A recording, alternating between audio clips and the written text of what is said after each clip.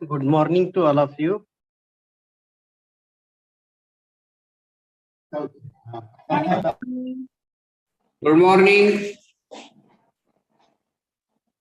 Good morning. Good morning, sir. Morning, sir. Good morning, sir.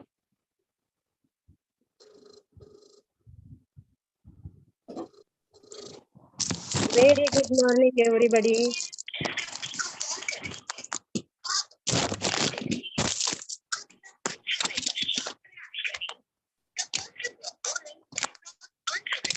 Good morning, Rupa madam. Good morning, ma'am. Good morning. In 5 minutes, we will start the session. Okay.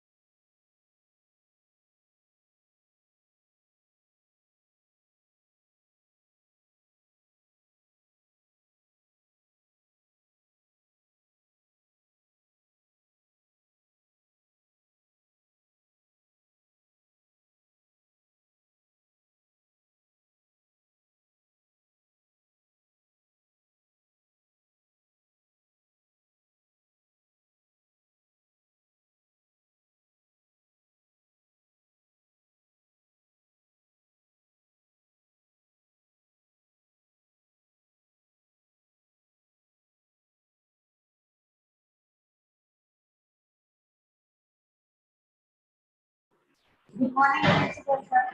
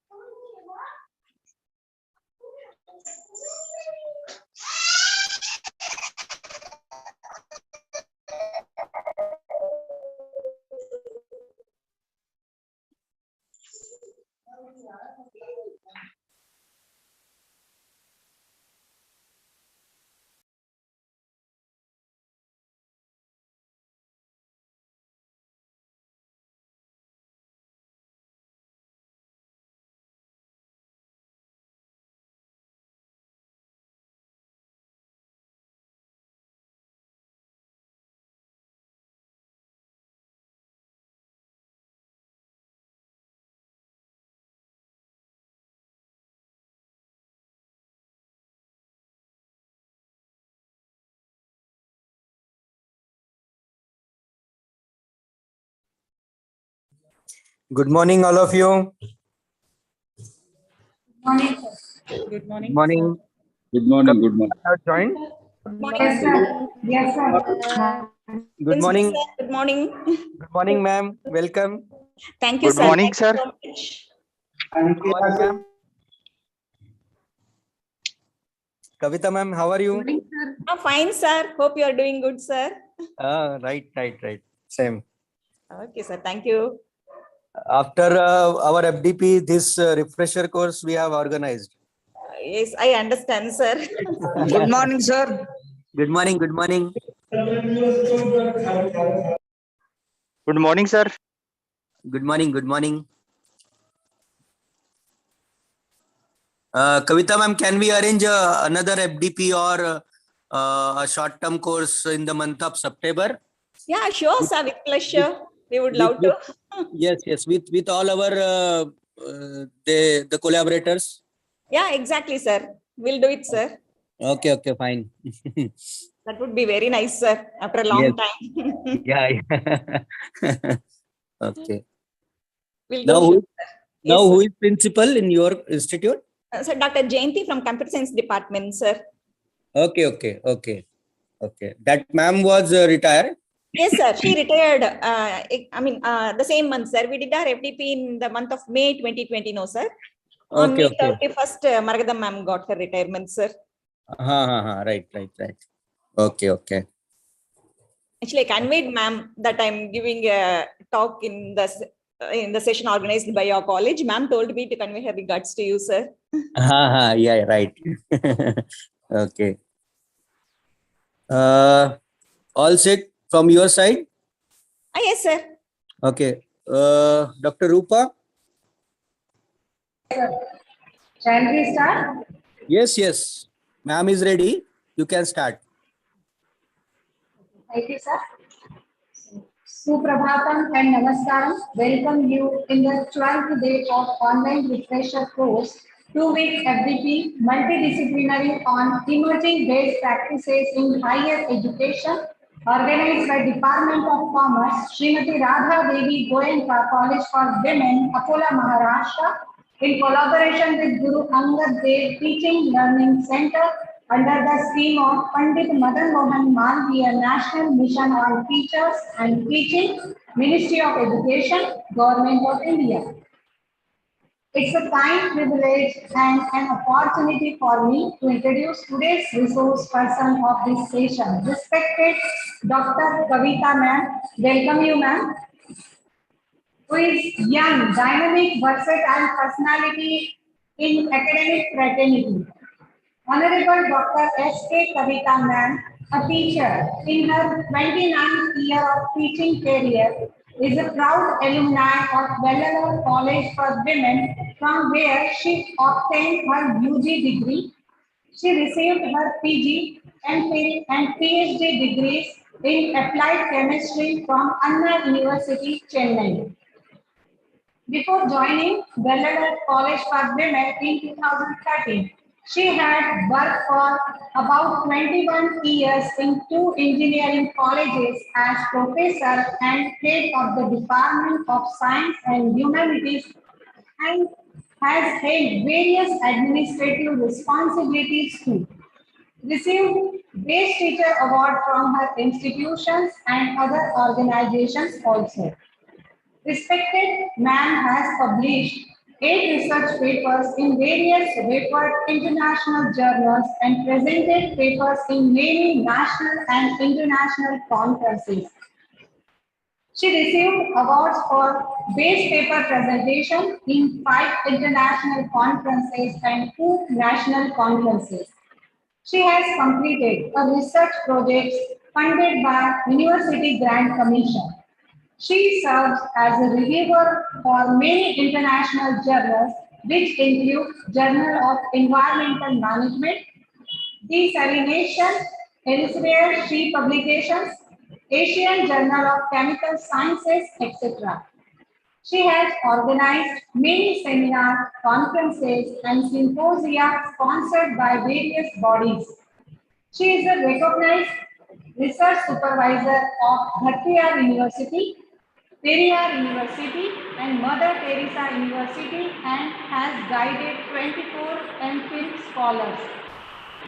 In the same way, she had attended by selection 3 levels of national workshops for training on research-based pedagogical tools for teaching science organized by IISER Pune and funded by MHRD and British Council and has qualified to serve as an organizer as well.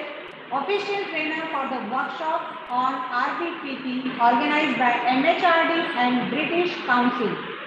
Meanwhile, she has also served as a resource person for more than 100 programs, including seminars, conferences, guest lecture programs at both state and national level, and chief guest for functions at many institutions.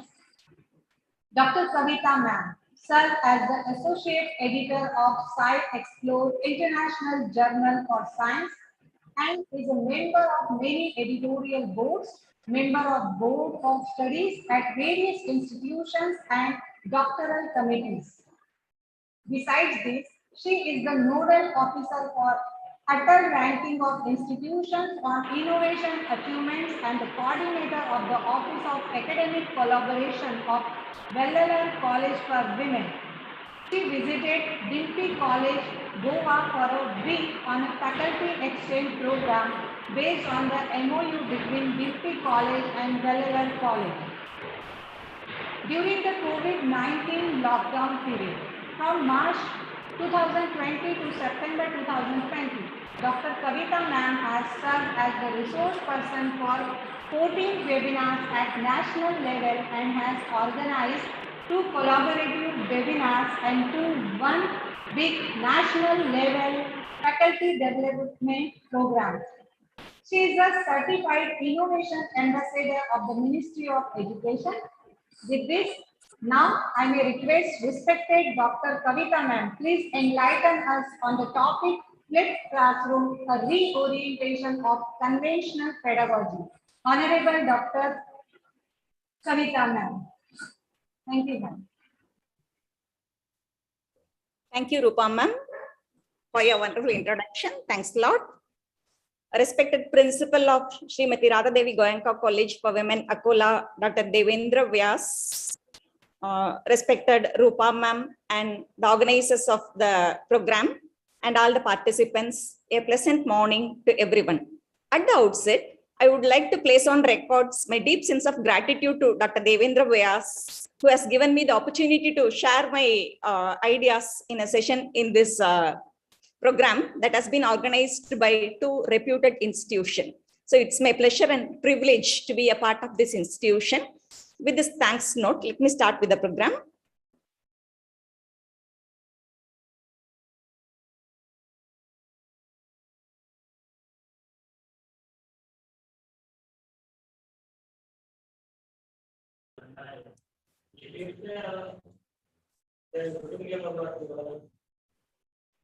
Ma'am, please confirm whether my screen is visible to you. Yes, ma'am. Yes, ma'am. Yeah, thank you.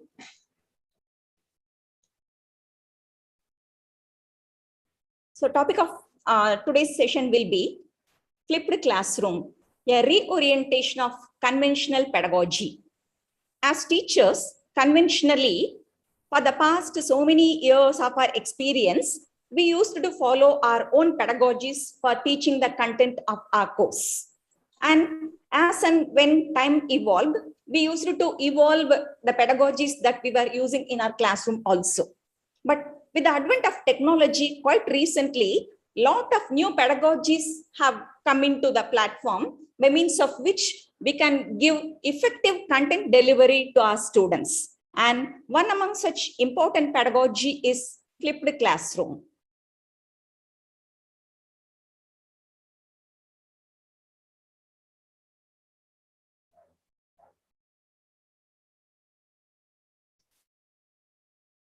Kindly hold on a minute. Actually, it's not moving. Yeah. And before we go deeper into flipped classroom, I would like to quote, my very favorite quotation said by Dr. S. Radhakrishnan. A good teacher should know how to arouse the interest of the students in the field of study for which he or she is responsible for. He himself must be a master in it and must know the latest developments in his field, and above all, he must be a fellow traveler in the exciting pursuit of knowledge. Almost every program that I do for teachers, as a default thing, I quote this statement given by Dr. Radhakrishnan, only then I start, and I just love reading it again and again. Because every time I read this, I keep on wondering how Dr. Radhakrishnan, so many years back itself, could predict what could be the qualities of a good teacher. With this note, let's now think of a particular question, because the last statement in that quote was, a teacher should be a fellow traveler. At this juncture, a question naturally arises into our mind. Are we ready to be the fellow travelers? Because we have come a long way as teachers. But in the changing context, the role of a teacher and role of a students have gone drastic changes through these years.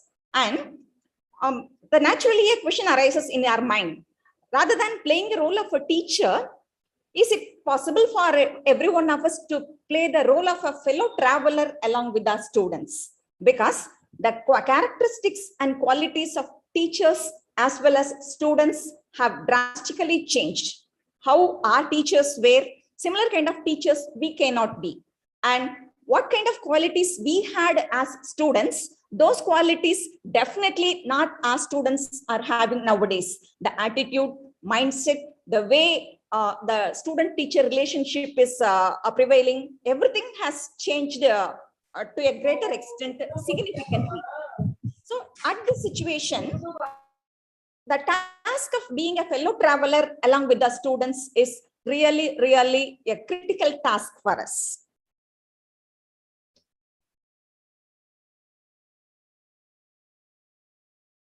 And the role of teacher has undergone a paradigm shift when we compare the role of a teacher in the Gurukula period, where the teacher happened to be the only source of knowledge and the student were extremely obedient in receiving the content from the teacher. Those were the days in which the scenario was entirely different.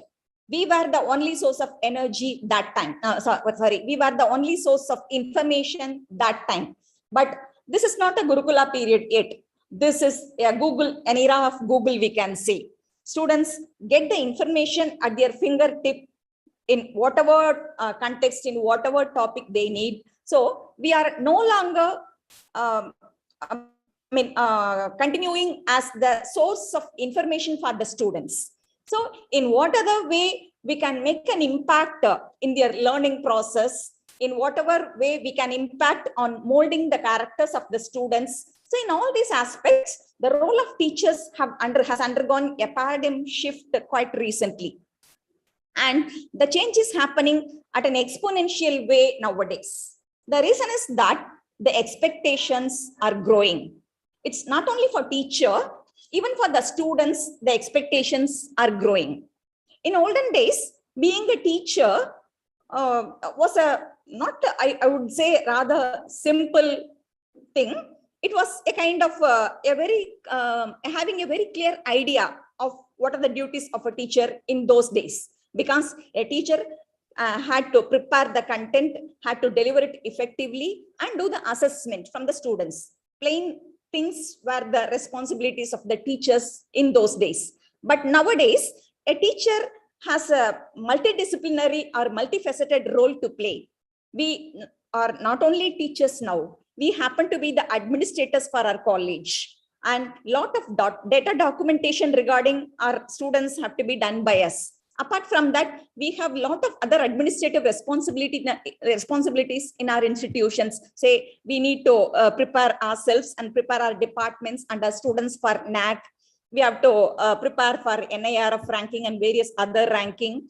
And we'll have to carry out a research work also. We need to publish paper. We need to attend a lot of programs like FDPs, refresher courses, etc., so that we can improve our academic APA score or the CAS score and whatnot. We are dumped with a lot of responsibilities, as a consequence of which teaching in the classroom has just become a part of our responsibility among the various responsibilities that we have.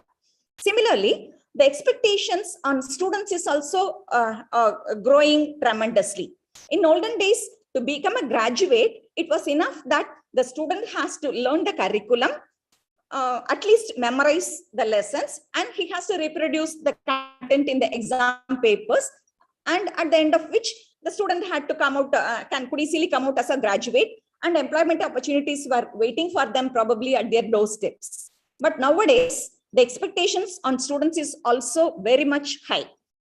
It's not enough that they possess subject knowledge. Apart from that, they should have good quantitative ability, reasoning ability. They should have good, enough a kind of personality development. They must have occurred during their course. They must have occurred soft skill. So in terms of employability, when we see a student, the expectation from a student has increased tremendously. So as an overall thing, what we can say is the education is no longer a process in which the student enters into a college as a student and goes out of the campus as a graduate. It's no longer a process now. The overall thing has become a kind of educational experience that is being given to the student as well as a teacher. And this educational experience is consisting of three important elements. One is the curriculum, the pedagogy, and assessment.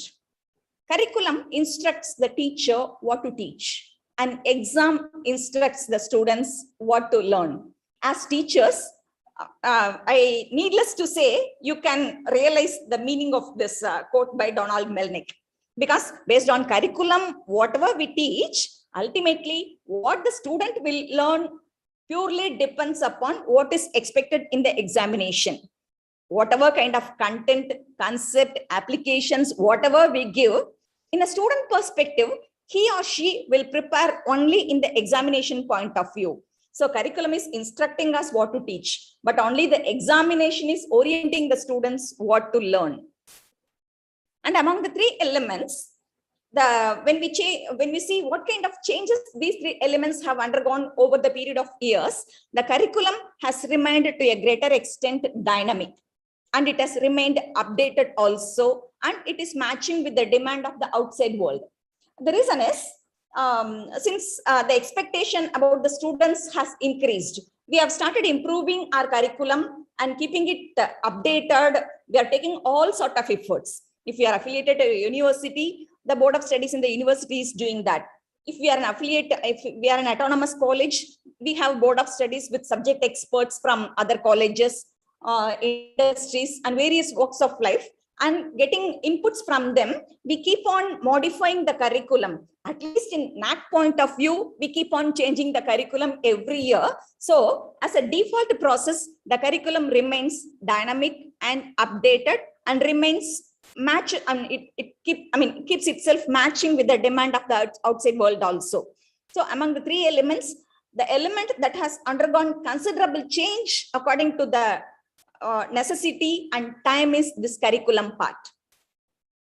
Pedagogy will go finally.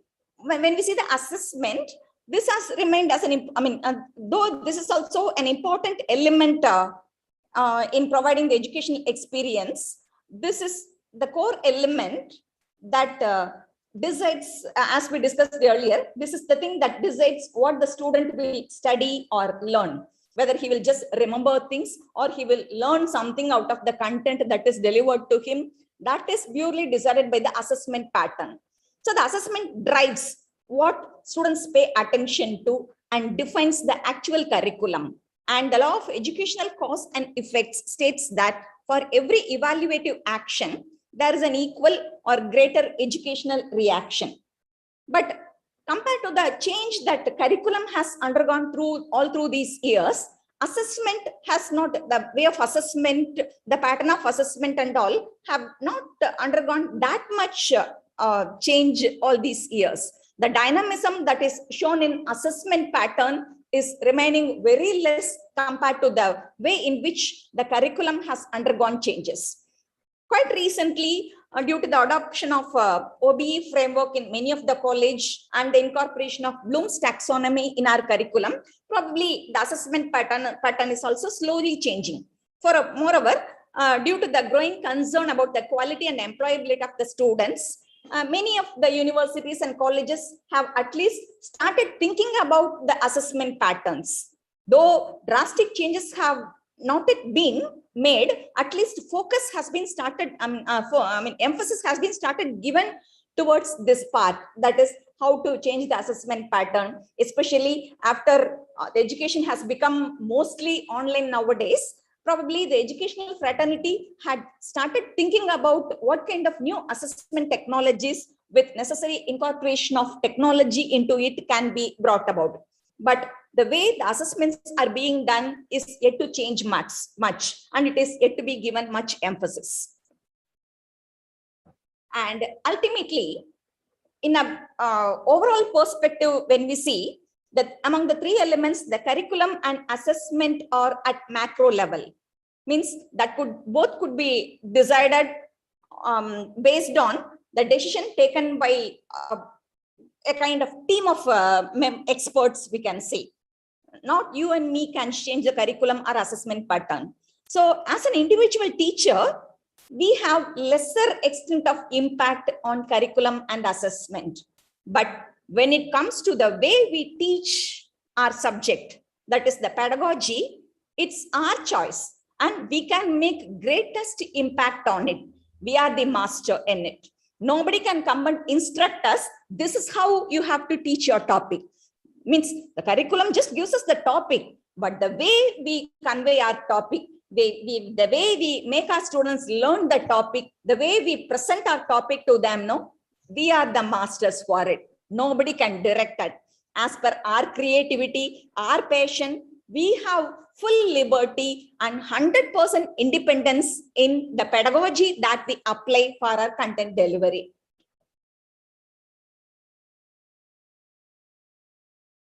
And when it comes to pedagogy, as teachers, we know it's the art of teaching and science of teaching. I say it is an art as well as science, because it is, since it is a perfectly planned thing like science, but it involves personal creativity also. So it is an art as well as science, and this can simply be defined as the method and practice of teaching and the techniques used to teach the students.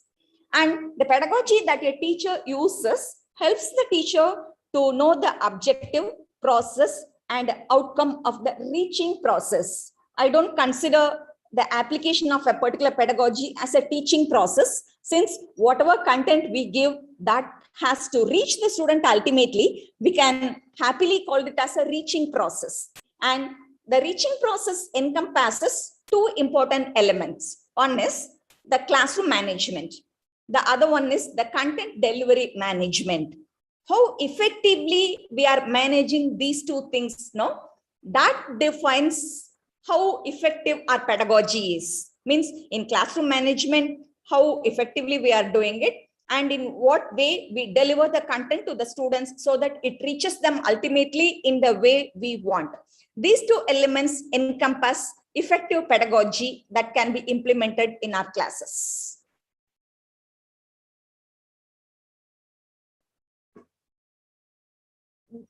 Just like curriculum, the pedagogy is also changing. But the question is it really changing? Though we know that the traditional classrooms have become obsolete nowadays, probably until March 2020, 90% of the educational institutions were following only the traditional classrooms of using the chalk and talk method. So the pedagogy is also probably was also changing very slowly only. The smart classrooms, which have been set up in many of the institutions, at least in NAC point of view, served as a transition phase through by means of which this change has started occurring. But even in case of that smart classrooms, no, most of the teachers, including me, were using only PowerPoints. The comfortability or the advantage of using PowerPoint is that we need not write everything on the board. So instead of writing everything on the board after going to the class, we used to make the content typed in our PowerPoint presentation, and that was shown in the classroom with the help of which we used to teach. So the PowerPoint presentation, which was serving as an important tool in the classrooms or smart classrooms, though it is a transition phase through which the changing in the teaching pedagogy has occurred, that did not serve as an effective tool in bringing about the transformation in the methodology of teaching. But the expectation of the system and the student were very much higher, which demands that the teacher had to change his or her pedagogy, because the conventional chalk and talk methodology, the students started feeling really boring. We had to be innovative in our content delivery, and that was the expectation of not only the students but also the system, because we were asked in the by means of experts and the ranking systems, what kind of innovative teaching pedagogies you follow in your institution, you follow personally. All these questions have started coming towards us. So these questions probably has inspired us to start thinking over what kind of changes we can bring in our pedagogy. And this has caused a radical orientation of teaching into a kind of new age teaching, rather we could say. So the teaching process, the pedagogy has slowly got transformed a teacher into a kind of new age teacher. So probably this transition gained momentum only after March 2020. So we should thank in a way the COVID-19, the corona and the lockdown, because until 2020, those who could not even use PowerPoint presentation, no, after March 2020, a significant improvement has been made in our sector. Probably education sector was the first sector that has took the lockdown in a positive manner and started reaching out to the students and other fraternity in a much faster way than any other sector. Once lockdown at our home, we were not sitting simply. We started finding out ways by means of which we all could keep connected among ourselves. Probably only after that period, the colleges throughout the nation have come into a same umbrella. Because without this lockdown and all, probably Srimati Dada Devi Goenka College and Vellalar College for Women have not even could not even have known to each other. But this lockdown has given an opportunity for us to break the shells of time or state, whatever barriers were there that were preventing us from uniting together as a teaching fraternity. From all those barriers were broken out, and we all came together and started working towards transforming our teaching very effectively from March 2020 onwards. We attended a lot of programs in which we got inputs from various experts, and we started developing ourselves in a much faster way and started transferring the kind of innovation to our students also in rather a way that they could not even have expected from us, probably. So we teachers have become totally tech savvy after this. But the question is the pedagogy that we are using depending on only technology? Because technology is only a tool that we can use for our teaching. The way we use our tool, no, that is actually the pedagogy, which does not only depend on technology, it purely depends on our creativity, our innovation, and our passion towards teaching. And this new age teaching, especially for the past 1 year, we cannot have a precise definition for it. But every one of us have realized personally that there is a radical reorientation in teaching methodology, whether we like it or not. We have started adopting it at a much faster rate. And technology has become inevitable nowadays. Traditional classrooms are transforming into virtual classroom. We cannot say are transforming, probably have transformed into virtual classroom, and these online classes have become order of the day. Our entire teaching learning process nowadays is 100% going on only through these online classes. So here comes, what kind of teaching methodology? When there were offline classes, we as a default technique, most of the teachers had this only chalk and talk method, the conventional method, and probably we did not have we did not have enough opportunity or inspiration to change that, since it was very comfortable and we got used up to that, and we used it, we were using it for the past many decades. We have seen that, we have experienced that, we have started practicing that, the same we were doing. But once the classes have become online, we were in a situation that we had to go for new techniques. And the techniques that every teacher should have probably in their toolkit is like crossover learning. So some of the teachers might have definitely practiced all these things even before the lockdown. What I'm saying is the majority of the teachers, the case of majority of teachers have come out of the conventional pedagogy only for the past 1 year. And we have a lot of technology, pedagogical techniques to use: crossover learning, incidental learning, computational thinking, embodied learning, project-based learning, learning through argumentation, context-based, project-based learning, and research-based pedagogical tools. Like lot of, actually, as I say here, the list is inclusive and not exhaustive. And without being specified as a technique by name, every individual teacher may have his or her own way of teaching things that could even be called as one of the pedagogy. So it is, there's no restriction or there's no exact definition. Only there are certain things which are defined with the help of certain rules. But in a broader sense or at micro level, every teacher has started innovating the way in which the content can be delivered, and a lot of new pedagogical techniques have started evolving. One among the important pedagogy that can be effectively used for content delivery is a flipped classroom. The flipped classroom, as the image here is showing, is turning the traditional classroom model on its head, means turning the way upside down. Whatever, not turning the classroom is not a kind of physical thing, means the activities or the sequence in which the activities were happening in our teaching learning process in the classroom, those have to be turned upside down in case of a flipped classroom. So this is a turning the traditional classroom model.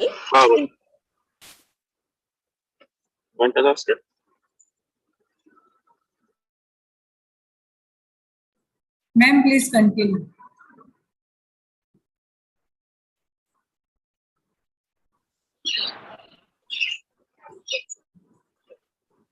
Kavitha, ma'am, please unmute.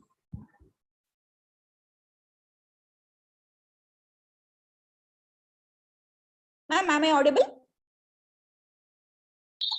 Yes, ma'am. Okay, ma'am. Thank you. So this flipped classroom is a pedagogical approach in which the conventional notion of classroom-based learning is just inverted, so that students are introduced to the learning material before the class, and the classroom is being used to deepen the understanding through discussion with peers, and problem-solving activities are facilitated in the classroom. So let's go deeper into this flipped classroom. So before that, when we have a small recall of what is happening in the traditional classroom, however effective we were in our content delivery, however interesting we could make our class interesting and engaging, we were not able to ensure that the content that was delivered to the student was reaching every student effectively. Actually, the traditional classrooms were passive.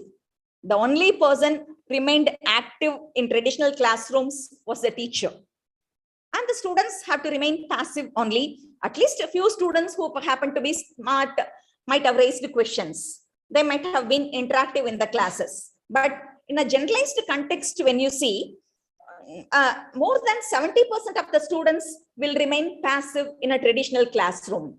So they'll be pretending like listening, but we cannot make sure that they are really listening and the content that we have given has really reached them.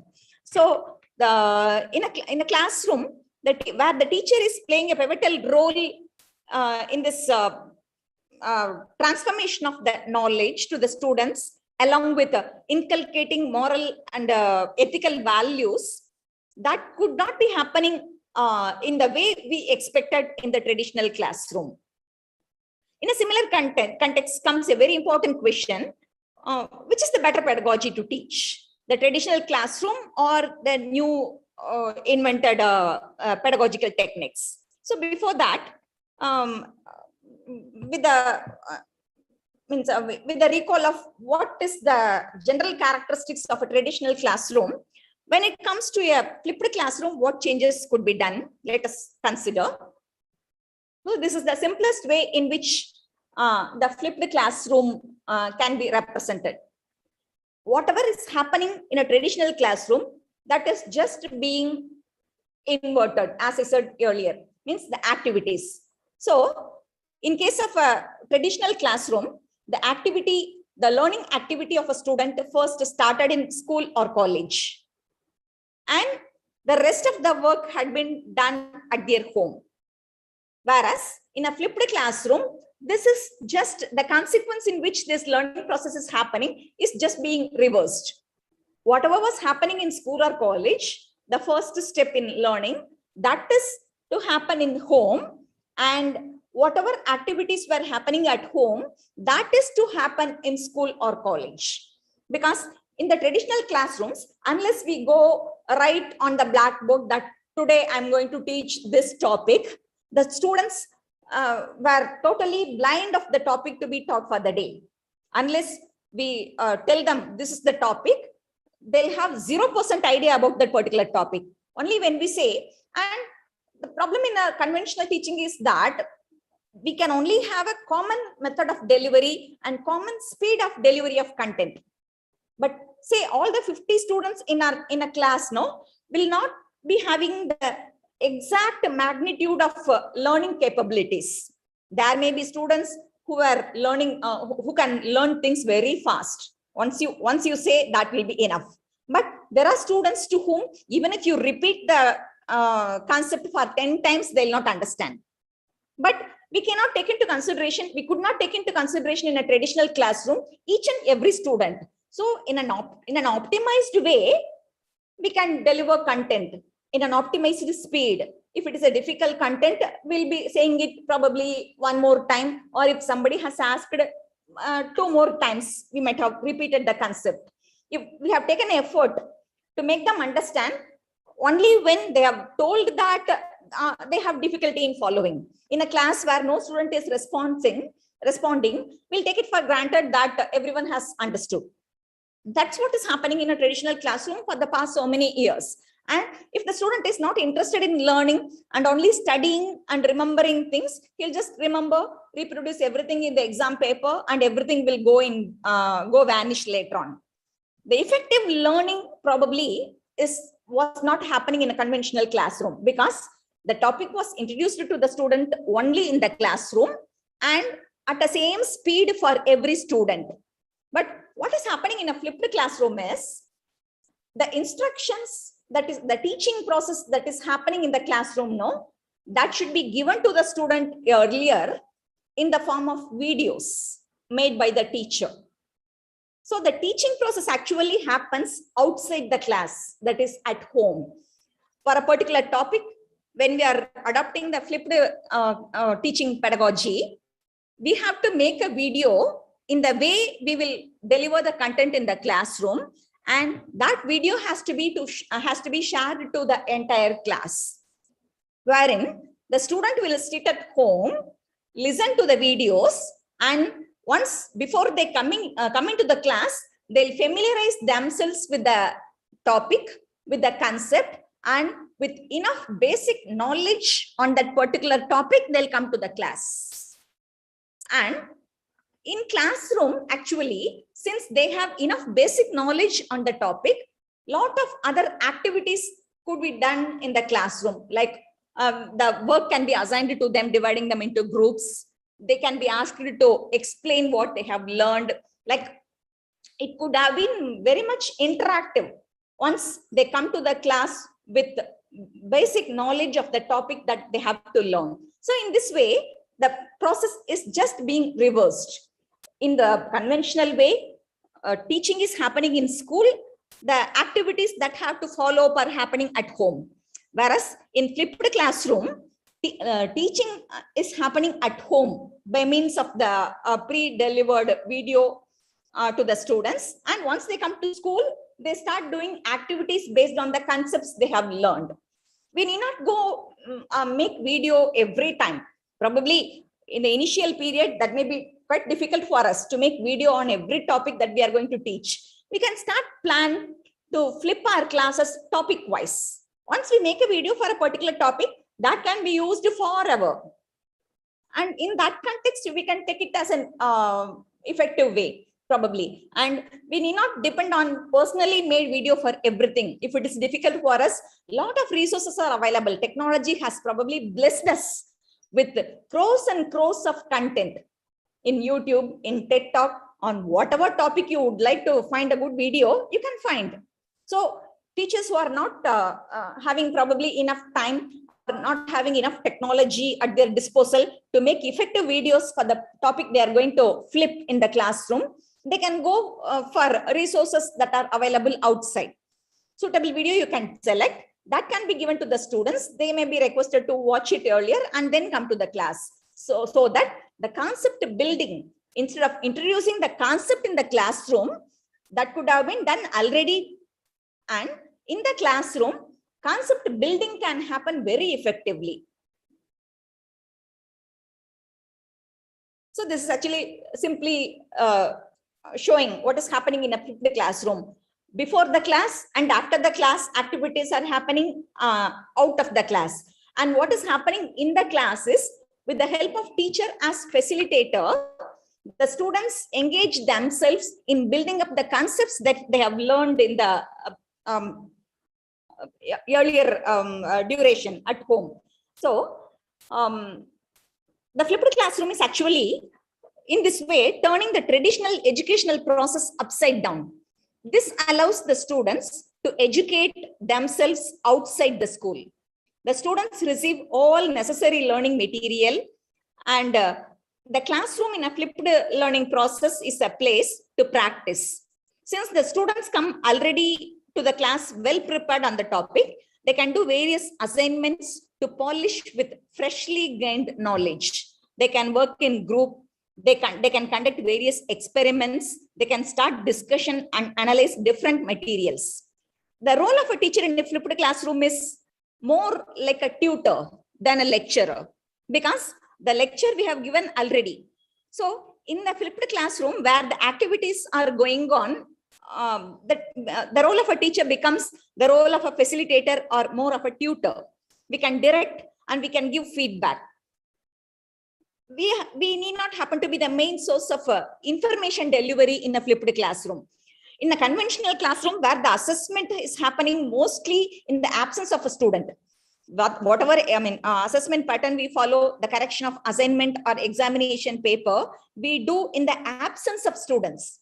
And the feedback regarding the assessment cannot be given by the teacher to every student individually. Whereas in a flipped classroom, since they have learned the concepts already, by means of the activities they are carrying out in the classroom, assessment also can be carried out very effectively, in which the teacher has a chance to give one-on-one feedback to every student. Those students who are smart enough can carry on with their activities in an effective manner by themselves. Whereas for the slow learners, the teacher can pay individual attention and help them enhance the conceptual understanding so that individual focus can be given in a classroom where flipping has happened, and every student will ultimately go out with good conceptual clarity in the content that we have given. So, and the flipped classroom not only allows the students to gain knowledge, but also to develop other important skills. Since most of the students will be engaged, most of the time in a flipped classroom will be engaged in activities. Since in most of the time, the classroom will be filled with activities, no? The students can learn how to work with information, how to study on their own, and how to become more and more disciplined. This is a kind of collaborative learning. When you divide them into groups, they'll be working very effectively. They'll be sharing their knowledge. So everything can happen.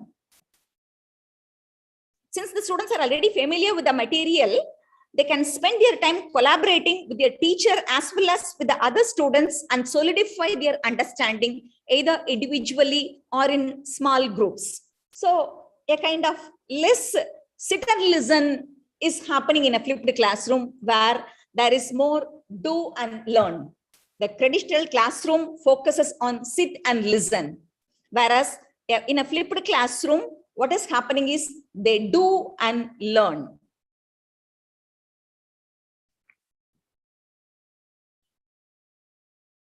So this is the gist. So before the classroom, the student is, in the lecture-based traditional approach, before the class, the student probably does not know anything. In the class, he is being introduced to the topic, and after the class, where the student has to actually apply the knowledge that he has got in a classroom, the teacher is missing there because we are giving knowledge to them. When it comes to the application part of the knowledge, either by means of working out problem or doing assignment, that those students have to do all alone in the absence of teacher. But whereas in a flipped classroom, since the students gain first exposure to the material by means of video or reading before the class, to the actual class or in the actual class, they can complete the assignment. They can engage themselves in quiz. They can engage themselves in assignment writing, or if it is a practical class, practical oriented class, they can carry on practical activities. So in the classroom, the faculty will actually guide the students in concept building, in deep learning, and the faculty can answer the questions posed by the students. And students also will collaborate to practice and apply the material they have learned. So that is the overall basic of the flipped classroom. And there are 4 pillars of flip. One is flexible environment in terms of the space, mode of delivery, and timeline for learning. This is very important because as I earlier pointed out, in a traditional classroom, assuming that most of the class is following, we will be delivering content in the speed that we desire to, or we decide to be okay, which may be very fast for a few students, whereas very slow for a few students.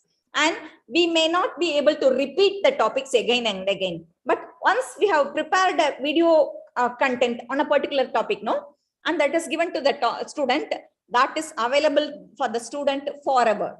He can sit at his home, at his own place of comfort, and he can rewind it, he can pause, he can watch it when time and mood permits. When he wants to hear it again and again, he can replay. So as many times as he needs, he can keep on watching it, so that ultimately he'll come to a clear understanding of what actually is the concept. So the flexibility in the environment is an important pillar. The second one is the learning culture. The traditional way of teaching is a teacher-centered approach. We decide what to teach, how to teach, and everything is depending only on the quality or efficiency of a teacher. Whereas flipped classroom enables a kind of learner-centered approach, and it encourages deep learning. And the content happens to be intentional here, which maximizes learning, because we teachers can plan what topic we are going to flip, how we are going to flip, what content we are going to use. Everything can be planned by us. And in this case, the role of a teacher in general is slowly transforming into a kind of professional educator. We need not keep on teaching the topic in a classroom, in a physical classroom, putting all our efforts in a classroom. Once we make a perfect professional content for the topic that we are going to teach, we become professional educators in the classroom, where we can just guide the students in learning and continuously improve their practice. So these are the 4 pillars of a flipped classroom. And as teachers, we might have heard of this Bloom's taxonomy, which describes the 6 levels of knowledge. The first level, K1 level, is remembering. K2 is understanding, where the students recall the relevant knowledge from long-term memory and make a sense of what he has learned, is called understanding. So probably in a conventional classroom, only these 2, K1 and K2 levels are happening in a classroom. Whatever content we deliver, they try to remember or they try to understand. Most of the classroom, most of the students try to remember. At least 50% of the students try to understand. With this, the classroom education gets over. But what actually is required as a learner point of view is the concept that they have understood has to be applied, where the knowledge they gained has to be applied in new ways, and they should have the capability of analyzing, where the concepts have to be broken into parts and understood. How each part is related to each other. Then after analyzing, it has to reach a kind of evaluating level where the student can make judgment based on the set of guidelines given, and ultimately it reaches the level of creativity, where a student can put the information together in an innovative way. So the top 4 levels, which are very much essential, very much significant in the learning point of view, are happening in the absence of a teacher. The students are left all alone. Only for the first 2 levels, we are there to handhold them. But actually, where the handholding is very essential is only at the top 4 level. But that is missing in the conventional teaching pedagogy. Whereas when it comes to a flipped classroom, this is actually inverting it by all means. In the conventional way, in the first triangle, as you can see, only remembering and understanding is happening inside the class. The rest of the 4 important aspects of knowledge levels are happening at home in the absence of teacher. So we cannot ensure that it is being done in the way we want it.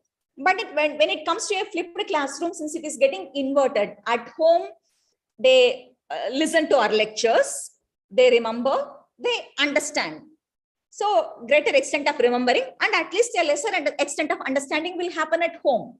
And once they come to the class, what is happening in the class is the application, analysis, evaluation, creating. So depending upon the efficiency of the students, all these levels can happen within the classroom itself, or at least the application and analysis can happen in the classroom. Once it is done very effectively in the classroom, the evaluation and creation will spontaneously happen for the students. So this again is representing the same thing.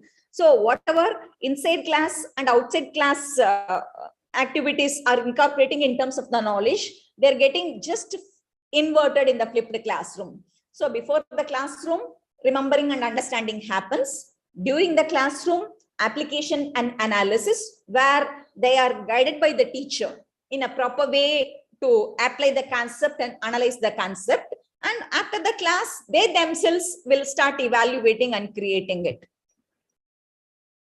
So these are the ways by means of which, the Bloom taxonomy concept is actually revealing us clearly how effective the teaching learning process can happen in a flipped classroom.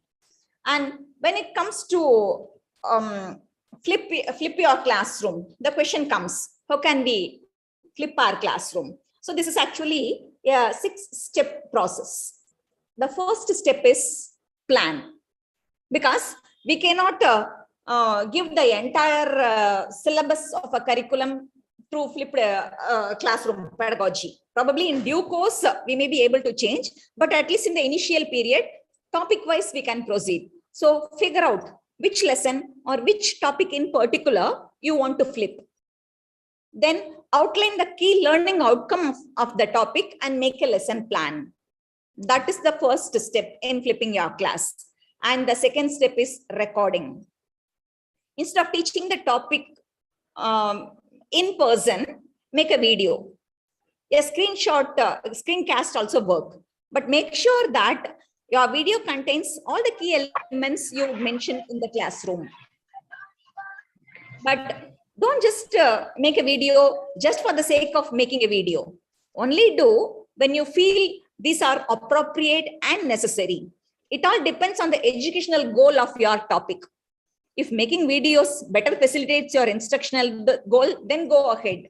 Or if you are not comfortable or if you don't feel like a video making is necessary for the particular topic, the material of the particular topic can be given to the students in a text form, or you can refer some books, you can refer some website through which they can study. So somehow the content that has to be delivered in the content has to be pre-delivered to the student so that he familiarizes the topic before arrival into the classroom.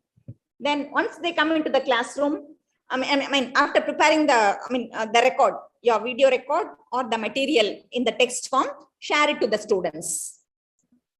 If it is a video, just send it to them. If it is a book, just give the information regarding them. But make sure that the content is engaging and clear, because remember, the students have to go through it themselves and understand. So ensure that the content you are giving to them is very effective. And the change, fourth step is the change, which is actually happening in the class. Now that your students have viewed your lesson, familiarized with the topic, they're prepared to actually go more in depth than ever before in the classroom. So the change is happening in the classroom. And that changes can be brought about by grouping them. An effective way to discuss the topic is to separate the students into groups. Where the students are given a task to perform, you can ask them to, after dividing them into groups, you can ask them to discuss the topic with them so that every individual will come out with new ideas. They may conduct a quiz among themselves. They can do various sort of assignments or small projects by means of which they can sharpen the learning. They can build the concept that they have learned further. So concept building can happen very effectively in a group environment. Then finally, you can regroup them to share the knowledge gained by every group into the other groups. We can even regroup. So get the class back together, and to share the individual groups work can be shared to everyone. Ask questions so that they can dive deeper than ever before. And after these 6 steps, review, revise, and repeat. Once we engage in this kind of active learning in a classroom, as teachers, we too will start enjoying and loving this kind of activities inside a class, rather than merely delivering the content in front of a classroom in a monotonous way. So this kind of activity-filled classroom will make us also become more and more happier, and we too will start enjoying our teaching learning process than ever before. So whatever I had said in those 6 steps, it has been summarized here. So if you'd like to flip your classroom, first you have to analyze what is the motivation to flip the course or the topic, and is the topic ready to be flipped, and what are the learning goals and objective for that particular topic. That you have to analyze first.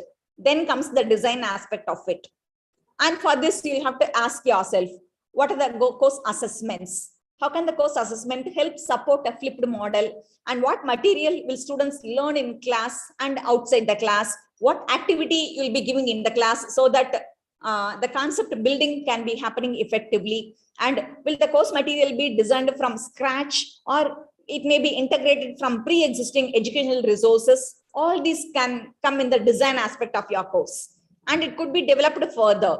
How will all of these materials and assessments fit together into modules of learning that you can plan? and what activities you'll be using to promote the flipped format, that you can plan. Then when it comes to the implementation, communicate clearly to the students so that you'll get enough support and response from the students also. And ensure that the students have a clear idea about the learning objective, materials, and activities they should complete for each learning model. And evaluation. As at the beginning, we were discussing, assessment has not changed much over these years. Only now emphasis is being given. When we try adopting flipped classroom model, no, assessment also can be made in a much innovative and creative manner.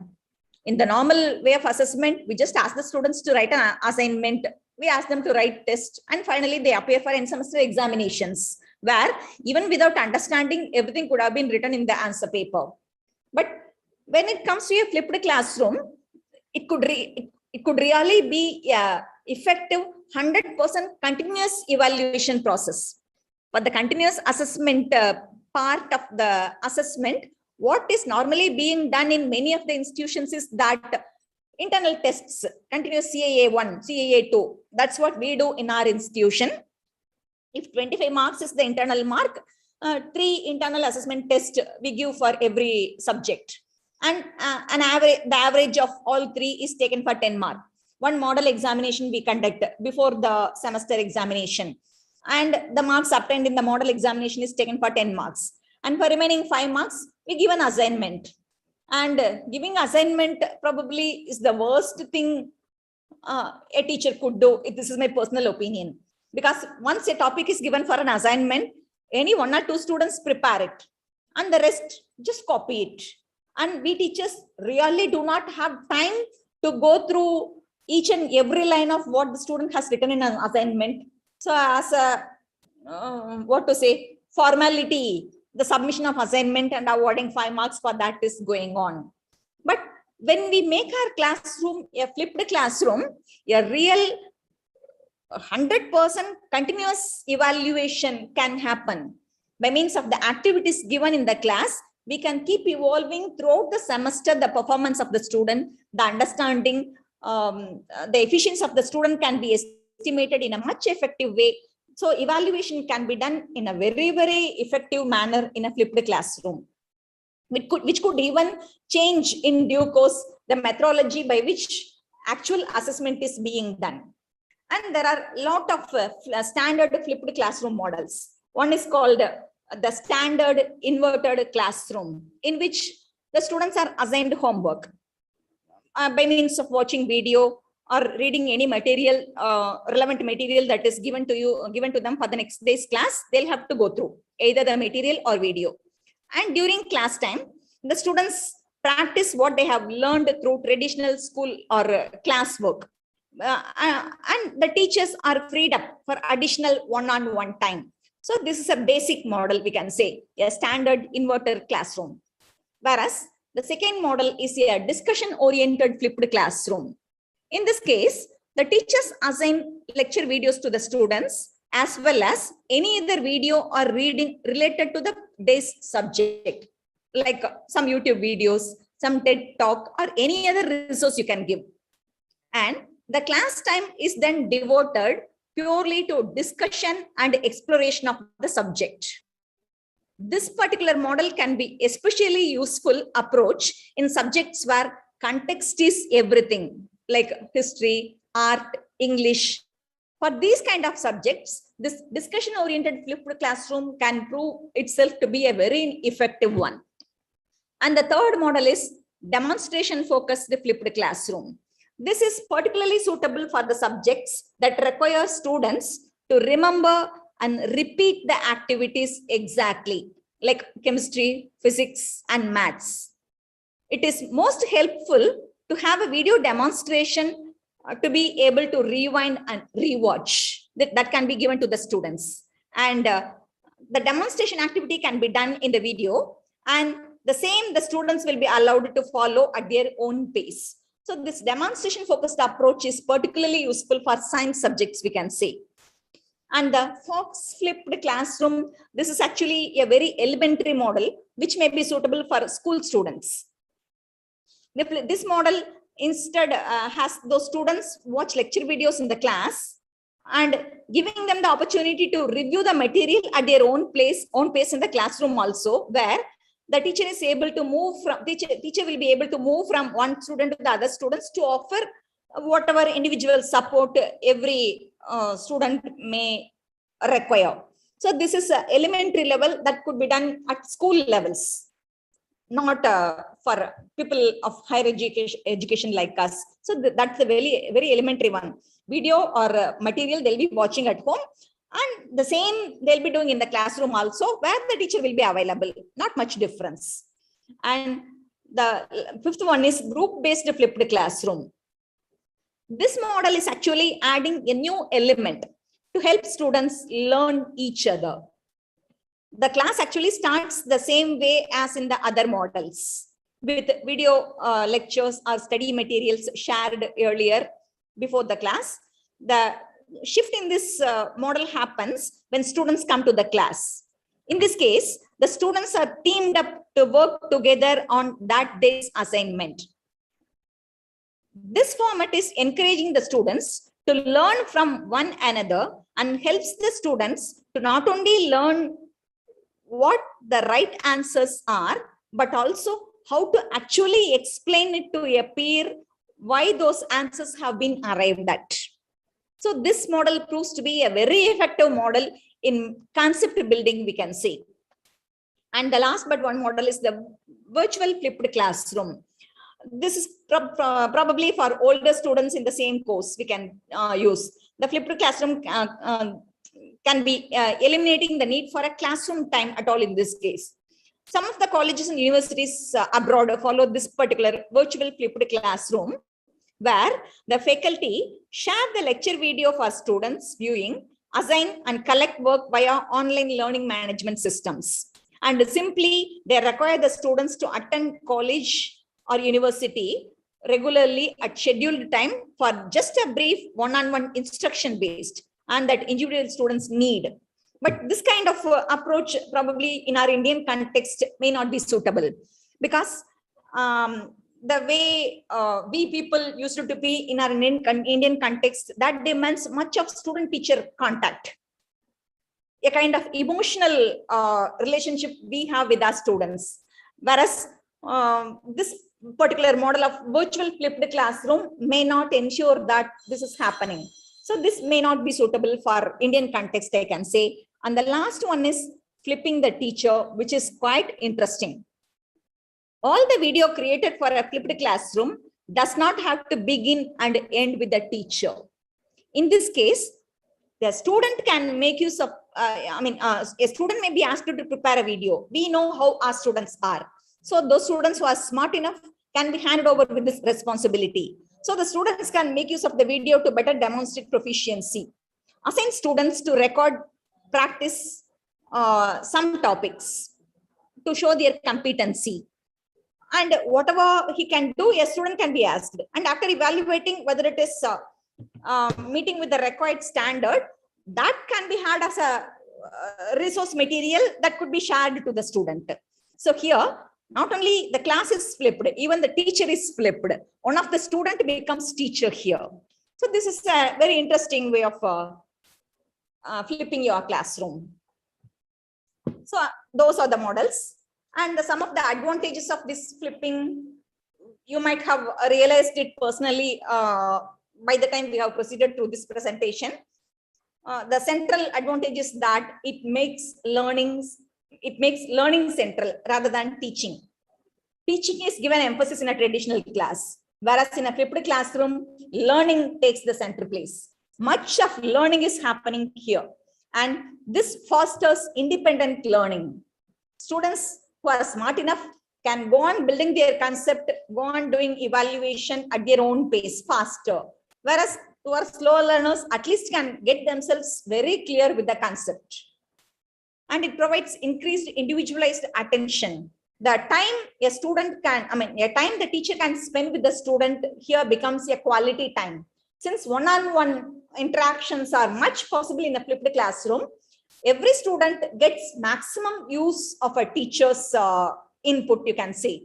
And it promotes peer interaction on collaborative skills of the students is also increasing. And it encourages higher student engagement. In the conventional class, the role of a student is very, very minimum, or rather we can say even zero. Whereas in a flipped classroom, since the activities are being carried out, them guided by the teacher, the students keep themselves engaged throughout the class in an active and effective manner. But as there are pros, there are cons also. The pros of a flipped classroom are that students have more control. It promotes student-centered learning. As we have seen in the advantages, the same points probably are repeating here.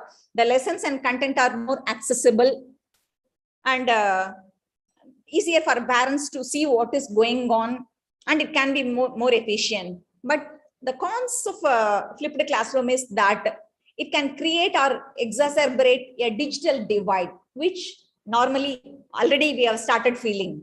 The kind of emotional connect that we had with our students in the offline class that we are already missing now. And in this flipped classroom, as though it is being said as one of the cons, but personally I don't feel, because once we go out of this lockdown period and all, and we go to the college, once students have started coming, the digital divide may happen only in case of content delivery. After learning the concepts in an earlier time, before the arrival to the class, in the classroom, actually, there is going to be a personal connect between every student and every teacher. And this flipped classroom model relies on preparation and trust. Exactly. We are delivering the content to the student and we are expecting them to come to the class after learning it in a proper way. So the trust that we have on our students has an important role to play here, and they'll have to keep up the trust that we are keeping on them, and we need to probably train them so that they keep doing it. And there is significant work on the front end. This is very important. Rather, it could be a kind of burden for the teachers. But let's take it in a positive way. Once you are prepared for a particular topic to do flipping, no? The next year, whenever you want, the content will be ready with you forever. The same can be used repeatedly, unless otherwise you have a feel that you need to change it. So once initially you need to put in some effort to prepare the resources, but once they are ready, they can be used for multiple years. Another disadvantage is that not naturally a test preparation form of learning this is. Since this is purely an activity-based learning, the kind of end semester examination preparation, with the examination point of view, this is probably posing some lacuna. And time in front of the screens instead of people and place is increasing. But this is not necessarily the disadvantage of only a flipped classroom. This is the general disadvantage of any pedagogy that is followed in online mode. So when it comes to a physical offline class, this flipped model can be used in a much effective way than in an online class, we can say. So these are the things every teacher should try flipping your classroom. So prepare your students. First, we need to prepare them. That is very important. And means flipping your classroom is not without any pitfall, but however, get it right and the results can be extremely rewarding. These are the tips that I've given. Use online quiz tools, use monitoring tools such as those built into wiki spaces, and use forums, blogs, and social networking tools. And the fifth point is very important. Don't just go mad. You don't need to flip every lesson, nor do you want to overwhelm your students. Start small and build up the frequency of flipped lessons as you and your students grow more confident. This should be the key takeaway from this slide, I think. We need not try hard and go mad to do the entire teaching of the course in a flipped manner. We can start with small, simple topics. And as and when we proceed, we may even increase our pace and ensure that there is sufficient support for those students who don't have internet access and home by offering after school lunchtime and breakfast clubs. Like probably this point is invalid nowadays. Every student has internet access nowadays as we have gone totally online. So the flipped classroom pedagogy that we were discussing so far is just one among the umpteen number of pedagogies available, and nothing is the best. And your pedagogy is simply your choice. As I already pointed out, the way we give our content to the students is decided 100% by us. So your pedagogy is simply your choice, depending on your subjects, its content, available resources, students' quality, the level you teach, and so on and so forth. But just make sure you choose the right pedagogy according to the need of the topic and the students. Choose wisely, because the choices you make makes you. I would like to repeat, choose wisely, because the choices you make makes you. The choice of your pedagogy and your passion to use it effectively and remain updated in it will sure make you a best teacher, and above all, a fellow traveler as well with your students in the exciting pursuit of knowledge. Wishing you all a very happy journey in the exciting pursuit. I would like to recall it again.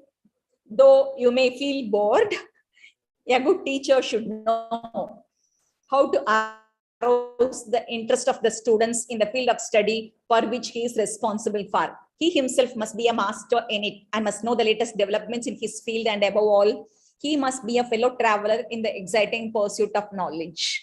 I hope this idea about the flipped classroom and the ideas that you may have with your own pedagogies will really serve the purpose, and wish you all a very happy journey in the exciting pursuit of knowledge.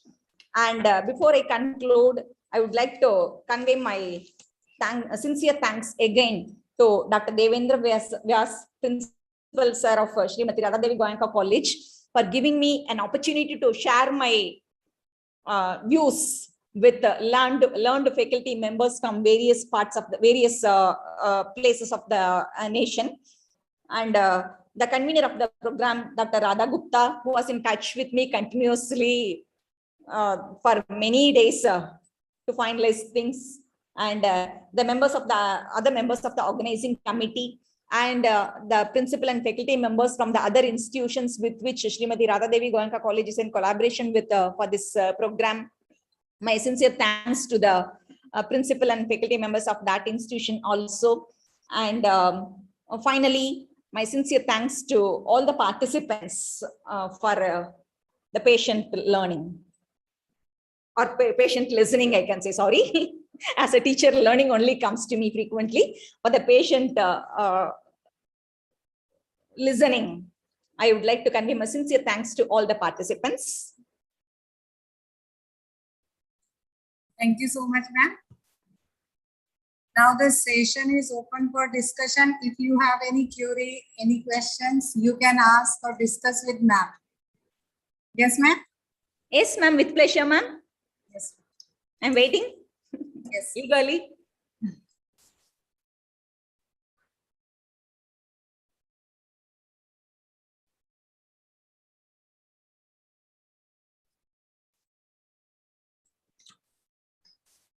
Excuse me, ma'am. Good morning, ma'am. I'm Noor Jahan from Guru Nanak College, Chennai. Yes, ma'am. Good morning. Thank you for the wonderful presentation, ma'am. Actually, I have also tried this flipped learning, flipped classroom thing. But the thing is, the slow learners, they are not participating in this, madam. Yes, ma'am. And though we ask them to come prepared, see, only those who are interested, they come forward. But that actually our idea is to make even that slow learners to participate in learning. But still they are not coming forward, madam. I don't know what to do. That is the main task, madam. Yes, ma'am. I'm happy to know that you have started practicing it already in your teaching learning process. As you said, I too have started doing it at a slow pace in my class also. But as you said, this is the practical difficulty that we are facing. Those students who are really interested, no, whatever pedagogy you use, they'll be interested to learn. They'll be very sincere. But making those slow learners adaptive to this kind of learning is really a difficult task, and probably depending upon the, probably the nature of every individual student, will have to probably personally motivate them, and we'll have to take one-on-one personal attention and care at the beginning, so that we can slowly bring them up into this kind of system. And as you said, ma'am, obviously it's a really difficult task and it will take time. And despite all our efforts, some of the students can not be engaged in any kind of learning process. I understand that. So in that case, probably when you cannot do anything with that, with those cases, we'll have to leave. And to the majority of the students, whatever could be effectively done towards that only we can focus ultimately, I think, ma'am. Thank you, madam. Thank you. Thank you, ma'am.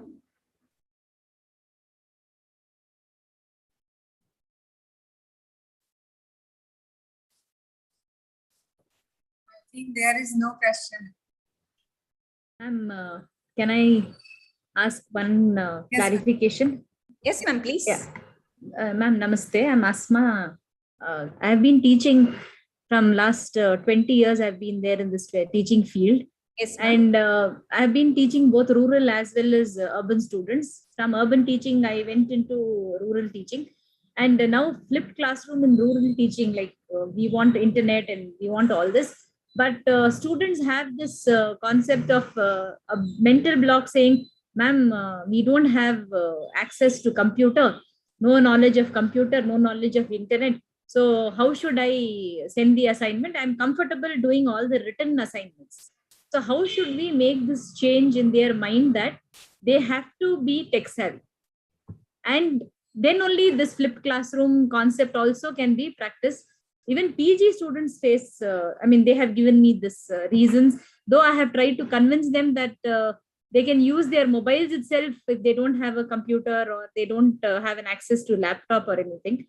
Even the smallest assignment, there is a lot of hindrances that they face. So how do we bring this positivity in their mind? Any suggestions on that? Yes, ma'am. I understand the core point of your, regret. The thing is, students are always students, ma'am. For not doing the work, for escaping from the kind of activity that we would like to engage them, they'll always be giving reasons, right? The thing is, we can take horse to the pond. We cannot make it drink water, no? So that's the case in this situation also. We can, to the maximum possible extent, giving personal attention, we can just make them realize somehow that the incorporation of technology in the learning process has become inevitable. Yes. I know even in rural areas, though the students repeatedly say that they don't have access to the internet, probably hardly we can find any person not having a smartphone nowadays. Yes. So just as a reason, most of the students probably will be saying something. Even a person who is working for daily wages in a construction site is having a smartphone in his hands nowadays. Yes. So probably depending upon the nature of the student, some kind of personalized efforts we'll have to take probably. And I know it's very, very difficult to bring them into the platform, but slowly and gradually this will sure happen, ma'am. Once they realize that this is inevitable and this is the order of the day, even if they don't adopt immediately, probably when there is no other go, they'll start doing something, no, at least for the sake of doing, at least for the sake of joining with others, even without real interest, they may come slowly. So probably the changes are not happening in the speed at which we expect them to happen, but surely and definitely the changes will happen. Okay. Thank you. Thank you.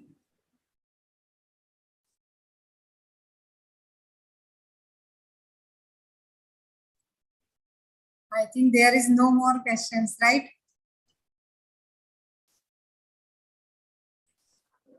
So thank you so much, ma'am, for sharing your vast experience, your know-how, wisdom on flipped classroom.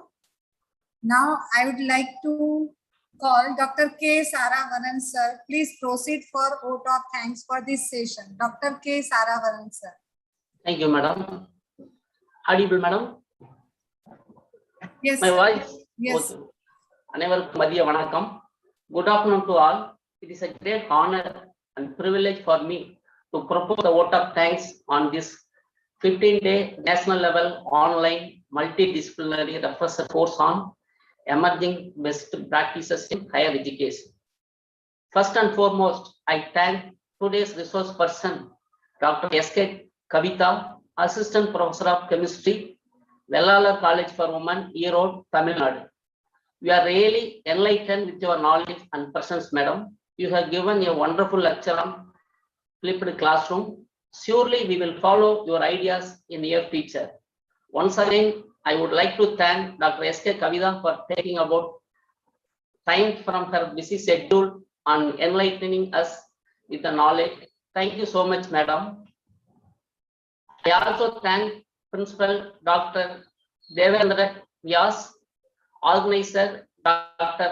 Ambadas P. Pandey, Head of the Department of Commerce, Program Coordinator Dr. Ruba Isat Gupta, Assistant Professor of Commerce, and all the members of Organizing Committee, Srimati Radha Devi Koyenka College for Women, Akola, for arranging a wonderful refresher course. I also thank Professor A.K. Bakshi, Chairman, CAD TLC, Dr. Jaswinder Singh, Director, CAD TLC, Dr. Vimal Raj, National Coordinator, Project and Joint Coordinator, Angudev Teaching Learning Center, a center of Ministry of Education under PMMNMTP scheme of for organizing such a wonderful refresher course. I, on behalf of all the participants and on own behalf, extend a very heartfelt thanks to our Captain Cool, energetic and ever smiling program coordinator, Dr. Ruba Gupta Madam, for her immediate response for all our queries. I don't know whether our program coordinator is taking lunch or not, because immediately after the second session is over, she is continuously involving in presentation up to really 4 p.m. I never seen such a program coordinator. We are fortunate to have such a wonderful coordinator. Thank you very much, madam. Last but not least, I thank all the participants for patient caring. Thank you, one and all. Thank you very much. Nandri Vanakkam. Over to you, madam. Thank you so much, sir. Thank you. Dr. Kavitha, ma'am. Thank you, ma'am. Thank you once again. Yes, ma'am. Thank you, Principal Sir, and all the dignitaries and all the faculty members. Thank you once again. Thank you. Thank you so much. Professor Devang Patel, sir, welcome. Sir, are you here? Good morning, I am here. Yes, yes, sir. Thank you so much, sir. Good afternoon. A very good afternoon, sir. Welcome in the 12th day of this online refresher course of 2-week FDP multidisciplinary on emerging best practices in higher education, organized by Department of Commerce, Srimati Radha Devi Goenka College for Women, Akola, Maharashtra, in collaboration with Guru Angad Dev Teaching Learning Center under the scheme of Pandit Madan Mohan Malviya, National Mission on Teachers and Teaching, Ministry of Education, Government of India. Sir, a heartily welcome in the second session of this refresher course. Now I request Professor Dr. S. Vidya ma'am, please introduce our today's resource person, Honorable Professor Devang Patel, sir. Dr. S. Vidya ma'am. Yes, ma'am. Am I audible? Yes, ma'am. Thank you. Oh, thank you, ma'am. So very good afternoon to all. So I'm welcoming you all for the 15-day national level refresher course on emerging best practices in higher education, day 12, session 2. Program organized by Department of Commerce Srimati Ratha Devi Kongan College for Women, Akola, in association with Guru Angdev Teaching Learning Center, a center of Ministry of Education under Pandit Madan Mohan Malai National Mission on Teachers and Teaching Scheme, Ministry of Education and Government of India. It's my pleasure to introduce our today's session chief guest, Professor Devang Patel. So he's the coach of Grow More, and also he's a founder and CEO of a boutique coaching and consulting firm, Vantage Point Coaching, based in Ahmedabad. He is pursuing his PCC coaching accreditation from ICF, that is International Coaching Federation, USA.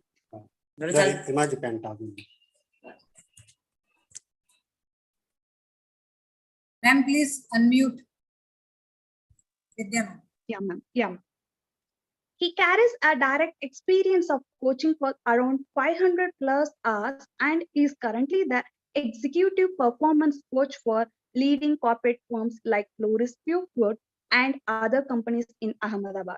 He is a coach to faculty members of leading universities like Jalda University, NIT, etc. So Professor Devang Patel carries around 2 decades of professional work experience in teaching, training, consulting, and research. Currently, he is associated with a leading business school as faculty in charge, where his role is very enormous. He has conducted short and medium-term management development program for corporate firms like Kalpatru Power Transmission in Gandhinagar, Apple Clean Energy, Ahmedabad, Floris Pure Foods in ICS's Prudential Life Insurance and Red Brick School, etc. Over the years in training, he has cumulatively built expertise in using principles of experiential learning and instructional system design and in using that innovative management games within a contextual application. In addition, he has trained and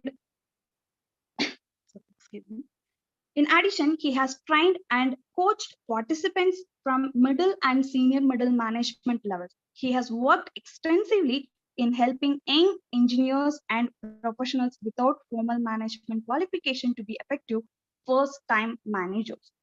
He coordinated and has trained middle-level managers extensively at the one-year corporate-sponsored part-time executive training program, that is EPGP, in general business management for a leading corporate in Ahmedabad. Trainings conducted for areas like handling sales objections, writing impactful and actions-oriented sales reports, managing sales efforts for sales managers, being a super salesperson. He is currently pursuing his PhD studies in area of relationship marketing. He has attended over 12 management and faculty development programs from nearly all leading IIMs of India.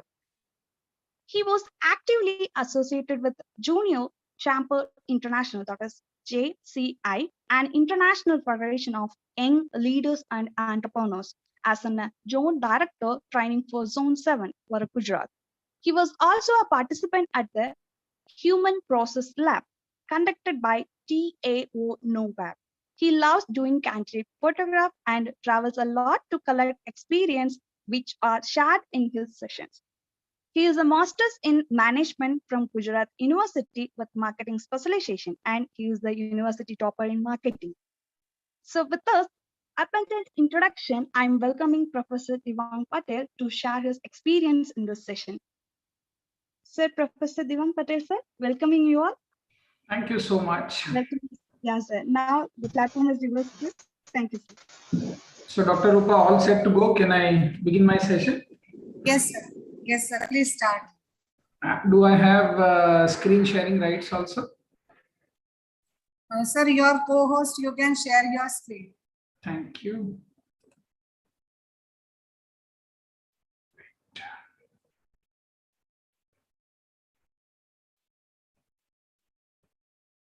I'm just sharing the screen. Yes, sir.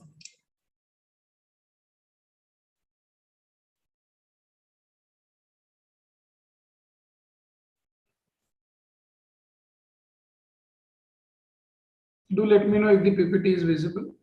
Yes, sir.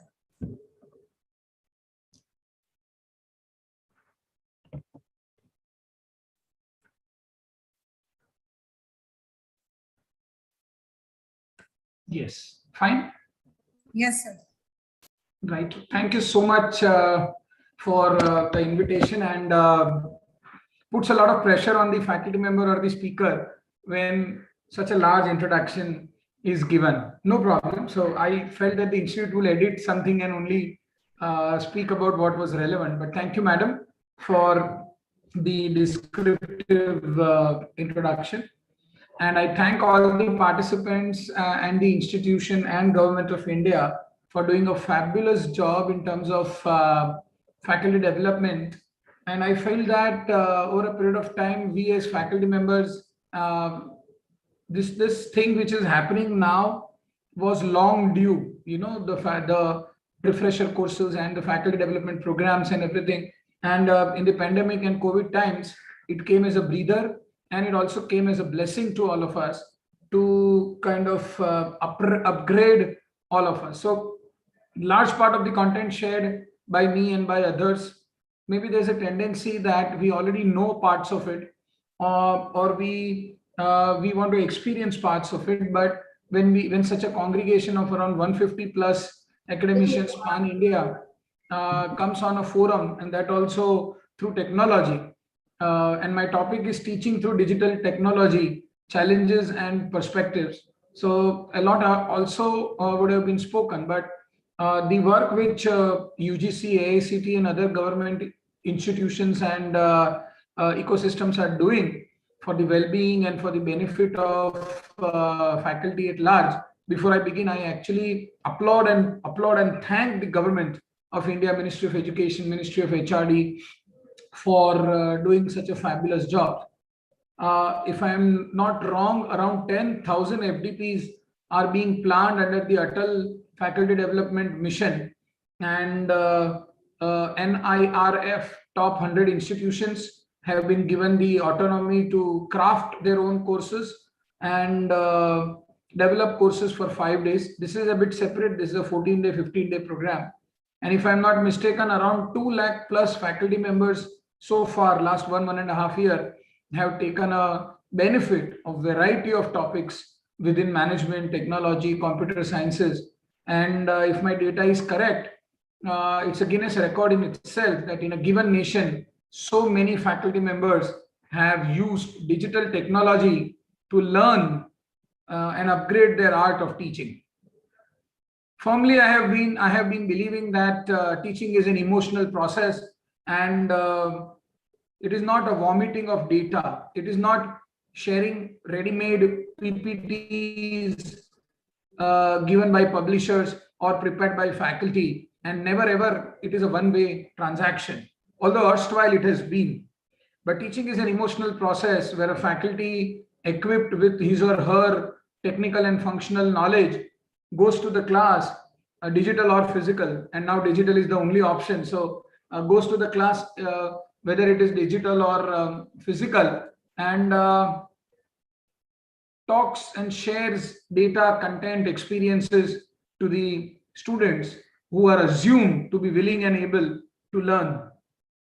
And the whole academic system, specifically for higher education in our country, is based on that philosophy or system that a teacher is a know-all phenomena, and the teacher develops a lot of power structure within himself or herself, and the teacher has the solution to all the problems or concerns of the child, and we prepare them not for a career or exam of life, but subconsciously, although we end up preparing them for an exam conducted by the institution or the university, and somehow, which I have my own notion of, which is different, and I'm going to talk about it today, and somehow scoring marks in that exam is a representative of the quality of the student learning.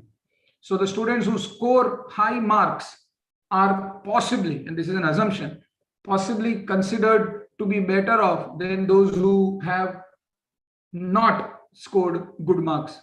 And so the examination system, the curriculum development, the design and delivery, and there are many other parameters with which the teaching and learning processes have been going on from decades together, at least in India. But we are at a cusp now. over many years after liberalization, privatization, and globalization now, and with the new education policy coming in, I sense that there were some sessions on new education policy also.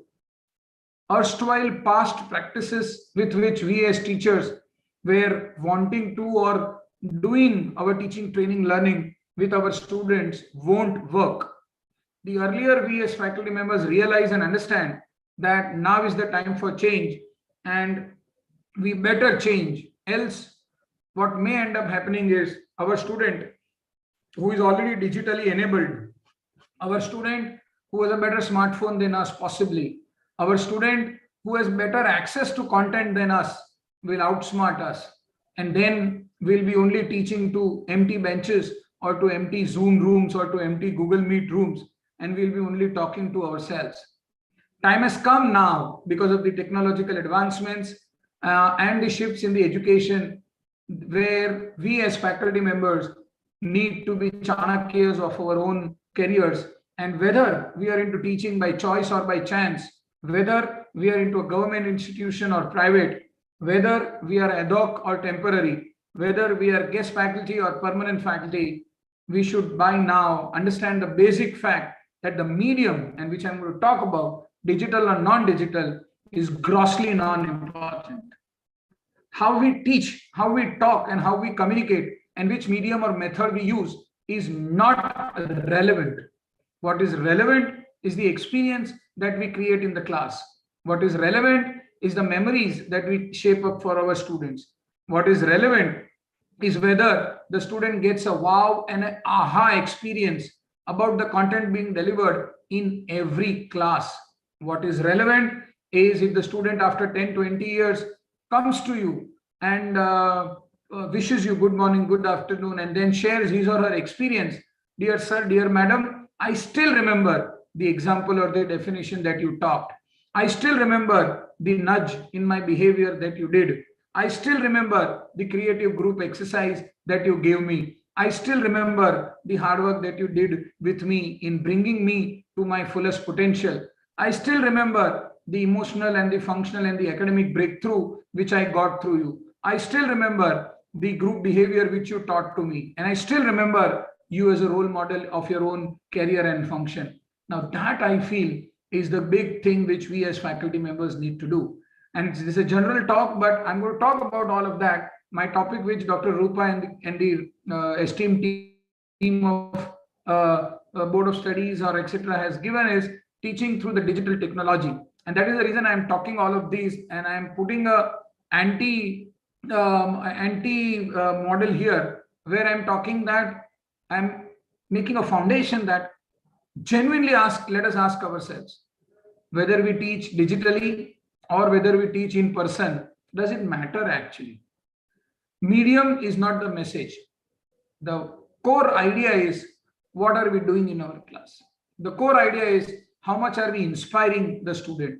The core idea is, how much are we making the student excited for what we are doing? The core idea is not to give ready-made solutions to the students, but to make them curious about what they want to know. And the core idea is creating a context for learning and not giving ready-made answers to their questions, if any. I will judge a faculty. I was a dean at a business school in Ahmedabad, where I led a team of around 37 faculty members, full-time and visiting. And the only parameter through which we assessed the performance of our faculty was not based on the teaching load, was not based on the number of research papers they published, was not based on the number of courses or curriculums that they took. Our idea in then digital technology was not there, but our idea there was, how many students ask questions from what you taught? What was the curiosity index in your class? And not one class, but every class. And the nature and the number of questions being irrelevant. Questions are questions, and we judge our faculty members based on that. So with this context, I would want to start my session. In summary, I would just want to share that we are in very opportune times. Technology has taken over us, and we as individuals have accepted technology in more ways than one. Why not to accept technology and digital technology for our teaching and learning processes? Why to go away? Why not to accept it? And why not to embrace it fully like we have done? If I just take a survey, all faculty members, around 148 of them who are present, definitely would have a smartphone, as my earlier speaker was talking, definitely would have used WhatsApp.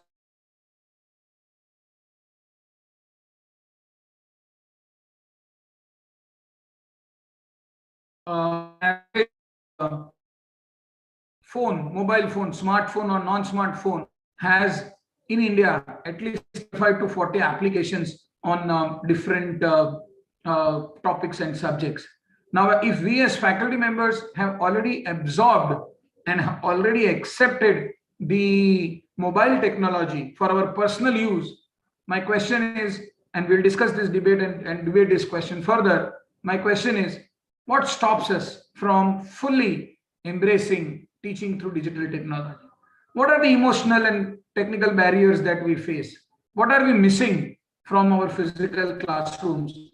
What is not making us as excited and as smart as we were in our physical classrooms? Why we are not full blown into the digital technology with the limitations, of course, which are there? And what can we do as teachers of the future? What can we do as society creators? What can we do as thought enlighteners? What can we do as student lighthouses to take their careers ahead by embracing something which is not as tough as what we have thought it to be? After Madam invited me for the session, in Gujarat, I did a primary survey of around 140 faculty members across private and government educational institutions. And I found alarming results. I found that faculty members are not willing to accept digital technology. And when further probed, I did a few interviews also. And when further probed, I found out that it is not that they are missing their physical classes. It is not that they are not wanting to get controlled because login, log off times are perfect.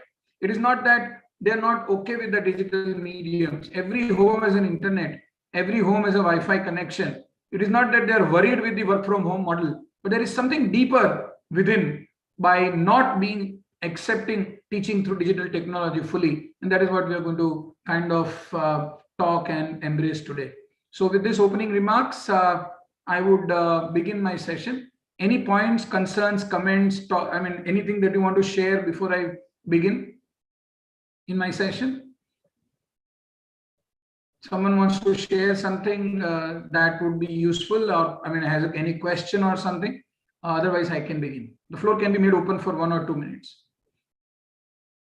I made a point that we all have adapted technologies in whatever ways we can, and there is some resistance to use digital technology, at least for teaching. I made a point that if we don't adapt to the technology, we will be behind, and teaching as a profession itself will be questionable. I made a point that these students are tech savvy and they know better than all of us combined. They have larger content access. They have all the content which you may want to present.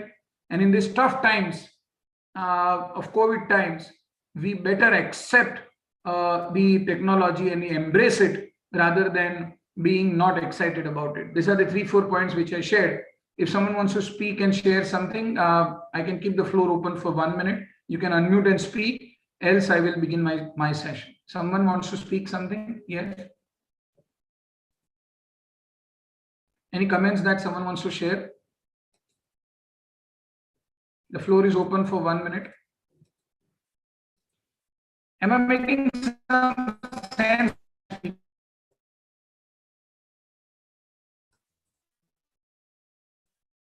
I've been into consulting, I've been into teaching, I've been an academic administrator, and I have been a consultant to some universities also. So where I'm coming from is based on research, based on interviewing, and based on a lot of validation. So yeah, if someone has something to speak, else I can go ahead. Shall I continue? And I understand that it's 12 days now and you all may be Can you please move your slides? Sorry? This is your first slide only. Yes, this is my first slide. This was the introduction. Okay. Participants are asking. Okay. I have a sense that technology change is the only real constant, and nothing else is as constant as technology change. And businesses have adopted it, faculty members have adopted it, systems have adopted it, our children have adopted it. Why not us as faculty to adopt the technology change? I want to speak something on this regarding Industry 4.0. I hope many of you are aware, but for those who are not aware, I would want to talk about this. What has gone is, we started with the Industrial Revolution, then we had the other revolution, the Machine Revolution, and currently the larger corporate world across the world is experiencing what is called as Industry 4.0. For those who are not aware, technology in the industry is taking leaps and bounds. We have IoT, we have machine learning, we have sensors, we have deep learning, we have artificial intelligence.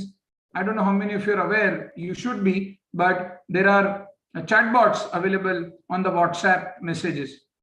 If you have to pay a light bill, electricity bill or something, you just write numbers 1, 2, 3, 4, and a human being who is not there will work like a human being. You will feel like you are interacting with a human being, and the chatbot, Apple has it called Siri. So these changes are taking place. And the question is that, are we equipped to go ahead with those challenges? Industry 4.0 as a concept is more misunderstood than kind of understood. And this has to be discussed at 4 levels.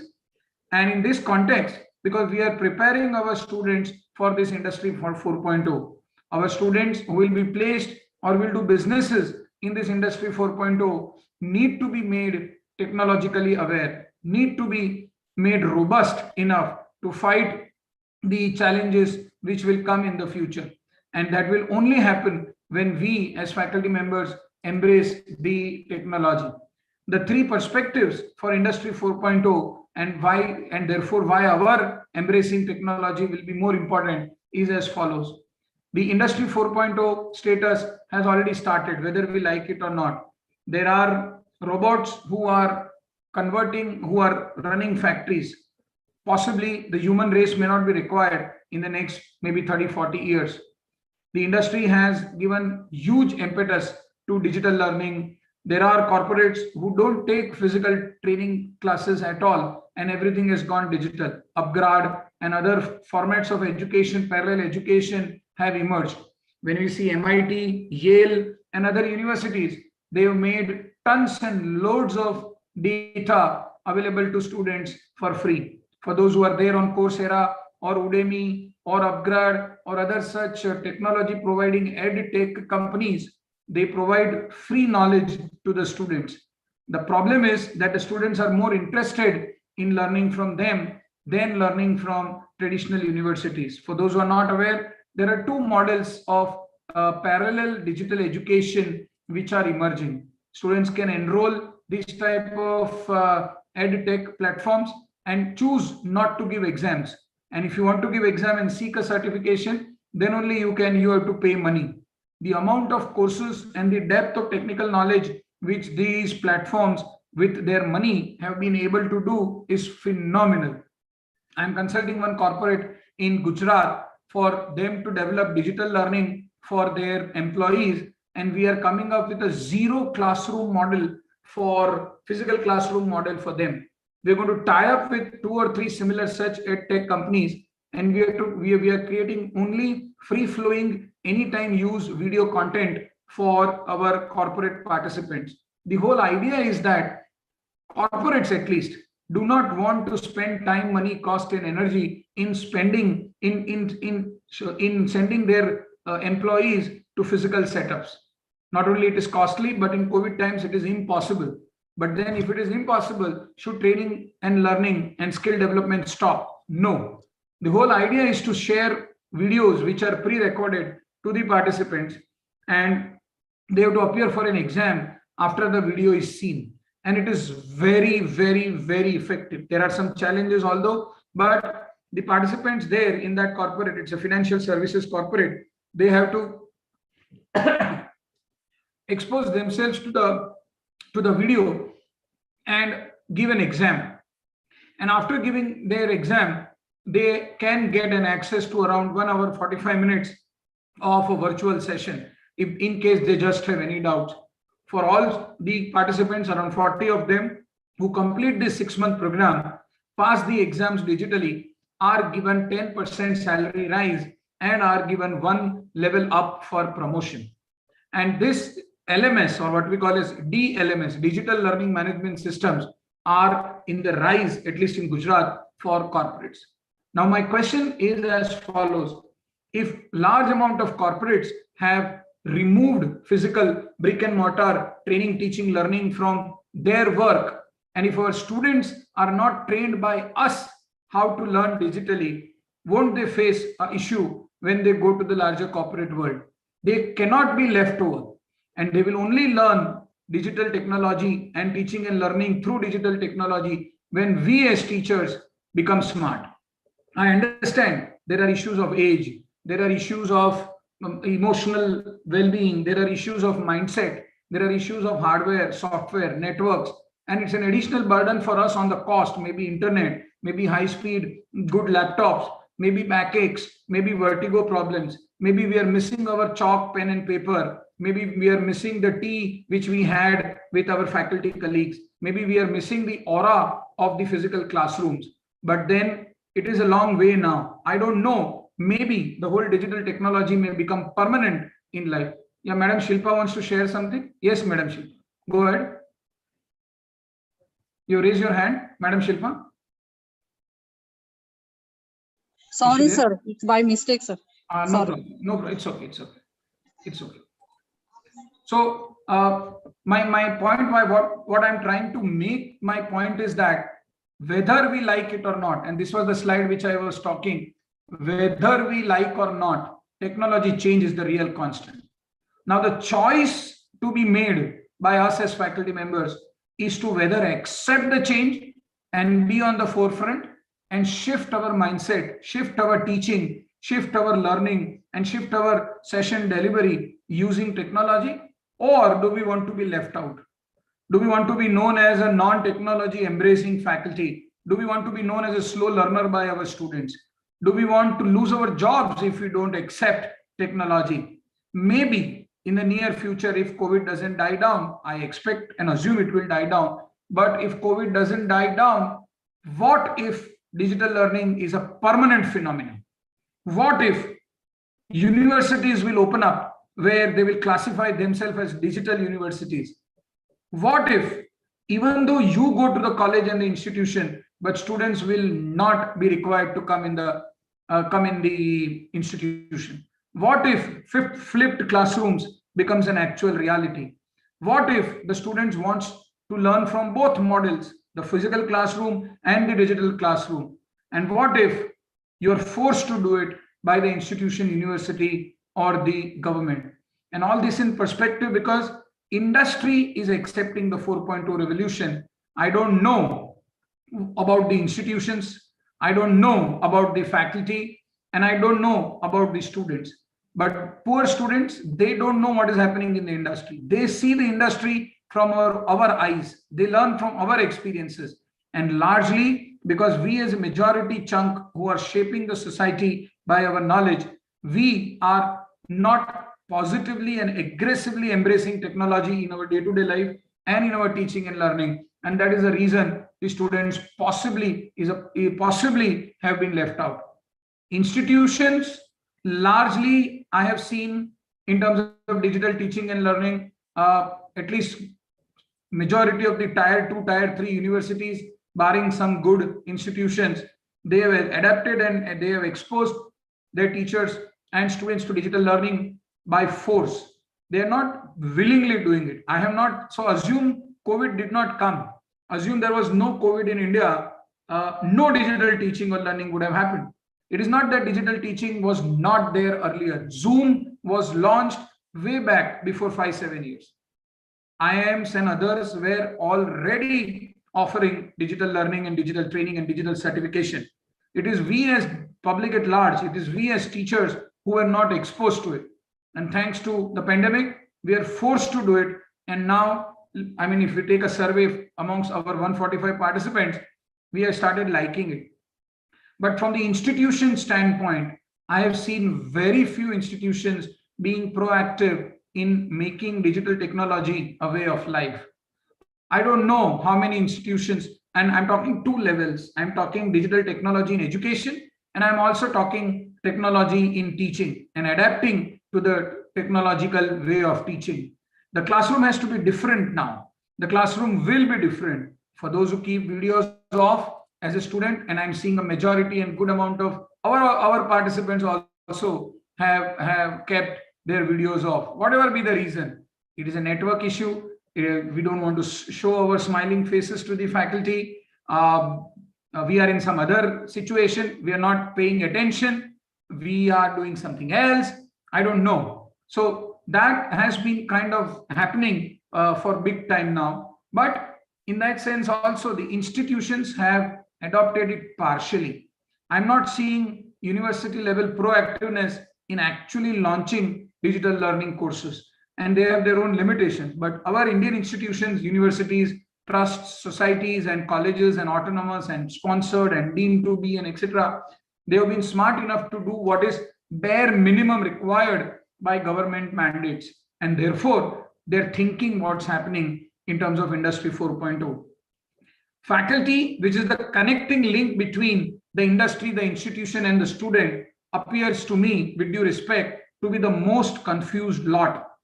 Neither they have fully embraced the digital learning, nor they have fully left the physical classroom learning. And I have come across many trainers, many facilitators, many teachers who are still continuing the same method of classroom learning, whiteboard, blackboard learning within the digital learning space.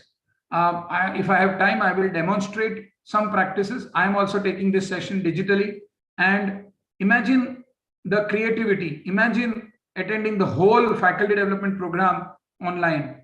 Imagine what Zoom has done to us. And we all are here, right? I don't know how many of you use chat boxes in your sessions. How many of you make the sessions participative? I will try and do it. I have some games for you.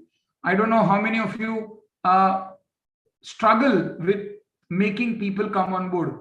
I'll just give an example. I'm using digital technology as of now, and I'm teaching digitally, I'm talking digitally, and around 80% of my participants in the classroom now have switched their videos off.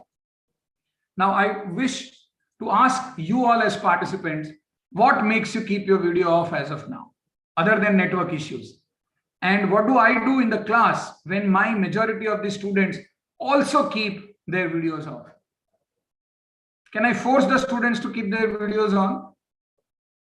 How do I know what emotional intensity the participants are facing? Right? I don't know. For some smiling faces which I see, fine. How do I interact with the students while they are attending my digital classroom? How do I know that it is my student who is sitting in the class? Someone can send mock students also, right? I don't know. I mean, if it's a big volume, Zoom allows around 1,000 participants to come in. And we are outpowered by Zoom. There are other 15, 17 such platforms which are available, but Zoom as a marketing organization has been so lucky enough that it is now on the top of the mind. I don't know how many of you know that we can control the chat boxes. I don't know how many of you know we can actually tell Zoom to tell us how many people kept their videos off, how many people logged in. We can go on a seminar-based model where they cannot chat totally. We can schedule permanent meetings on Zoom, similar with Google Meet, similar with WebEx, similar with others. But in terms of pure teaching and learning, there are some basic issues. I don't know what to do with participants who have kept their video off. I don't know, we can talk for some time, maybe 1 minute, and make this session interactive. So what is to be done? Can I punish the students and participants for not opening the video? Can I deduct their marks? In an actual class, what if the student did not participate? I could cut his internal marks or her internal marks. I could actually physically see someone having raised hands. Now in my current screen, I can only see 20, 30 participants. Now I have to go and check physically the other 5 screens. And from the second screen onwards, dear participants, I am seeing only names. I'm not seeing faces. And to someone, those who has kept the video off, can I ask them, why have you kept your video off? I don't know. It's not a force, it's voluntary although. And what should I do as a teacher now to make you come back in the class? If you have kept your video off, is it a sense of rebel against the whole system? Are you too over busy to attend the class by keeping the video on? Do you don't want to make the faculty and other members see what you're doing? Or are you doing something else? Or have you attended the FDP only for seeking a certificate and not to learn genuinely? This is the one side of it. Second side of it is, are you attending? Does it matter for the trainer or teacher or facilitator to see the face? Keeping video off, is it non-learning? I mean, these are some questions which I'm throwing and I want answers from all of you. Why do participants in general keep their videos on? And when you tell kya hua in Hindi, if we ask, kya hua, kyun video off rakha? To bole, sir, network problem tha. I don't know whether we as faculty members, when digital teaching is the reality, can demand and check what was the internet speed then. I don't know. Technology is advantageous and equally disadvantageous. How do I take exams? How do I monitor? There are softwares available. IIT has come up with a software where they will measure the through artificial intelligence, they can measure the movement of the face. And if your eyes go left side and somebody is prompting you, they will cut off your connection. If some voice comes in, the exam connection will be cut off. So it's not that developments have not taken place. Developments have taken place using artificial intelligence, deep learning, and etc. But the question is, how many of our institutions are doing this? How do I as a faculty manage my fatigue? I am tired taking Zoom sessions. And is it that I am tired because of my digital teaching? Or is it, or am I tired staying home? Or am I tired not meeting my faculty members?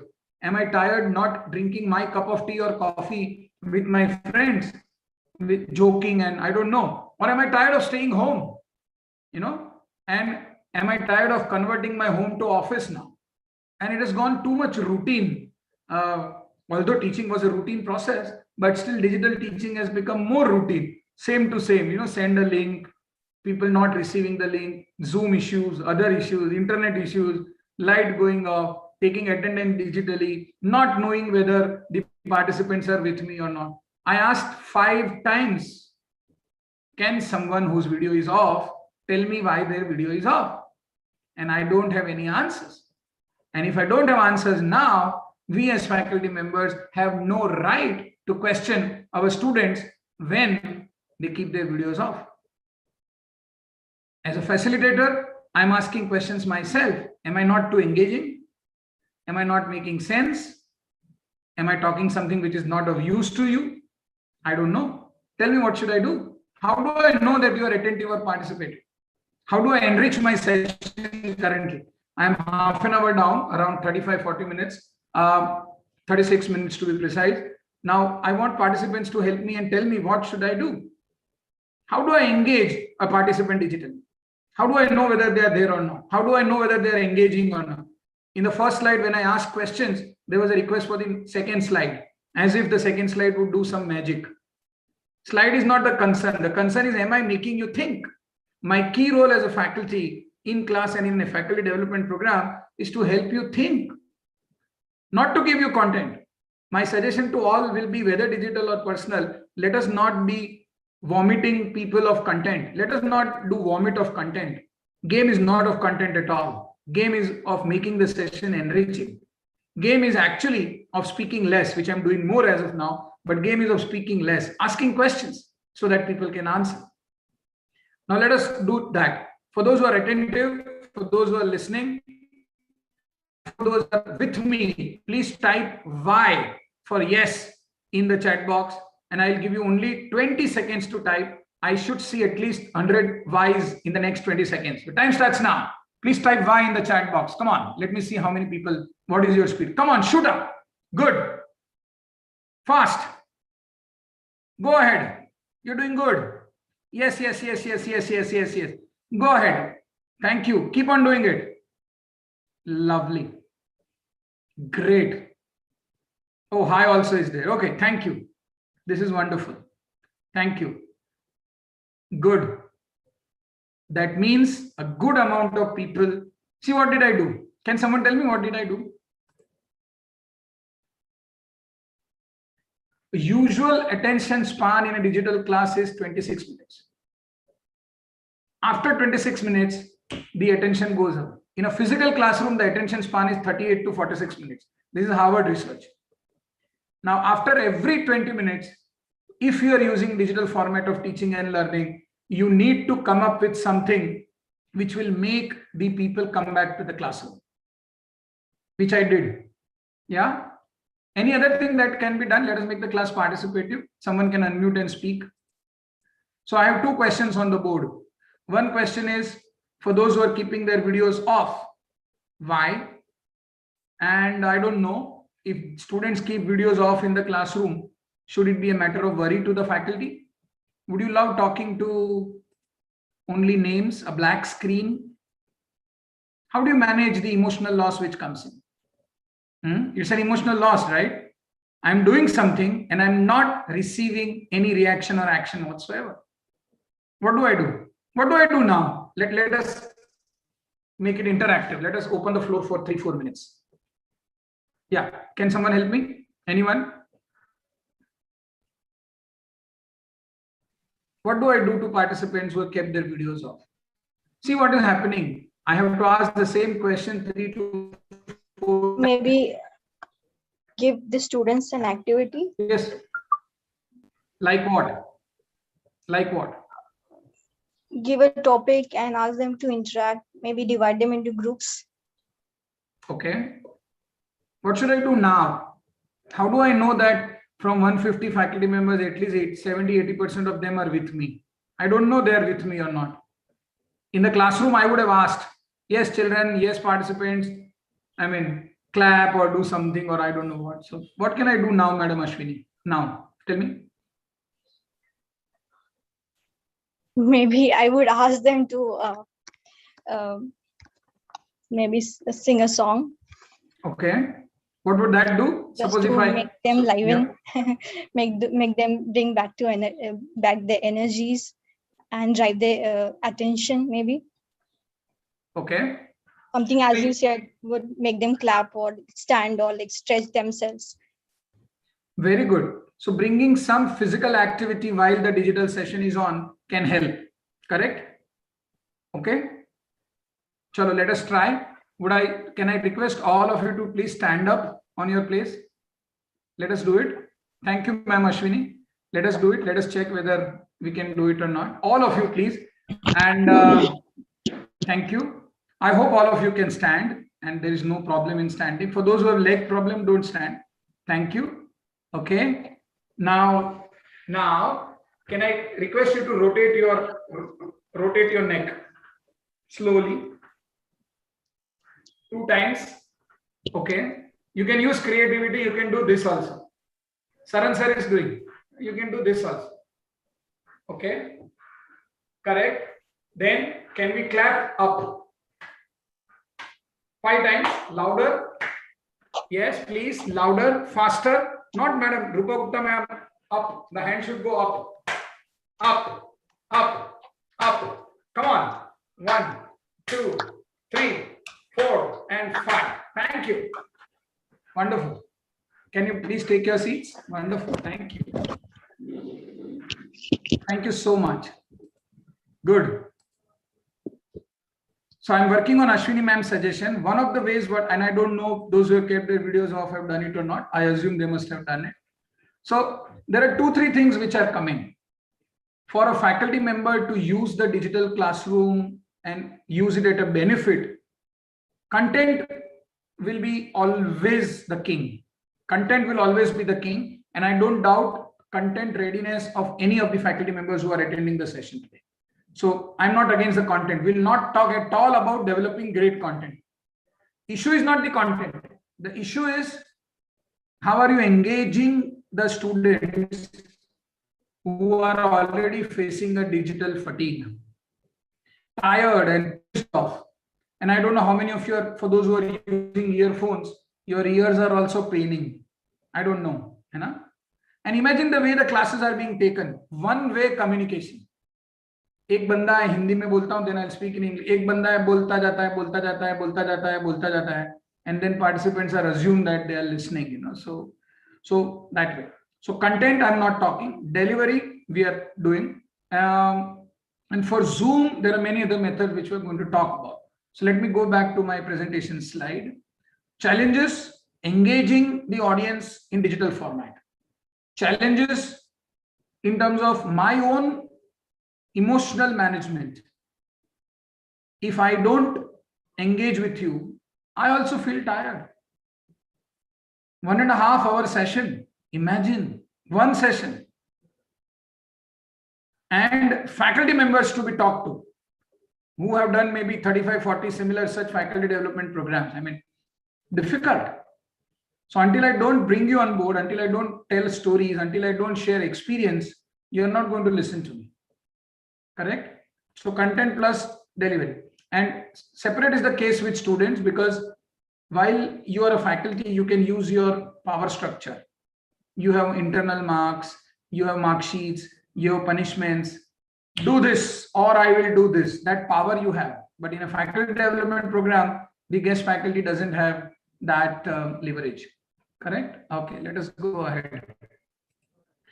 My sense was that a faculty who is in between the industry and institution and the student, the role of the faculty is the toughest, because they are the one who are going to shape the future. The student, poor person, is wondering what is happening. Great. So thank you, ma'am, for your suggestion. This we can skip. This I already started. This also we can skip. I'm going to talk about these two main areas. How can faculty adapt to the new technologies, and what can be possible challenge in the process? That is what I'm going to kind of talk about. Fundamentally, when we talk at a very fundamental level, my sense has been that the role of the faculty, whether digital or physical, is to present a pseudo picture of the larger corporate world to the student. The real question is whether do we as faculty understand to and relate to the concept. Don't mind, but a good amount of faculty members in the Indian higher education space have become faculty members by choice, by chance, rather than by choice. I don't know how many of us actually wanted to be teachers while we were young. And I don't know how many of us are still teachers by our significant strategic career choices. And it puts a lot of burden on us. And that is the reason possibly we don't accept technologies or the growth which is kind of coming. We being teachers by chance and not by choice. We just got the job and we are learning how to be teachers. And that is the reason we may not understand our role fully. And we have a slight misunderstanding. A good amount of faculty members, at least with whom I have met, and I cannot generalize it, they see that their role is completing or covering the syllabus. While actually through digital technologies, our role should be to uncover the syllabus. There's this race which is going on of completing the full content that we have, and people and faculty members become restless if the full content is not completed in the 35-40 sessions. My question to the faculty members is that, is it a compulsory need to teach everything which is there in the syllabus? Isn't there a possibility that we can explore within the university structure where students can learn some concepts on their own? Isn't there a possibility that we actually go and announce in the class that these are the 3 topics which I'm not going to teach, and you learn these topics on your own, but you will be assessed on that. I'm available to you for advice and guidance. Isn't there a possibility that some parts of the curriculum can also be taught by outsiders and guest faculty members from the industry using the digital medium? You can call anyone in the world. They are just one email away. Power of digital technology in teaching can expand our teaching depth at least 10 to 15 times if we want to. Here is a speaker in the US who is ready, open, willing, and able to come in. He or she can be accessed through LinkedIn or other networks. And what you have to send him or her to invite is an email with a Zoom link. Things done. That is a power. The question is, are we using that power? We are in such a race to go to the class and to give all what we have to the student, whether they're listening, learning or not, we don't know, that we forget the whole basis that they can learn themselves. If I can do it now, I'll try whether I can do it or not, because we are a very large number. I did it in other small group. I don't know how many of you are aware of the concept of breakout rooms in Zoom. Are we aware? Have you heard about breakout rooms? Yes, sir. Have you heard of no? Yes or no? Yes, sir. A few have heard, a few have not heard. Okay. So for those, madam, can you share what are breakout rooms and how can they be used? Asma, madam. Yes, sir. Yeah. So, namaste. So, the larger group is divided into smaller groups, and each group can discuss among themselves. And the host or the person, I mean, the host by themselves will be listening, can call on each group, and they can have a talk with one group of people at a time. That is breakout groups. So I don't know whether we can technically demonstrate this for the benefit of those who don't know. Rupa ma'am, can we do that? It's tough, I understand, but just for benefit of participants. Okay, let us not do it. It will create some chaos here. So for those who are not aware, specifically Zoom allows you a concept of what is called as a breakout room. I'm just writing it in the chat box for benefit of all. So the breakout room is a wonderful concept, and it can help form smaller groups of participants. Now to impact our education digitally, what we can do is we can either randomly form those breakout rooms or we can consciously form those breakout rooms. Usually while I take digital learning classes, when they come in itself, I make them into groups. So groups can be named also. And this is a large group. So if this group is divided into 15 small groups of 10 participants each, I can give them a topic. They can discuss on the topic. So this is self-learning, which I'm talking. This largely is not possible in a physical classroom because availability of physical spaces in an institution can be limited. We cannot send our students outside our class in our institution because classes are less, they can create chaos, they will go out, they will be disturbed. But in a digital technology, specifically in Zoom, we can create breakout rooms. What I usually do is I give a topic of interest to all. I make them into small groups. They go into those specific breakout rooms. And I, as a moderator or a host, I have to travel all the rooms. We can pass messages to them, 2 minutes remaining, 3 minutes remaining. We can interfere. The host or the person who creates that rooms can go and interfere each room. And we tell the participants, corporate training may we do it. We tell the participants to have one leader who summarizes all what was discussed and then makes a presentation. And then there is a facility available in Google Meet. It is not there in Zoom, but there are softwares such as Mural, M-U-R-A-L. And there are other digital billboards systems available where we can post the thoughts of the participants on that whiteboard as if they are posting post-it notes on a board. So we can collect the answers which are there. Chat boxes also can be regulated. If you feel that you don't want to allow some participants to speak, you can stop them from participating. The wonderful feature of Zoom and other softwares is availability of recordings. Amazing feature, amazing. I don't know how many of you record your sessions. And what is happening currently, if you see, live telecast on Facebook and YouTube is possible.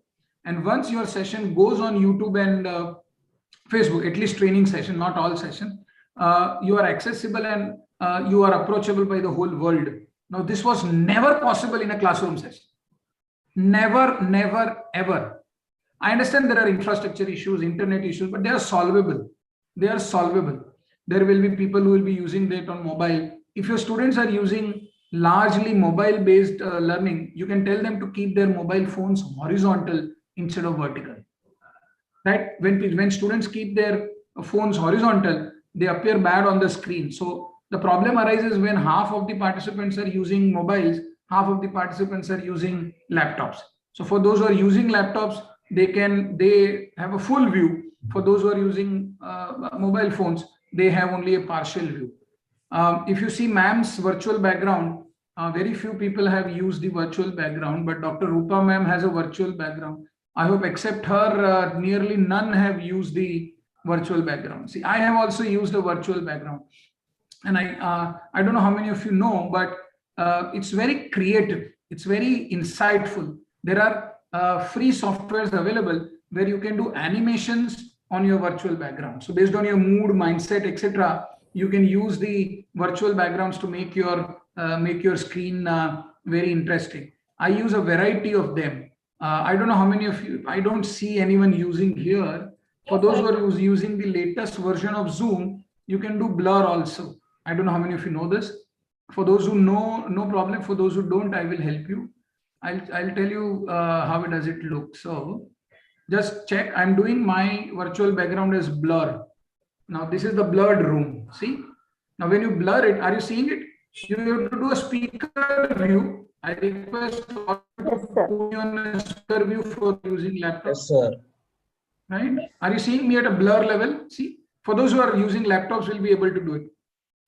All of you can go to the left. For those who are using laptops, go to the left side for video icon and go to the virtual background. Very good. Thank you, Doctor. Thank you, Professor Praveen, for changing the. Can all of you change your virtual backgrounds? Try for those who are using laptops at least. Can you try? It's fun. I mean, let us try it out. Try blur for once. Very good. The flipped classroom, Dr. Vandana, thank you. But many of you are not using it, so I don't know how many of you are aware.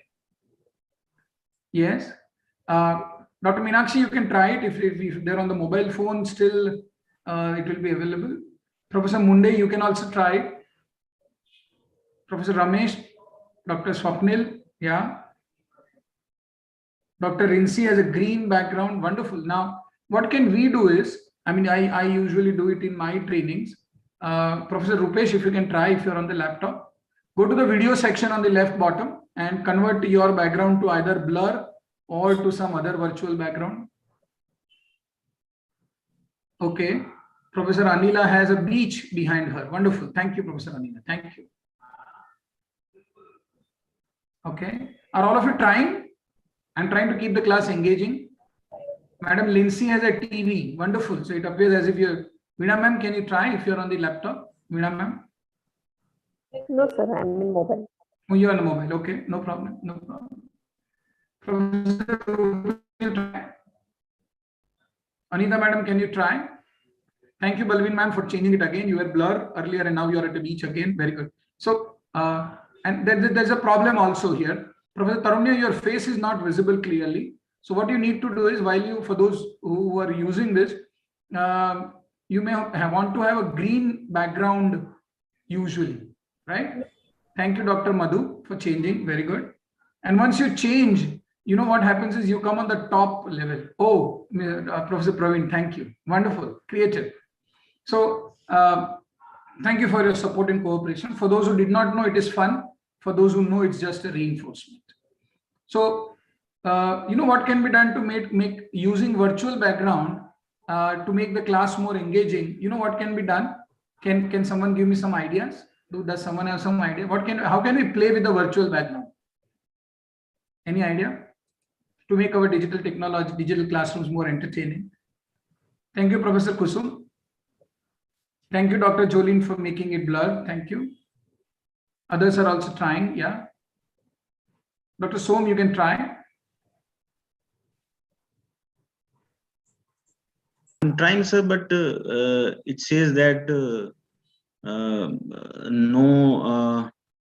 none virtual when I am in the virtual background. Try and download the latest version of Zoom 5.3.2 later when you find time. Okay, sir. Okay, thank you. Right.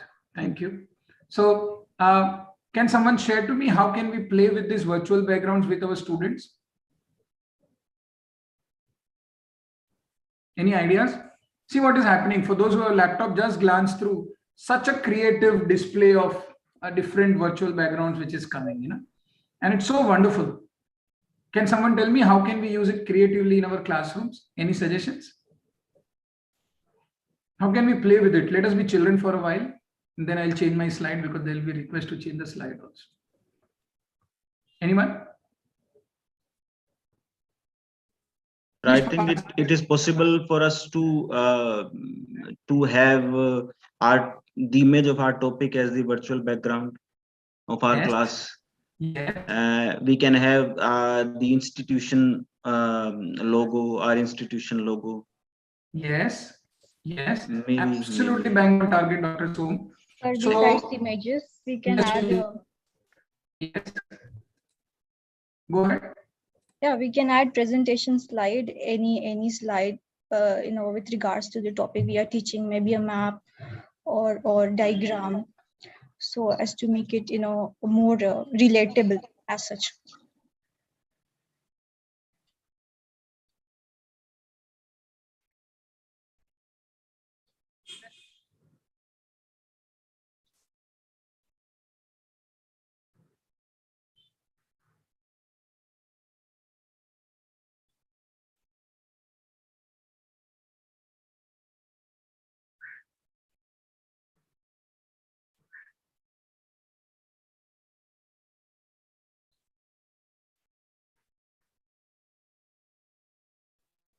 Yeah, sorry.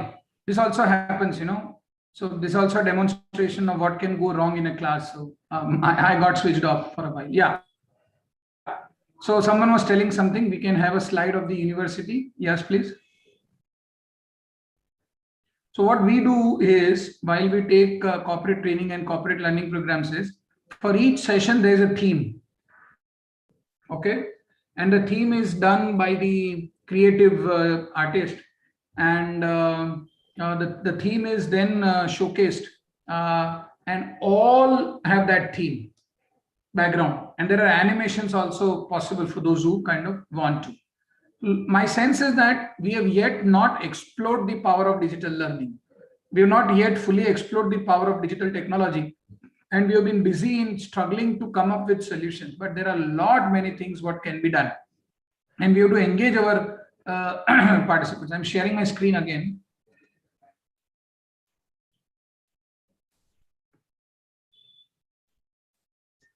Okay, let me speed up a bit. Yeah. So ideally, so what I was talking of was key. The role of a faculty member is to present a pseudo picture of the larger corporate world, and the larger corporate world image of the corporate is created in the minds of the students based on experiences of the faculties themselves. The problem is not whether we teach to digital or personal. The problem is we don't have enough experiences to share. Like what I'm doing today, I'm not presenting any theory to you. I'm just sharing what I'm doing, and I'm creating experiences in class which can help you to understand what I'm trying to tell you better. I actually switched off my Zoom to tell you what happens when it goes off. I actually made you do things which you also can do while you're teaching through Zoom or through any other platforms, etc. So my question to you is, are we as faculty members having reasonable amount of experiences which we can go and share to the students?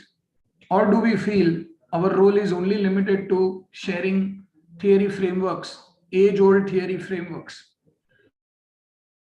And if the student is not paying attention, if there is a possibility that he or she is not paying attention because we are talking to him or her on a theory level, the day we start talking to him or her at an experience level, all the limitations of digital medium will go away.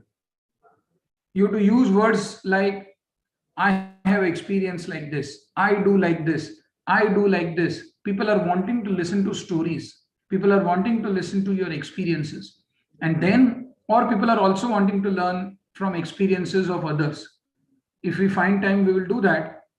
In other similar FDP, I did that. I divided them into breakout rooms, and I only asked 3 questions in the 2-hour session. I did not speak at all. They came up with answers, and I just summarized the answers, and my session was done. And I charged a huge money for that. It was a corporate training program. I don't know what part of it we can do for our classrooms. Our role is not to over communicate. Our role is to ask questions and keep on asking questions until the students are able to answer.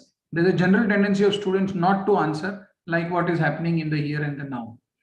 The question is, am I creating the frame of right corporate images in the student's mind.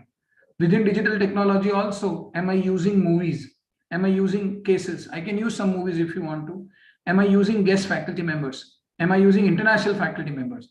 Am I making them do some exercises? Am I making them interesting? Am I using the chat box very frequently? Usually in a 1.5 hour class, after every 20 minutes, participants should be told to use the chat box. After every 25-30 minutes, 2 or 3 participants have to be brought in the room and they have to be told to be spoken. After every 5 minutes in every digital classroom, usually the faculty member has to glance through all these screens, which I am doing now. I'm checking your faces. I'm seeing whether you're attentive or not. And it makes a lot of sense, like what we did in physical classrooms, to point out someone who is not attending or acknowledge someone like Dr. Meenakshi Mittal, who is attending the session with rapt attention, including others. So if you name participants and involve them and acknowledge them and bring them back in the room, it will be good. But the limitation is that you can only bring those who are keeping their videos on. While I take corporate sessions and sessions in MBA and engineering colleges, I give incentive for keeping videos on. I have a class monitor, and I usually make the class monitor the person who was keeping the videos maximum off. So I appoint a team of 2-3 people, and they find out what are called as accidental performers. Now, who are accidental performers? Accidental performers are the people, those who do not keep their videos on. And then after the class, the list of accidental performers is published. Now, in the next class, if they have to get their attendance mark, they better keep their videos on and they better observe others. So in Hindi, we tell ki the biggest chore can be made the biggest kotwal. A robber can be made a policeman, and then his attention comes in. And I have a special component in my digital classes for digital presence in the session. So I give around 5 to 8 marks. I have a liberty. Maybe some colleges and universities may not have. Some part of internal marks are given to the faculty members for them to, some part of the internal marks are given to the students for them to pay attention while in the digital classroom.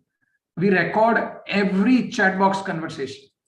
I have a printout of, and I have saved all the chat box conversations of all the students while I keep on asking questions. For an average 1 hour class, 1.5 hour class, I ask around 13 to 14 different questions. I keep on asking questions because if I don't ask questions, participants are not going to stay with me. As for example, in today's session, I asked a lot of questions, right? And I took your engagement on the chat box 2 times. I spoke at least, if you're remembering, I spoke at least 35 to 40 members' names by, I make it mandatory. Participants, if they're attending my class, they have to name them. In one of the training sessions and teaching sessions, we also did an exercise. Let us do it now if you're interested.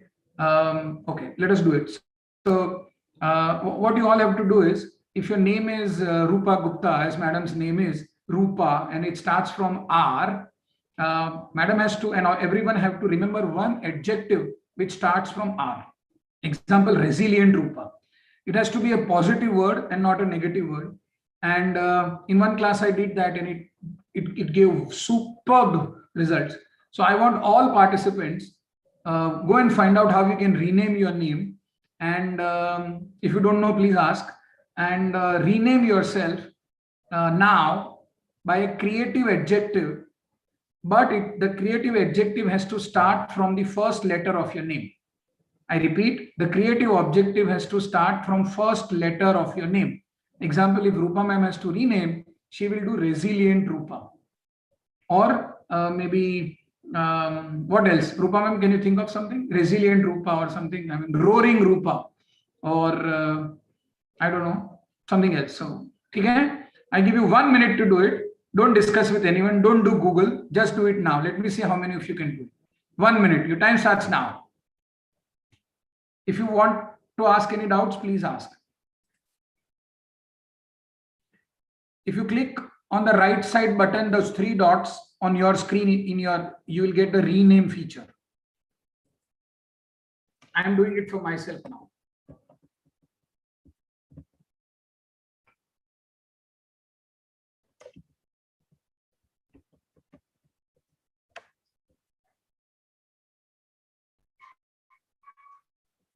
Are you all clear about the task? If not, please ask. I will stop screen sharing for a while.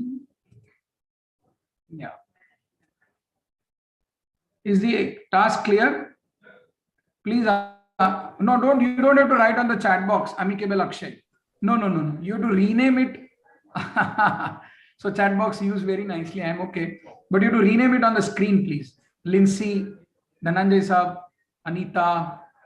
Awesome, Anita. Affirmative Aarti. Wonderful. But rename it on the screen, please. Let me check how many of you are able to do. Affectionate Asma, thank you. Thank you, Marvelous sir. Meena, thank you. So you have to go on the right side of your face on the screen.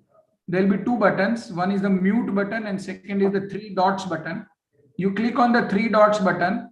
The rename pin will come at the last. Jovial Joylin, very good. Promising Praveen, this is wonderful. Lovable Lindsay, thank you. Affectionate, memorable Marina. So, madam, not on the chat box, on the screen. Rename yourself on the screen. Okay.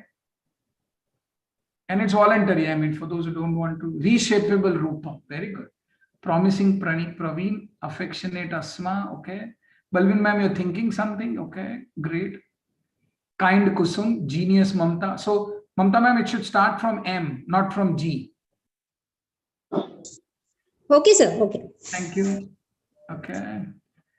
Great. Vision Veena, okay. Veena ma'am, on the screen, not on the chat box. Thank you. Great. Okay. So not all are wanting to do it and it's okay. Dashing below morning, great, no problem. So what did I do with you? Tell me. Can someone share your experiences? What did I do with you? It was a hands-on experience of using Zoom and particularly Zoom. Yes. And how we can be more updated with technology and Yes. how we can involve the class participants and how we can be different from other teachers using the same platform. Yes. Yes. But how can we then play with the names? How do we relate it to some subject? So I've been teaching soft skills for a long time and personality Yes. development and soft skills and all that. So this is one way of reducing the emotional gap. Okay. Great. So this is identifying a person from their point of view. So Okay. this reduces emotional gap. This brings about bondages, and then this is like wanting for a new aspect in the next class. Leaving What the can child go wrong wondering, here? What can go wrong?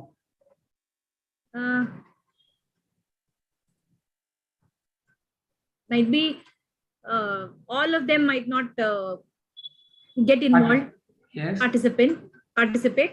But we say, we have to start somewhere, and one person will surely be 100% someday. I don't know, someone has helped me. We have a whiteboard displayed. Thank you for doing that. Now, you'll be surprised to know that, for those who don't know, we have a whiteboard facility within Zoom. Yeah.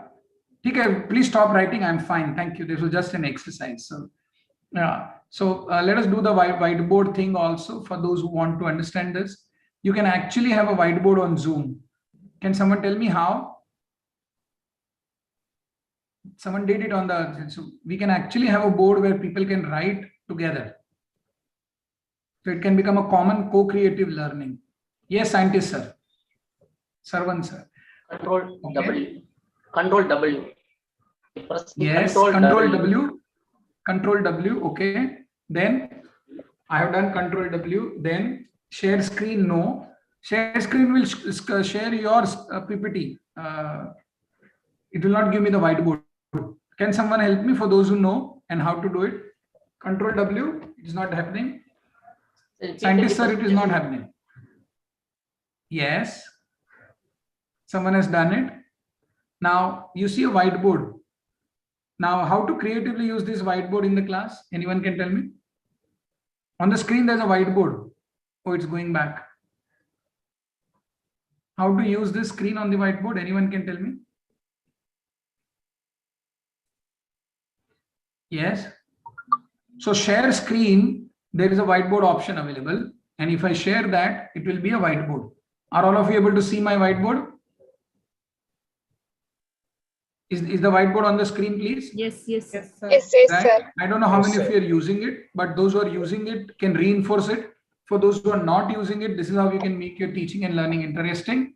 So you can spotlight. I'll tell you. So how do I help you learn that? So all those, for those who want to use this, those who have not been using this, when you double click on the share screen icon, there's a whiteboard facility available.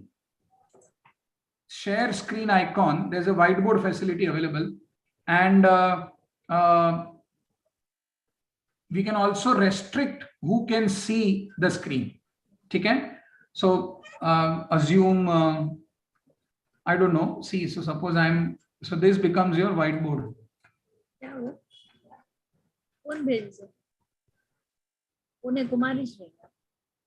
Ma'am, can you please mute? Asma ma'am, thank you. Yes, sir. Yeah, please.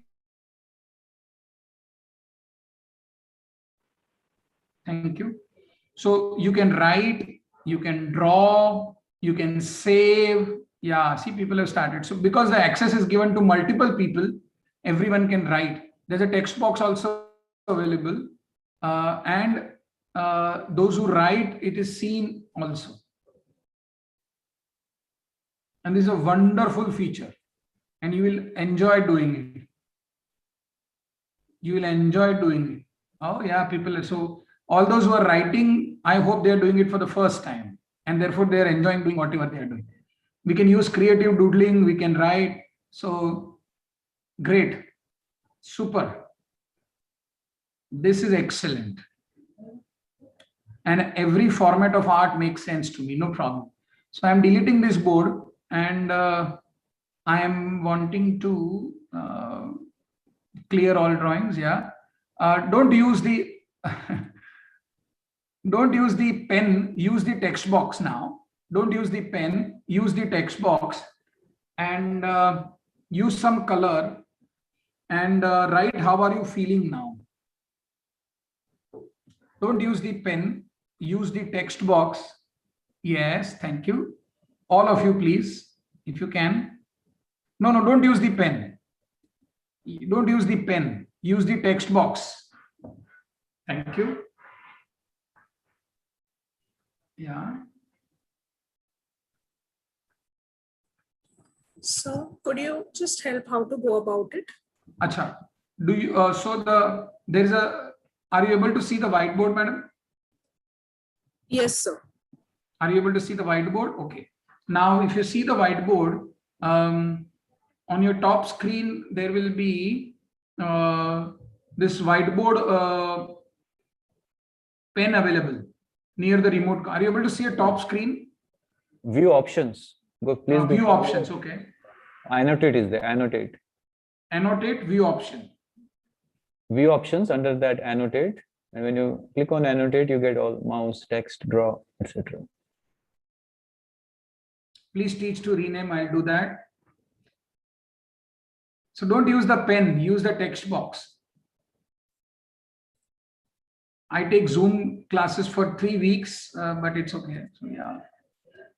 See what I'm doing? I'm moderating what people are writing, right? So all those what is not useful, I'm rubbing it off. Correct? Beautiful. So, okay. Interesting. Adaptive vanilla is Soumya is writing nice. I got it, sir. Hello. Now, hold on for a while. Don't use the pencil or the pen. Use the text box.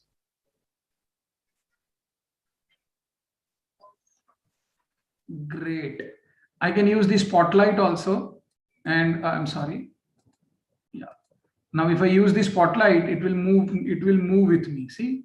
Are you seeing the red dot? Are you seeing the red dot? Yes, sir. Yeah. So this red dot is called spotlight. Spotlight. And I can save this screen. And there is no limit to which I can use it creatively. I can pick up a group. I can talk individually. I can tell people to do all what they want to. And this was never ever possible in a normal classroom, because you are controlling what you are writing. In a normal classroom, I would have to invite thoughts and I would have to write myself, and it would and it would waste a lot of time.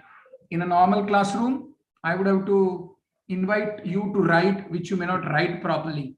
Now here 150 people, and out of 148 people, around 35-40 people have participated. Imagine this. Imagine the benefits. Imagine.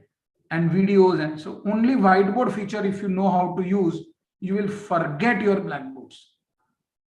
And you can use images, and there are so many features, so many, unlimited number of features are there. So maybe 35-40 people wrote I mean, see what I did. I actually asked a feedback also. You know? I asked my feedback also. Superb, nice, enjoying, good afternoon, nice to meet you, thank you, enjoyable, nice, nice, nice, nice. This, nice. Yes? You want to share something? So what my sense is, what I'm trying to tell all of you is, and those who knew it, okay, they may want to reuse it, but those who did not know, for them it was wonderful. So let me go ahead with this. Okay, correct. Now I will delete this, not required as of now. So I can clear all drawings. I can clear my drawings. I can clear viewers' drawing. Does someone want to still write, experience it, do it?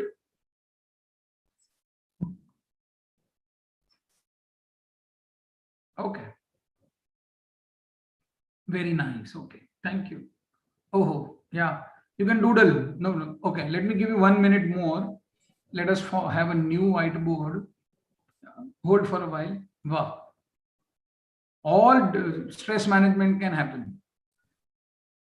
Okay. Give me 1 minute. Give me 1 minute. Now, let us play a small 1 minute game. I am starting by drawing something. I want participants to draw further, and at the end of 1 minute, the whole picture should have a meaningful image. Okay. I repeat, we are using the pen system, and I will draw something, and in next 1 minute, together we will create a wonderful picture. So I will start. Wait. I want all of you to cooperate. Wait. I will do first. Wait, Baba. So much creativity was there to be unleashed. I did not know. Hold.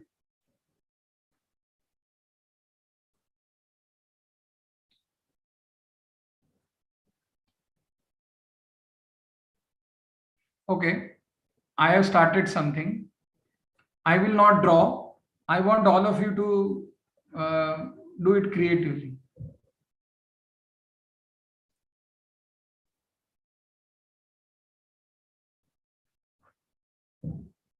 Don't do random things here. Create something creative.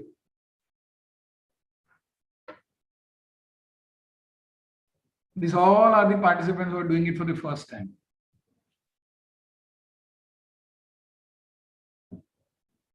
You have to make some meaning out of it, folks. Okay.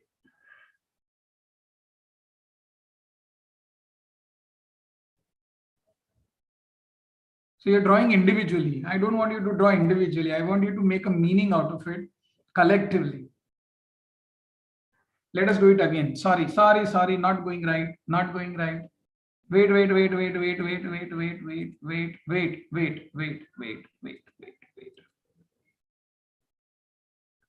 Okay, this is the first drawing. Now build up something on this. Don't be random. Build up something. Okay, good. Go slow, build up something. Very good. Go slow. Okay, great. Go slow, no hurry. Build up something.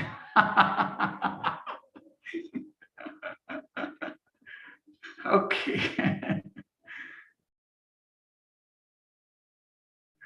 Okay. Lot of stress around in the system, Dr. Rupa. Lot of stress around in the system. We can save it as a memory, maybe later. Okay. Thank you. You still want to do? I'll wait for a while, okay? Fine. What is happening? Tell me, what did I do to you? I can, Madam Rupa, I need 5 more minutes. I'll close at 1:35. Okay. To you. Yeah, tell me, what did I do? Okay, stress relief. Okay. But imagine Zoom being used in infinite creative ways. If Zoom is your model, and every class you have to come up with something. Small exercise, and then they will automatically be there. See how people draw, you know. And I'm sorry, I'm going a bit fast, but you can do it on your own. A lot of 1,000 videos are available on YouTube for you to learn how to manage this. And this is possible in every platform.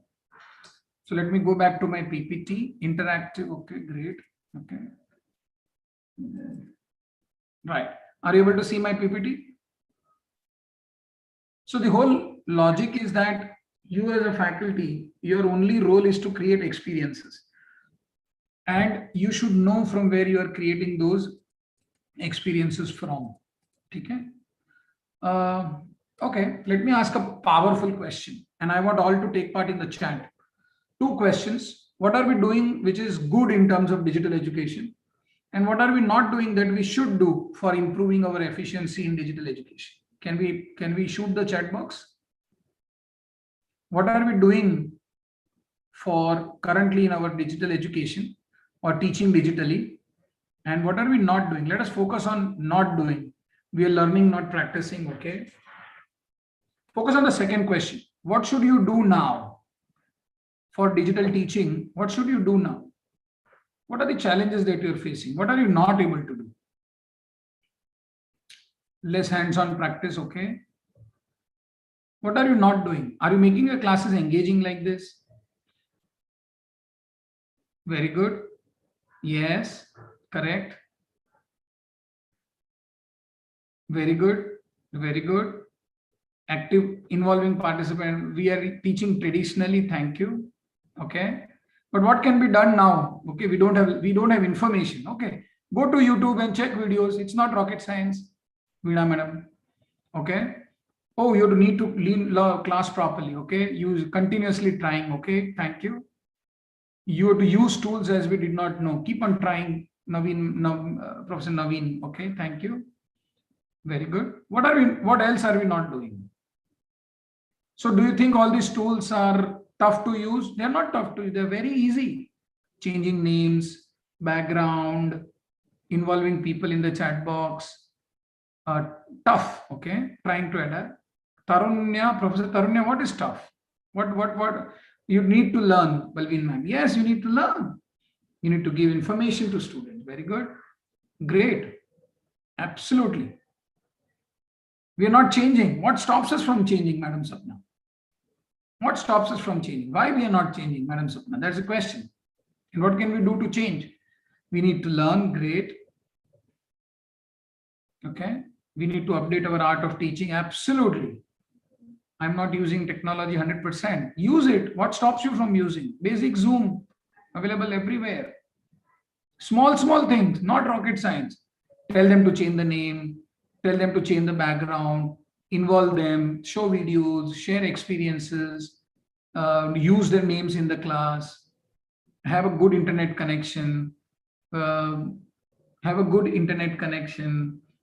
Use breakout rooms more frequently. Demonstrate more. It's not rocket science. It is not rocket science at all.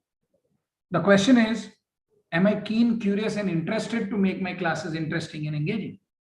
Am I going to the class with same dull intensity? Or am I going to the class to make a difference in students' lives? Am I understanding my role as a teacher, as a society developer? Am I a teacher by chance or by choice? Do I actually want to make a difference?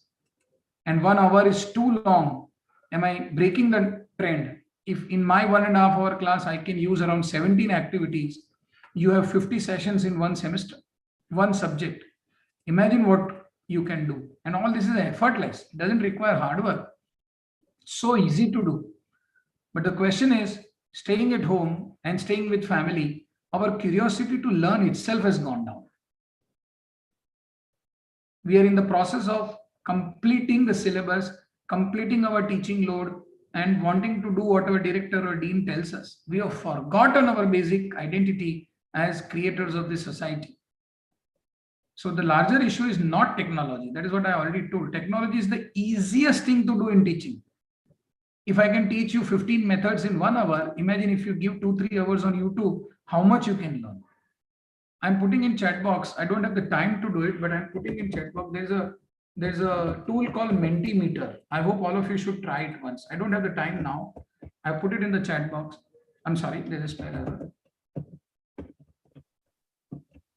There's a tool called Mentimeter.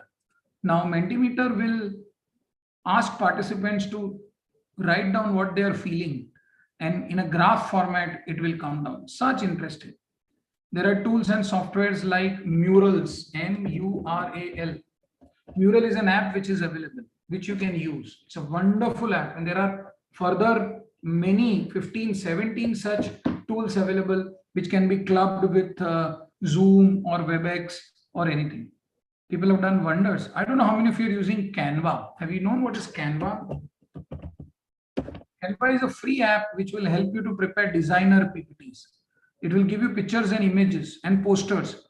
So if you have 50 sessions, you can appoint 2-3 students, and those 2-3 students can develop posters in Canva. I'll show you how Canva looks. I have 1 minute more. I'll show you. Wait for a minute.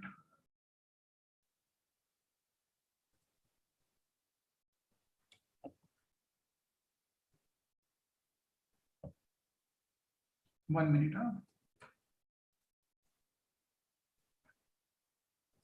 We can do wonders. You know, are you able to see my screen? I just opened Google Chrome. Are you able to see Google? Now this is the app, Canva. No, sir. No, sir. You're not able to see. I have shared the screen. Wait, I'll do it again. When you are free, you can check. Tell me now if you're able to see. Yes, sir. Right? So this is canva.com. That is the app. Now, when you open up Canva, it's a free app. Just see what you can do. Amazing. Now, all free. So example, this is, see this present. I made my presentation in Canva. So if you want to make a presentation, I'm just helping you how to do it. Okay. Speed issue. Yeah. Now, PowerPoint is stupid. PowerPoint is old. Now, see the templates which they have given. Amazing templates, all free. Let us pick up this. Okay, see, you can change your name, Maharashtra FDP.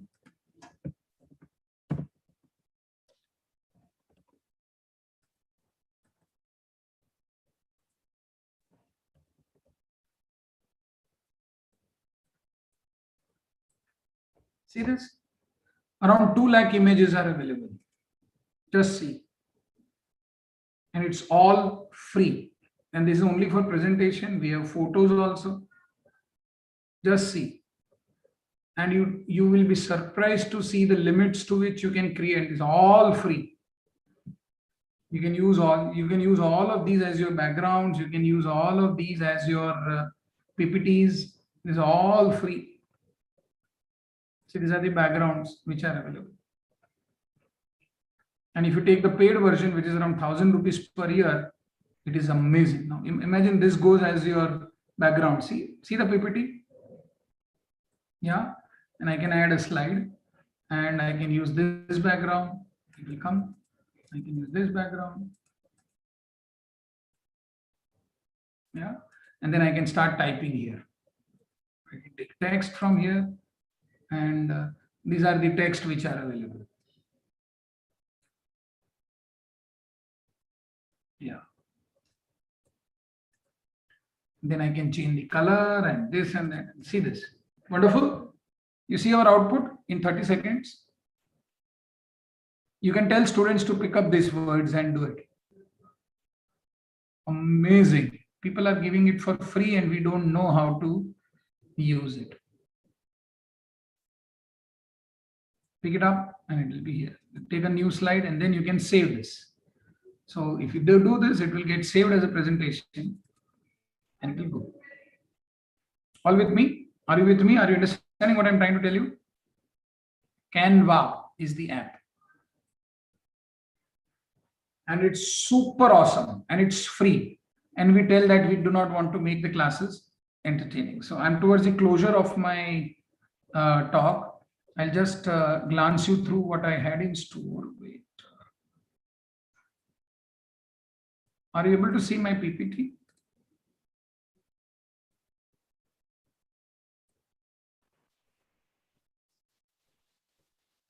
One minute.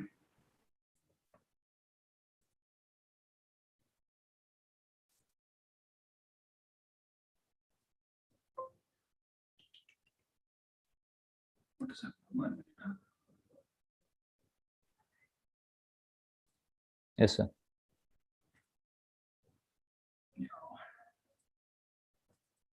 Yeah. So the question is not whether technology adoption is a barrier. It is something else. And what is this something else? We don't know. We can use WhatsApp for our own personal communication. We can use Telegram, but when it comes to teaching, we don't do that. So towards the end, I will skip all of these. I had a lot of content for you, but yeah. This was a game which I wanted to play, but I will, more importantly, I'm going to talk about the final slide because we are short of time. These were the games which I wanted to play with you.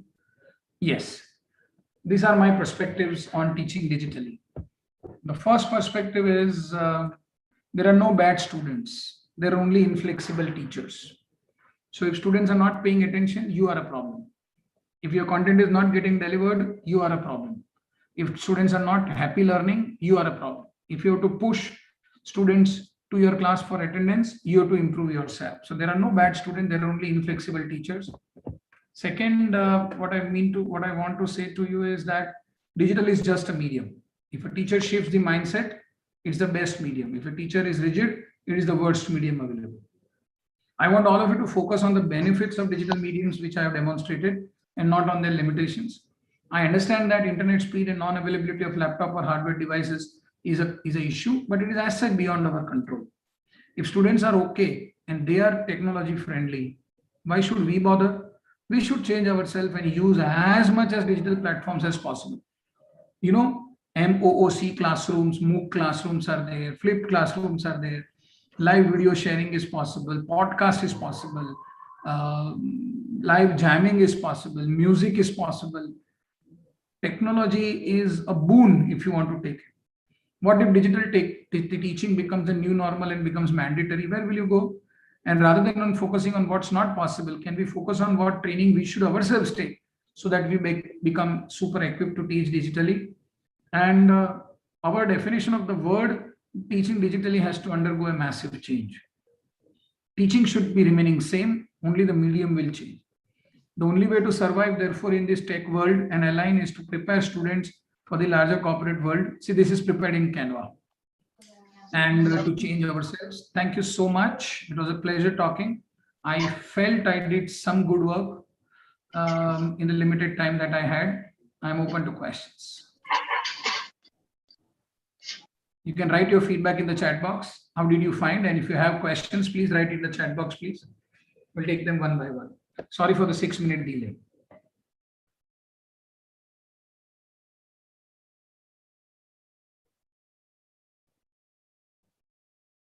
I want the questions first and then the feedback.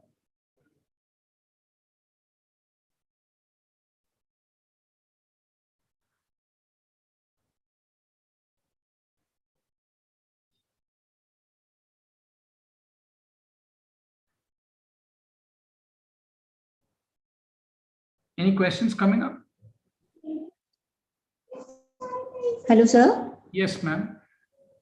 Can we restrict other parties while using whiteboard? Because sometimes everyone has access, they may create some disturbances also. So it's the other way around, ma'am. Let them participate.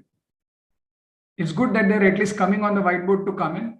And so let us relate to my experience. What did I do? All were writing. Okay? So Yeah. good, na? And who was writing? Those who were writing it for the first time were doing it. Now, once Yeah. they get used to it, so this was their first experience. Now, second, Yes. third, fourth time when they use, they will do restrictive writing. Yeah. But imagine 150 minds together writing on a whiteboard, collaborative writing. You can build up a concept. You can write. You can make the students draw a mind map. You can put videos. You can put pictures. You can because you are the administrator, by a single click of the button, you can clear everything which is there on the whiteboard, which I did for 3 times. That Yes. control is with you. But my sense is different. My sense is let them express themselves on what they feel. That will be better. At least they have come to write. At least likhne to, I mean, that's the way it is, right? Yeah, But you have yeah, to shift from monologue, one-way communication to multiple communication. Then only you will succeed. Very good. Yeah. Any other questions? Yeah. Thank you, ma'am. What is your view about chalk and talk is the best method of teaching? So, ma'am, I am no one to talk about what is the best way of teaching. I leave the best method to the teacher. If you find chalk and talk is good, you use it. I don't find it good because I don't want to take the dust. I'm allergic to the dust and I don't like my hands to be. If technology can help me, I will use it. If there is no other option, I will go back to the chalk and talk. What I miss is the physical energy of the students. My perfume and my body energy doesn't go. But if my communication is good and if my so I give an example. While you are in a theater watching a movie, the actor is not with you, but you cry. Correct? Why are you crying? Because the actor and the whole system takes you to a context where you emotionally align to what the actor is telling. And it's digital medium. Now, similarly, as a faculty, even if you're not there personally with the students, your role to create an atmosphere in the class and every minute to make your class interesting. It is your role. You are the seller. They are the buyer. They don't know what to do. You will make it interesting. And technology, if it is helping, why not to use it is what I'm talking. I just did a Zoom session with 15. I did a Zoom session with 1,500 participants. And I made it as interactive as this was. Most of the teachers, they really don't want to adapt. Fine. They will die like dinosaurs. Don't adapt. Go back to the classroom. What if the college doesn't allow the physical classroom at all? What if the flipped classrooms is reality? No problem. I mean, so other way around, if you're rigid and if you don't want to adapt the technology, find your own space. Go out and tell to a principal or director, sorry, sir, I will not teach digitally. Let him come out with something, or else he will tell you, you may want to leave. Fine, your choice. See, changes out there in the world are not going to be dependent on your personal preferences. Correct? You cannot stop the technology wave from hitting. You cannot stop. Can you? Could I do? Sampo? Yes, Dr. Ramol, you want to share something? No. You cannot stop technology from hitting you. Don't be like that ostrich who puts his head inside the land and feels that there is darkness around. There is no darkness. The sun is there. You have hid your face. Fine, stay in that darkness if you want to. It's your world.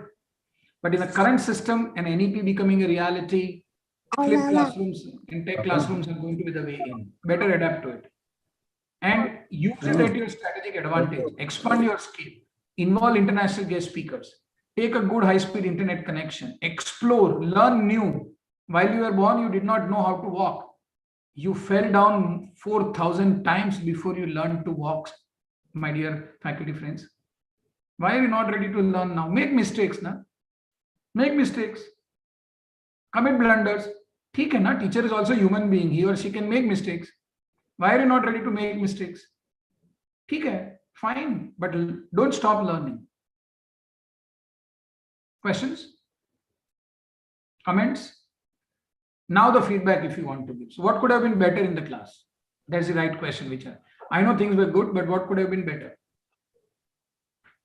I could have gone a bit slow, I understand, but because of paucity of time. And I've extended time also. Yes, ma'am, over to you. Reshapeable Dr. Rupa. She's the lady who got me in here. So round of applause for her. If all can unmute and give a round of applause to her, please. If all can unmute and give a round of applause.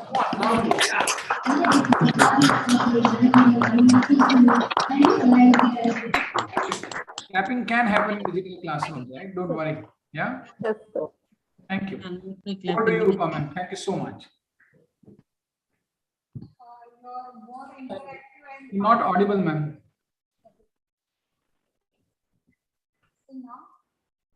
Better.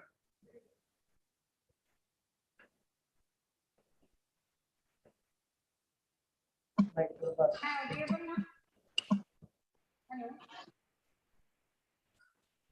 Hello. Yes. Okay. Sir, I was disconnected. For your more interactive and participatory session, because mostly all the participants are participated and they enjoyed this session very much. So thank you so much for accepting our invitation for this session. Now I would like to call Professor Dr. Asma ma'am. Please propose vote of thanks for this session. So in future also we will meet again. Thank you, ma'am. Hello, ma'am. Hello, sir. Namaste. I am honored and I take this privilege of proposing the vote of thanks for today's session. Firstly, I would like to thank the organizers of the online refresher course, 2-week FDP multidisciplinary program on an emerging best practices in higher education, which is organized by Srimati Radha Devi Goenka College for Women, Akola, in collaboration with Guru Angad Dev Teaching Learning Center under the scheme of Pandit Madan Mohan Malviya National Mission of Teachers and Teaching. I am grateful on behalf of all the participants in this program to Mr. Devang Patel, the resource person for today's excellent session on teaching through digital technology. He really created a lot of awareness among the teachers group, among the teachers fraternity about the teaching through digital technology. Sir has introduced the industry 4.0 concept to us, explained parallel digital platforms through which zero class initiatives and models can be made. No physical classroom initiative also can be taken into consideration for corporate participants. He has given us a hands-on experience of how we can make use of Zoom and how we can make digital learning management system in a most effective manner. We also learn through our experiential learning. Thank you for such an excellent hands-on session, Professor Devang Patel, sir. I thank the principal of Srimati Radha Devi Goenka College, Dr. Devendra Vyas, sir. I thank our beloved program and energetic and ever-reviving Dr. Rupa Gupta, madam, our dear fellow participants in this RC for all the participation and all the involvement in this session. The technical teams without which this wouldn't have been possible. Thank you one and all, and thank you once again for giving me this opportunity for proposing today's vote of thanks. Thank you very much. Namaste. Sir, once again, thank you so much. Thank you. I am available to anyone who wants any doubts, etc. And connect with me on LinkedIn. It will be more than a pleasure to connect with all of you. Thank you so much. See you soon. Bye-bye. Thank you. Can I give my phone numbers, madam, to the participants? Yes, sir. Yes, sir. I'll write it down on the chat box.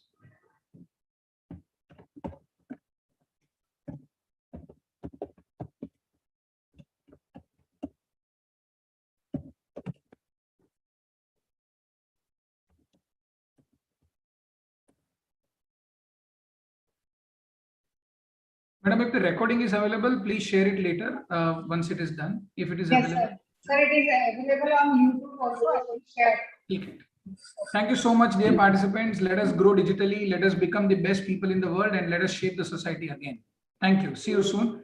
And I'm logging out. Thank you. Thank you. Thank you very much. Here now the session is open for PowerPoint presentation. Now you can present.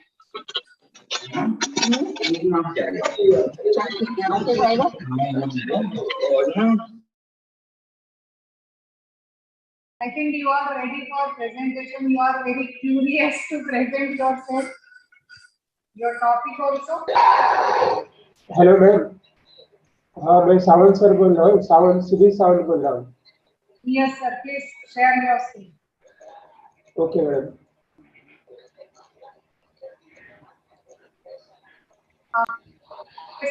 Professor Uday Gaikwad, sir. Yes, ma'am. हाँ madam, मैं श्री सावंत बोल रहा हूँ. Hello. Yes, sir. Please continue and share your PPT. Your mobile is visible here. Please share your PPT. मैं laptop पे कर रहा हूँ madam. Okay, sir. Screen is visible.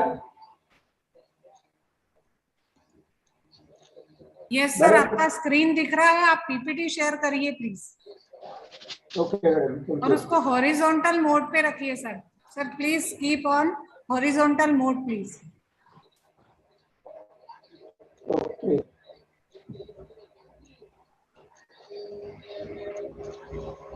Hello. हाँ. मैं सुधाकर मनोहर बात कर रहा हूँ madam. Hello.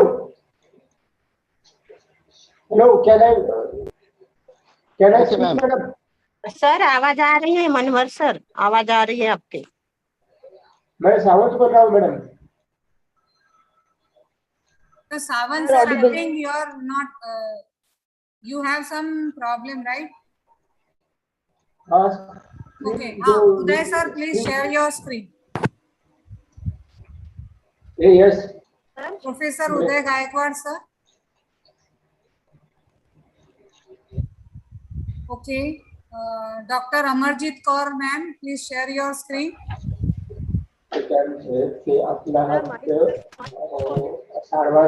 Yes, ma'am.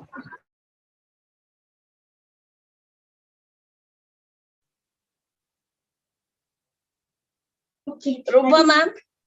Good Yes, afternoon. ma'am. Can I present it next, ma'am? Because I need to go. Ma'am, after these two participants. Like, Okay, ma'am. I called to Gaikwad sir and Savanthi sir. Rupa ma'am, Okay, please madam. let me Okay, know ma'am. also. Thank you. Ma'am, shall I Okay, present? madam. Yeah. I am Uday Gaikwad. I am ready.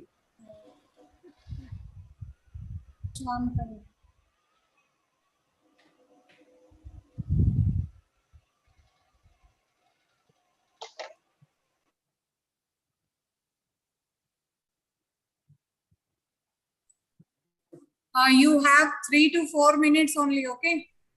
3 to 4 minutes, please remember. Ma'am, after that, shall I present?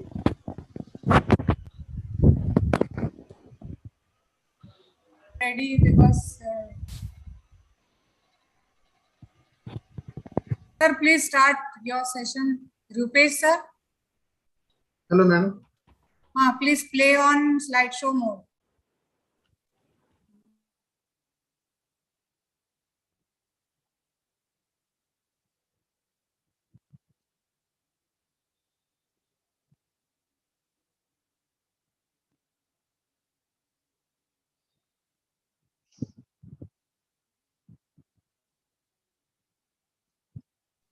Sir, I think you have some problem. Please stop sharing. Professor Rupesh sir. Okay. Amarjit ma'am, please.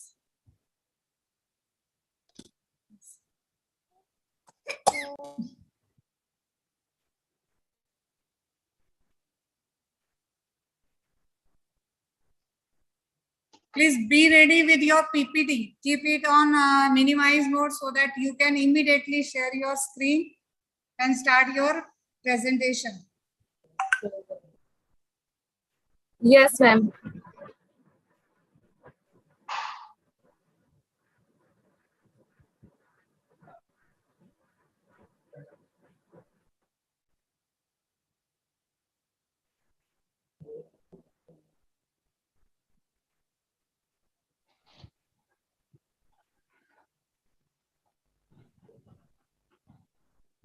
Madam, shall I start?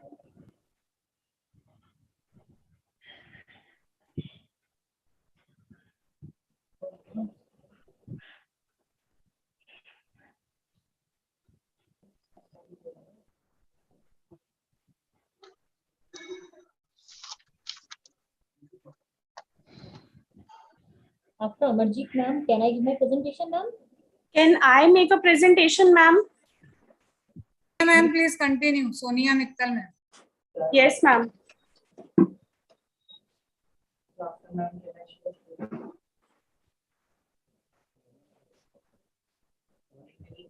Hello.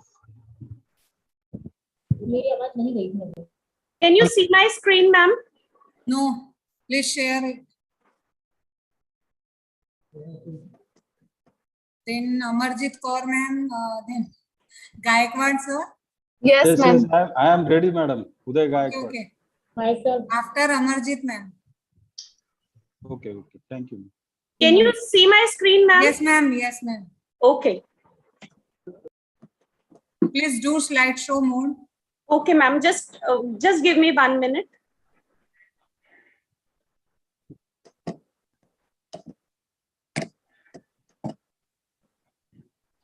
Now, can you see that, ma'am? Yes, ma'am. Okay. But please use slideshow mode.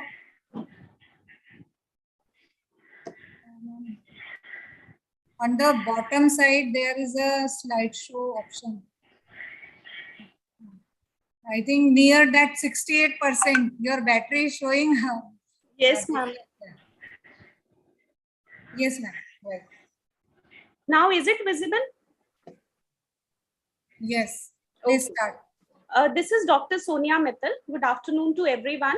Today, I am presenting my presentation on the topic of a critical study on new National Education Policy 2020.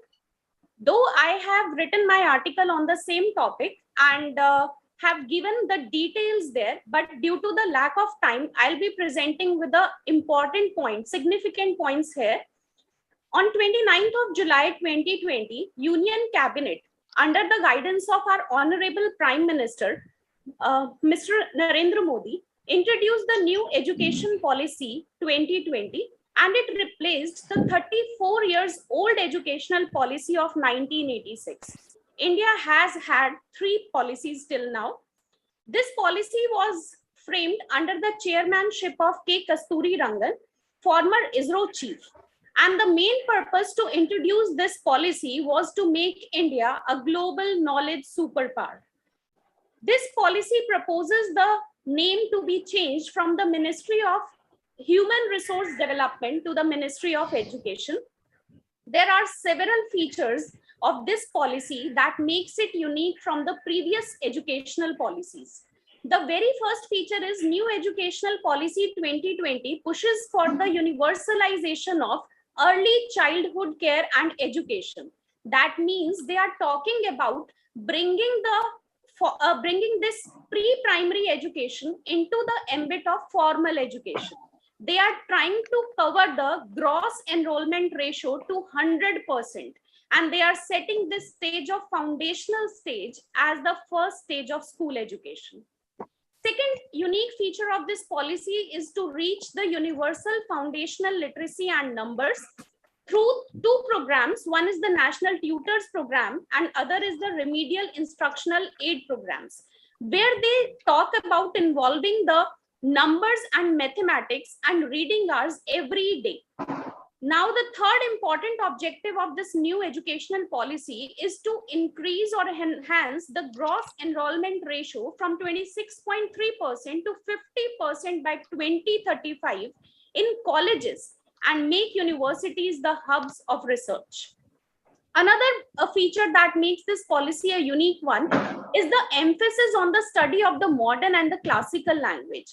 Here, the local, vernacular, regional languages are given importance, and students are prompted to learn about the Sanskrit even in their higher education. Now, in order to bring back out of the school children, approximately 2 crores children are out of the school in the last few years, and this policy talks about bringing back those dropout children into the model again. So they are opting to encourage the private partnership models. This is PPP model. Another important feature of this policy is that it gives importance to the measurement of the learning outcomes, that is assessment, at all the levels, all the newly designed academic structure levels, be it 3rd class, 5th grade or 8th grade.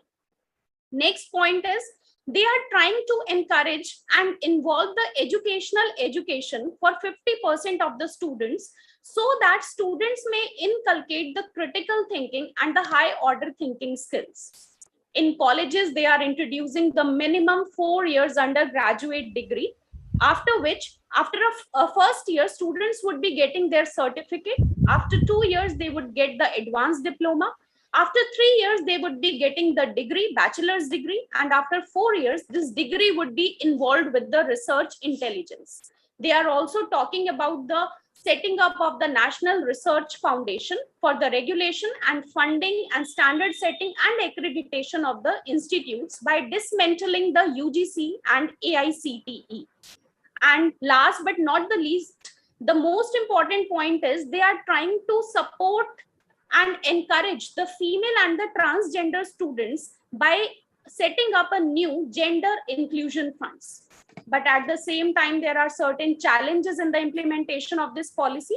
The very first challenge is they are talking about to increase the spending to 6% of GDP. Right now, it is something around 3%. So it is all about talking the doubling of the GDP, which is quite a Herculean task, because no doubt every developed country is spending around 20%. But due to the pandemic of COVID-19, this has pushed us early towards digitization. And so the digital infrastructure is required. And additional funding has to come from the states. So this becomes the major limitation. Second, this policy has talked about bringing over 2 crores of children back to the school who have dropped out. And this is quite impractical, because it means opening 50 schools per week for the next 15 years. Third, this policy talked about doubling the gross enrollment ratio to 50% in the higher education, which would require definitely a huge and large amount of investment, because it would require the opening of the new colleges and creating the infrastructure, which cannot be done very immediately. So it is a gradual process. Next, language. Since this policy has introduced multilingualism, language issues must be handled sensitively, and we have recently seen that teachers must be provided with the ICT and digital tools. So teachers must be focused upon how can they improve themselves in order to enhance the blended teaching learning process. Last, since the roadmap has not been clear, education policy has been introduced, but no specific roadmap is provided. So every state and union territory are preparing their own models and plans, which would definitely defeat the very purpose of this new education policy, that is 2020. Thank you, everyone. Thank you, ma'am. Next is Amarjit Kaur, ma'am. May I please? Yes, sir. Ma'am, afterward that shall I present? Ma'am, Uday Gaikwad, sir.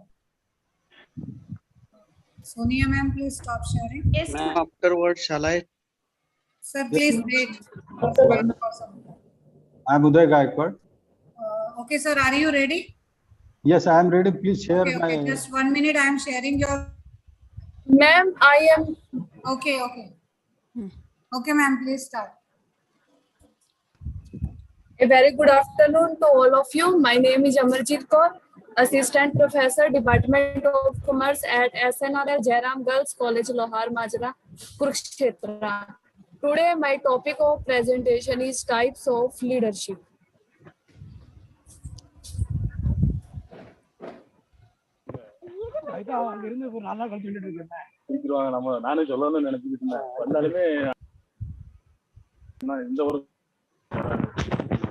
Ma'am, my screen is visible. Yes, ma'am, please continue. Yes.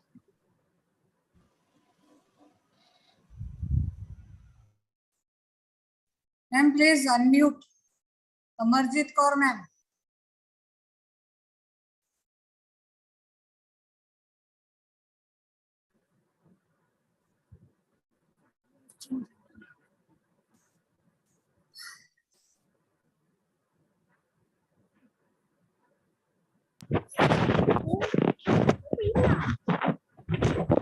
Paul David sir, please mute yourself. Paul sir. My topic of presentation is types of leadership. As we all know, leadership is the ability of an individual or a group of individuals to influence and guide followers or other members of an organization. Leadership वो quality है जिसके द्वारा एक leader दूसरों को effect करता है और उनसे वो काम करवा सकता है जो वो करवाना चाहता है. There are various types of leadership, जैसे कि autocratic leadership, democratic, free reign leadership, paternalistic leadership. In this presentation, I will discuss only above 4 types of leadership. Autocratic leadership is that type of leadership in which all the decisions is taken by the leader himself. He does not involve subordinates in his decisions making process.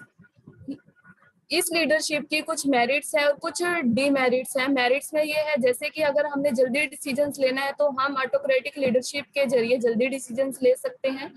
Communications को improve करता है, productivity को increase करता है. और demerits जो है autocratic leadership की वो इस प्रकार है कि इसमें फ्रीडम नहीं होती. जो डिसीजंस मेकिंग अथॉरिटी है वो लीडर के पास होती है, वो सबऑर्डिनेट को इन्वॉल्व नहीं करता. इसमें फ्लेक्सिबिलिटी नहीं होती, सबऑर्डिनेट को इन्वॉल्व नहीं किया जाता. जो इसमें सारा प्रेशर है वो लीडर के पास रहता है. उसके बाद आती है डेमोक्रेटिक लीडरशिप. डेमोक्रेटिक लीडरशिप का मतलब होता है जब एक लीडर अपने फॉलोवर्स को भी डिसीजंस मेकिंग में इन्वॉल्व करता है सबका. इसको हम पार्टिसिपेटिव लीडरशिप भी बोलते हैं. इसमें फॉलोवर्स को भी इंक्लूड किया जाता है. इसकी मेरिट्स ये है कि ये होनेस्टी को इनकरेज करती है, टीम बिल्ड रिलेशनशिप को इम्प्रूव करती है. इसमें एम्प्लॉय मोटिवेट होता है कि वो भी डिसीजंस मेकिंग में पार्टिसिपेट करे. क्रिएटिविटी इंक्रीज होती है क्योंकि जब डिसीजंस लेना होता है तो सबऑर्डिनेट्स को भी बोला जाता है कि वो भी गाइड करे. अगर उनका सजेशन एक्सेप्ट कर लिया जाता है तो वो नए नए आइडियाज सोचते हैं. ये टीम में स्ट्रेंथ का काम करता है. और जो डीमेरिट्स हैं वो इसकी ये है कि टाइम कंज्यूमिंग है. Sometimes when we have to take decisions in urgent, उस केस में हम अर्जेंटली डिसीजंस नहीं ले पाते. उसके बाद आती है free rein leadership. Free rein leadership में क्या है, क्लियर कट ऑब्जेक्टिव डिसाइड कर लिया जाता है और उस ऑब्जेक्टिव के अकॉर्डिंग जो सबऑर्डिनेट्स हैं, जो सेकंड पर्सन्स हैं, वो उसको पूरी तरह से फ्रीडम दी जाती है कि वो काम करे. इसके क्या एडवांटेजेस है, ये पर्सनल ग्रोथ डेवलप करता है. जो टीम मेंबर है वो इनोवेटिव होते हैं और क्रिएटिव बनते हैं. फास्टर डिसीजंस मेकिंग को ये लीड्स करता है. एम्प्लॉय मोराल को ये बूस्ट करता है और एम्प्लॉयज के बीच में सेल्फ जॉब सेटिस्फेक्शन क्रिएट होती है. और जो इसके डिसएडवांटेजेस है, कई बार ये लीडर से इनके पास सपोर्ट नहीं मिलता. और जो कई बार जो मैनेजरियल लीडर होता है वो इनको पूरी तरह से सपोर्ट नहीं करता. जो पीपल है वो अपनी रिस्पॉन्सिबिलिटी को अवॉइड करना स्टार्ट कर देते हैं. इसमें जो रिस्क है वो हाई लेवल का होता है. उसके बाद आती है हमारे पास पैटर्नलिस्टिक लीडरशिप. पैटर्नलिस्टिक लीडरशिप में ये है कि जो मोस्टली डिसीजंस हैं वो लीडर खुद लेता है, लेकिन सजेशंस जो है वो फॉलोवर्स या टीम मेंबर से ले ली जाती हैं. जो इस लीडरशिप स्टाइल्स की मेरिट्स हैं, ये हाई एम्प्लॉय लॉयल्टी क्रिएट करता है. जो एम्प्लॉयज है वो ये फील करते हैं कि उन्हें सुना जा रहा है, उनकी जरूरतों को समझा जा रहा है.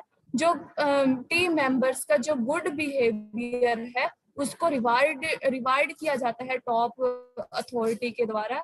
जो एब्सेंटिज्म रेट होती है वो इसमें कम होती है और स्टाफ टर्नओवर रेशियो भी जो है कम होती है. उसके बाद जो इसकी स्टाइल है लीडरशिप का, जो इसके डीमेरिट्स हैं, जो रिस्क है इसमें कई बार वो बैड रिजल्ट क्रिएट करता है. जो लीडर्स है वो कई बार इस स्टाइल्स में जो ऑर्गेनाइजेशंस के प्रोटोकॉल्स हैं उसको इग्नोर कर देते हैं. Thank you ma'am. Okay, thank you ma'am. Please stop sharing. Okay ma'am.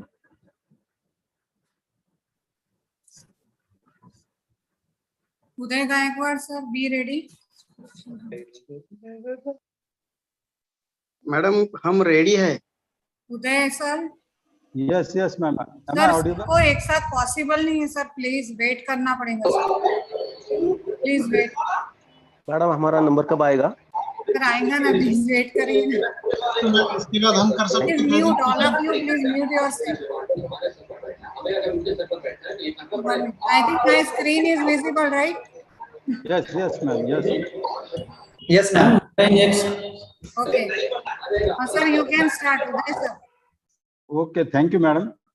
I am Professor Dr. Uday Gaikwad, Assistant Professor, Sri Nathamal Goenka Law College, Akola, Maharashtra. My roll number is OFDP 46/265. I am talking about the concept of leadership. So, madam, can we change my slide? Thank you, madam. Leadership is the ability to develop vision that, and leadership is a process by which a person encourages others to achieve the objectives. And the definition of this concept is leadership is ultimately about creating a way for the people to contribute to making something extraordinary happen, as it is described by Alan Keith. Then leadership, next ma'am. Next slide. Leadership is the concept which go through commanding or influencing or leading and guiding the people. And what are the necessary aspects for leadership? Its purpose is to achieve some common goal. Then leadership existed in a given situation. Leadership must have followers, and followers consent to the activities of their leader. Leader knows, leader goes, and leader goes. Then there are types of leadership, which the number of our participants discussed that the leadership bifurcated into 4 categories: autocratic, democratic, laissez-faire, and transformational leadership. So the scope of concept of leadership is, my center point is about leadership. So leadership is anywhere and everywhere. In our family, we have experienced that in each and every family there is a leader. And specific example of leadership is the COVID pandemic, COVID-19 pandemic. This pandemic tested the leadership in every walk of public life in India. So there are a number of examples in the history which tells about the qualities of leadership. For example, the example of Chhatrapati Shivaji Maharaj. What was the qualities he possessed and what he did? We all are knowing from the history. Then founder of Indian cinema, Dada Saheb Phalke. What was the background before he pioneered the film industry in India, and what he did? What was his vision? Then we all are having example of Sant Gadge Baba. I am affiliated to Amravati University, which was named in the year 1984 in the name of the great Sant Gadge Baba. And the history of Gadge Baba is that he is the person who never steps to any school and any college. Still, his name is given to the Amravati University. This is the greatest of this personality. Then we all are aware about the work of Dr. Babasaheb Ambedkar. What was the qualities he possessed in respect of concept of leadership? We all are aware the example of Dr. APJ Abdul Kalam Sahab. And in this respect, these are few examples I am putting here for the purpose of defining the concept of leadership in different walks of different subjects, different fields of our human life. We are aware with the work of Sant Jnaneshwar, what Jnaneshwar prays hundreds of years back in his Pasaidan. He prays to the God for the welfare of the whole universe. This is the vision of a person. And my last point is about the expectation from the leadership, concept of leadership. Leadership may be anywhere. We all are teachers. We are leader of our classes. Doctors are leaders. Politicians are leaders. Businessmen, corporate tycoons are leaders. Everywhere there are leaders, even in agriculture. But according to the supreme law of this land, that is Indian Constitution, which describes the directive principles of state policy. And what is the role of directive principles of state policy as enshrined in Indian Constitution? This is the target given to all states, all states. It may be state or union of India or whatever it may be. And what is the central theme of directive principles of state policy? Welfare of the people. Welfare of each walk, every walk. May the subject relates to education or health or road transport or agricultural or business or trade or commerce, whatever it may be. And in other word, we can say that ultimate object of all academic faculties are also same. And what is the object of all academic faculties? Welfare of the people. So at the last, ending with this topic and my presentation, I would like that every person who suppose himself to be the leader, at the end of his life, he must bear in his mind, and that is well defined in one chair. माना के जहाँ को गुलशन न कर सके हम, कुछ काटे तो कम कर सकते, जहाँ से गुजरेंगे हम. This is for next generation. Okay, thank you, Rupa ma'am, for giving me this wonderful opportunity. Thank you, ma'am. Thank you so much, sir. Thank you. Now, who is ready? Please share. Madam Avinash Patil, I am ready with PPT. Okay, please start sharing. Ready, present. Next, ma'am. Madam, may I start? Avinash Patil. Those who are okay. Professor Sudhakar sir is ready. Okay, sir. Sudhakar sir, please. Rupa madam. Yes. This is Jayanti. Yes, ma'am. Afterwards, you. I'm Thank ready, you. ma'am. Thank you, ma'am. Shall I start, ma'am? Hello. Shall I start? Continue, sir, please. Okay सभी को मेरा नमस्कार. मैं professor Sudhakar मनोहर Shri Ganesh arts college कुंभारी से शास्त्रीय संगीत विभाग से मैं आपसे रूबरू हो रहा हूं. मेरा आज का विषय है success story of the leader, जिसमें मैं भारत रत्न सर JRD टाटा इनकी यशोगाथा के बारे में कुछ कहना चाहूँगा. इनको आप और हम सभी जानते हैं. पूरे विश्व भर में भारत के औद्योगिक क्षेत्र की गरिमा इन्होंने बड़ी ही ऊंचाई पर पहुंचाई है.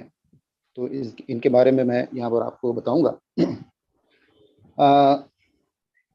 संक्षिप्त परिचय में मैं कुछ जानकारी देना चाहूँगा. आपका पूरा नाम जहांगीर रतनजी दादाभाई टाटा है. आपका जन्म 29 जुलाई 1904 में पेरिस फ्रांस में हुआ था. आपके पिताजी अपने ज़माने के बहुत बड़े उद्योजक थे जिनका नाम रतनजी दादाभाई टाटा था. आपकी माता एक फ्रेंच लेडी थी, उनका नाम सुजेन ब्रियरे था. आपकी प्रारंभिक शिक्षा कैथेड्रल और जॉन कॉनन स्कूल मुंबई में हुई और आपकी उच्च शिक्षा इंजीनियरिंग की शिक्षा कैम्ब्रिज विश्वविद्यालय में हुई. आपने अपने जीवन में बहुत सारी महत्वपूर्ण और उल्लेखनीय कार्य किए हैं, जिसकी बदौलत आपने अपना जन्म पूरी तरह से सफल बनाया है और भारतवर्ष के लिए एक नया आयाम दिया है. आपके जीवन की कुछ महत्वपूर्ण बातों को यहाँ पर मैंने उल्लेखित किया है. आप भारत के वायुयान उद्योग और अन्य उद्योगों के अग्रणी थे. आप दशकों तक टाटा ग्रुप के निर्देशक रहे और आपने इस्पात, इंजीनियरिंग, होटल, वायुयान और अन्य उद्योगों का भारत में विकास किया. 1929 में भारत में जारी किया गया पहला पायलट लाइसेंस आप ही को जारी किया गया. 1936 में आपने टाटा सामाजिक विज्ञान संस्थान की स्थापना की. 1941 में आपने Tata memorial centre for cancer research and treatment की स्थापना की. 1954 में आपने टेल्को का प्रारंभ किया. 1968 में आपने भारत की पहली अंतर्राष्ट्रीय एयरलाइन एयर इंडिया का प्रारंभ किया. इन सभी क्षेत्रों में आपने भारत में अनगिनत रोजगार उपलब्ध कराए और अनगिनत हाथों को आपने काम दिया, अनगिनत जीवन आपने संवारे.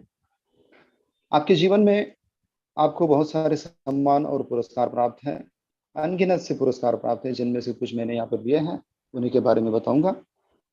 भारतीय वायुसेना ने ग्रुप कैप्टन की मानद पद से आपको नवाजा है. 1 अप्रैल 1974 को एयर वाइस मार्शल पद आपको प्राप्त हुई थी. विमानन के लिए आपको कई अंतर्राष्ट्रीय पुरस्कार भी दिए गए.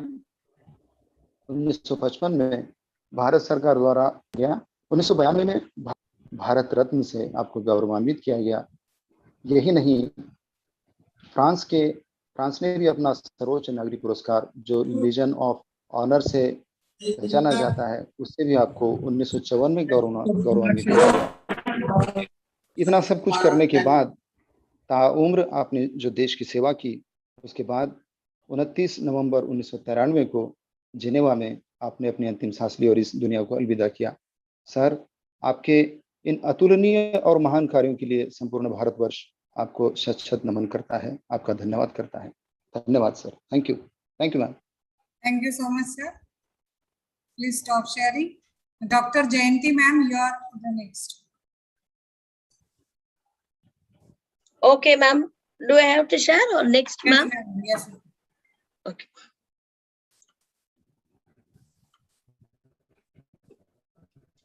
Sudhakar, sir, please. Ma'am, could you able to see my screen? No, ma'am. Yes, ma'am. Now share. You can share your screen. Yes, ma'am.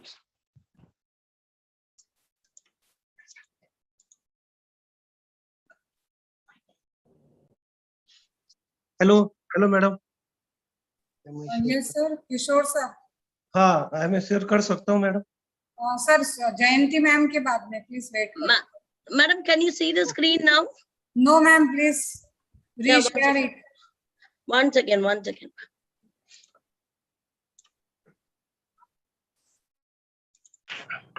Yes, Now, ma'am. ma'am. Yeah. Yes, ma'am. Now, can you see the full screen? Yes. Humble request to other participants, please mute yourself when someone is giving presentation. Please. Can I start, ma'am? You are live now. Everyone is watching you. Can I start, ma'am? Yes, ma'am. Yes, ma'am. Good afternoon to one and all present here. Thank you for giving me this wonderful opportunity, ma'am. Today, I am going to present to you about the success story of Zoho CEO, Mr. Sridhar Vembu. Mr. Sridhar Vembu was born in 1968 in a small village in Tanjavur. He had a schooling, everything in the village. But after that, he got his UG degree in IIT Madras and completed his PG and PhD in Princeton University, USA. See, there are so many people who got their degree in IIT and starting business and shining very well. But this is the person who got the Padma Shri Award for this year. So what is so special about him? Why I chose him for my presentation? See, two things. One is he wants to digitalize the rural area. And second thing is social interest during this pandemic. See, after finishing his studies, he worked in Qualcomm, which is supposed to be a very good company. After that, he started his own business in 2006. In 2009, he changed to network provider. Then he changed the name of the company to Zoho Car. But currently, he started a company in Mattalamparai, which is far away, nearly 650 kilometers from Chennai, which is a remote village. See, according to him, no need to be in an urban area to develop the world-class products. During this pandemic, he started small companies in rural areas and appointed people in rural areas so that they can earn a very high amount in their own place. According to him, only by lifting the rural area, we can make India as a developed country. The second thing is Zoho School of Learning. If you just type it in Google Zoho University, you can see a Zoho School of Learning, which is 16 years old. But in our university, we are offering BSc, MSc degrees. But in that Zoho School of Learning, they are just giving them mostly on hands-on training. The School of Technology, actually after completing their +2, they can join there. For 1 year, they are teaching. In the second year, they are both working and doing the teaching. And in the third year, they are getting the appointment in Zoho. For our colleges, we are paying and getting the seat. But now in Zoho school, the children are paid for stipend. And this pandemic, he provided nearly food for 6,000 families in all the villages. So these are the things that make the government to give him the highest civilian award. That is the 4th highest civilian award, Padma Shri in 2021. I request all the teaching fraternity who joined with us, please convey this message to your students. Please ask them to come back to our country and do some service for the rural to bring our country as a developed country. Thank you, ma'am. Thank you for giving me this opportunity. Thank you. Thank you, ma'am. Now, who is ready? Can I present, ma'am? Ma'am, I am ready. Madam, this is Yellappa Oggi, ma'am. Ma'am, I am ready. Avinash Patel, madam, I am ready with Ma'am. Please share Hello, your ma'am. screen, those who are ready. Hello, ma'am. Okay, Krishna Bala Singh. Okay. Ji. Hello, ma'am. Sir, please mute yourself.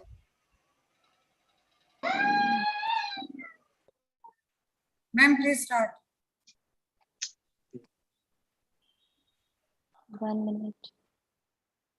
Madam presentation कितने बजे तक चलेगा? Unmute yourself. A very good morning to all of you.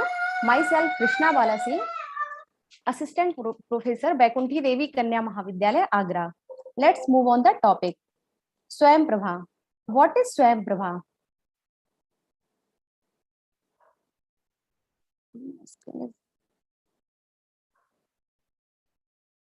It is an initiative of the Ministry of Human Resource Development, Government of India, to provide high quality educational channels through DTH across the country. The DTH are using the GSAT-15 satellite for program telecast. Let's talk about 5 points of Swayam Prabha. First, since these 32 channels are telecasted on DTH TV, therefore it is very useful for those students of remote areas where internet facilities are not available. Come on the next point. On these channels, educational programs are conducted on 24/7 basis. New content is added every day for at least 4 hours, and each content is repeated 5 times in a day. So the student can choose the time according to their convenience. Let's come to the third point. The contents for Swayam Prabha channels are provided by National Program of Technology Enhanced Learning, Indira Gandhi National Open University, University Grant Commission, National Council of Educational Research and Training, Indian Institute of Technology, National Institute of Opening School, etc. Let's come to the fourth point. Swayam Prabha channels provide education for the student of following categories. First, higher education. Curriculum based for postgraduate and undergraduate level, covering multiple disciplines like commerce, art, engineering, etc. Second, school education, 9 to 12 levels. This involves teaching and learning aids for children of India to help them understand the subject better and also help them in preparing for entrance exams for admission to professional degree programs. Third category is curriculum-based courses. The DTH channels cover curriculum-based courses that can meet the needs of lifelong learning of Indian citizens in India and abroad. Come to the last and fourth categories, that is competitive exam. The DTH channels also help students 11th and 12th levels to prepare for competitive exam. Come to the last and fifth point. During this tough phase of COVID, regular classes of almost all colleges across the country have been stopped since March 2020. In this situation, e-education provided by Swayam Prabha channels are extremely useful for students across the country, and viewership of these channels has increased manifold, which proves its importance for the students during pandemic. Thank you. Rupa ma'am. Yes, Madam, ma'am. Avinash Patel. Dr. Dinesh, Please may I share your present? screen. Ma'am, I am ready. Hello, ma'am. Hello, I'm Those ready. who are Avinash ready, Patel. please share fast. Allow me, please, madam. Avinash Patel. Ready, madam. So it is liable for everyone. I'm Anyone ready, can madam. share. Rupa ma'am. Okay, ma'am Krishna Bala, please stop sharing. Ma'am, may I present after this? Dr. Dinesh, I am ready. Krishna Bala, ma'am. Hello, madam, मैं ready हूँ. Madam Krishna Bala, madam, has not results. Okay. Hello, madam. Please Rupa ma'am, stop. may I present Dr. Okay, Dinesh? share. Hello, Madam Dr. Yellappa Oggi. Madam, may I start, Madam Avinash Patel, Patel? sorry, Okay, thank you, Madam. Thank you, Madam. Let's start. Myself, I would like to introduce myself. Myself, Dr. Avinash Patel from Ganpatra Arvade College of Commerce, Sangli. I'm discussing about the leadership styles. So before know what is the leadership style, we must know what is the leadership. So leadership is an art of motivating the group of people to act towards achieving the common goal. It is art of influencing and inspiring the subordinates to perform the duties. And one definition by Donnell is that the leadership is an ability of the manager to induce the subordinates to work with the confidence and zeal. So here we can say that leadership is a not easy task. It is one of the function of the management. So the leader must be intelligent, knowledgeable, self-confident, having the communication skill, sense of responsibility, and at last he must be a motivator. He must be a motivator to the subordinates to achieve the organizational goal. So we are discussing about the 4 leadership style. Actually, there are a number of leadership styles, but due to the stipulated time, we are discussing only 4 styles: autocratic, democratic, laissez-faire, and transformational. So what is the leadership style? So leadership style is the just leader's character or leader's behavior while directing and motivating, guiding and managing the group of people. So let's start. What is the autocratic leadership style? Autocratic leadership style, here we can say that in Marathi that mi je sangto te. So here we can say that the autocratic leader take all the decisions without consulting the subordinates. He does not involve the others for the suggestions and advice. So he will take the decision without consulting their team. He will consider the staff as a follower. He will use the threats and punishment to influence the staff and will not trust on the staff. Actually, this is the possible when the company is small and if you have to take the decision the fast. So there are some advantages that decisions can be made quickly, no confusion that who is in charge, direction is clear. But however, there are some disadvantages that it may cause a poor moral and low motivation of the employees, show lack of trust, low job satisfaction. But I think we cannot adopt this style in this modern business era. Second is participative leadership style. So what is the participative leadership style? Participative leadership style, here the leader take all the decisions without consulting the subordinates. He will listen the followers. He will use the two-way communication. He will invite the followers or subordinates ideas, new views, and then he will take the decisions. So here there are some advantages that people feel valued and people perform well even the leader is absent. It is possible only this participative leadership style, ma'am. And also the people are more committed to achieve the goals and objectives of the organization. But however, there are some disadvantages that decision may take a lot of time because you are inviting the views and some opinions of the subordinates. It may take a time. Some employees may feel frustrated if their ideas are not accepted.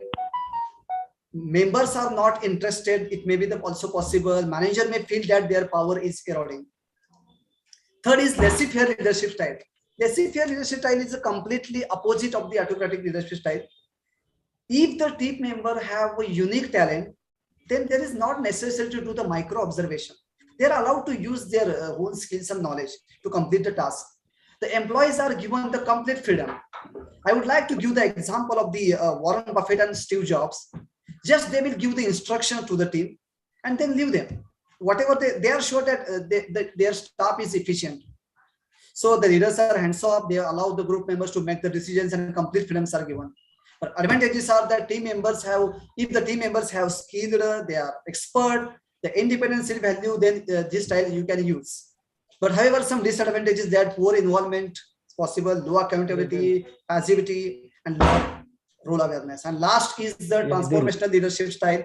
As compared to this leadership style is a modern. Here the leader encourage, inspire, and motivates the employees to innovate and create the change. There are some 4 components. Just in 1 minute, I will complete. Intellectual stimulation. Intellectual stimulation with here the leader will encourage the creativity among the followers. He will encourage the followers to explore the new things. Second is the individualized considerations. Here he will support and encourage every individual follower. He will be open for everyone for sharing the ideas. Inspirational motivation, here the leader will motivate their followers can do. You can do it. And last is the idealized influence. Here the transformational leaders serve as the role model. So advantages are the motivating the employees, open communication, ethical environment. It boosts the morale of the employees and treat the employees' individuality. But however, there are some disadvantages that negative leader may affect the negative impact. It needs a continuous communication feedback, lose individual focus and put pressure on the employees. And at last, I will say that सच्चा leader वही है जो दूसरों को leader बनाता है, न कि follower, as said by Sarashri, the Tej Gyan Foundation. And last one sentence I would like very much, so please listen, please read carefully. You can buy a man's time. You can buy a man's physical presence at a desired place. Even you can buy a measured number of skilled and muscular motion per hour a day. But आप ये सब buy कर सकते हो, but you cannot buy the enthusiasm. You cannot buy the initiative. You cannot buy the devotion of the hearts, minds, and souls. You have to win this. You have to win this, and it is possible through the successful leadership. Madam, thank you. Thank you very much. Thank you, sir. Okay. Hello, madam. मैं तैयार हूँ. Hello. Vinash, sir, please stop share. Madam, Yellappa Vaggi, madam. Hello, Kishore Jadhav. Hello, madam. Sir, I am listening. Please wait. Hello, ma'am. मैं present कर सकता हूँ, madam. Sir, just one. Avinash, sir, please stop sharing. Hello. Avinash, sir. Sharing. Hello. No need to asking. If you are ready, just share your screen. Sir, just click on okay, share. Those who are ready, fast. Okay, Akshay Kumar, sir. Start. Well, good afternoon, ma'am. Am I audible? Hello, madam. Yes, sir, Am I audible? You are audible. Okay. Hello, madam. I am Dr. Akshay. I am assistant professor at Department of Chemistry, Dayal Singh College, Karnal, Haryana. So I will be sharing my views on the flipped classroom. Flipped classroom, as the name suggests, it flips the normal classroom where in traditional learning we used to. Akshay Kumar, sir, please unmute.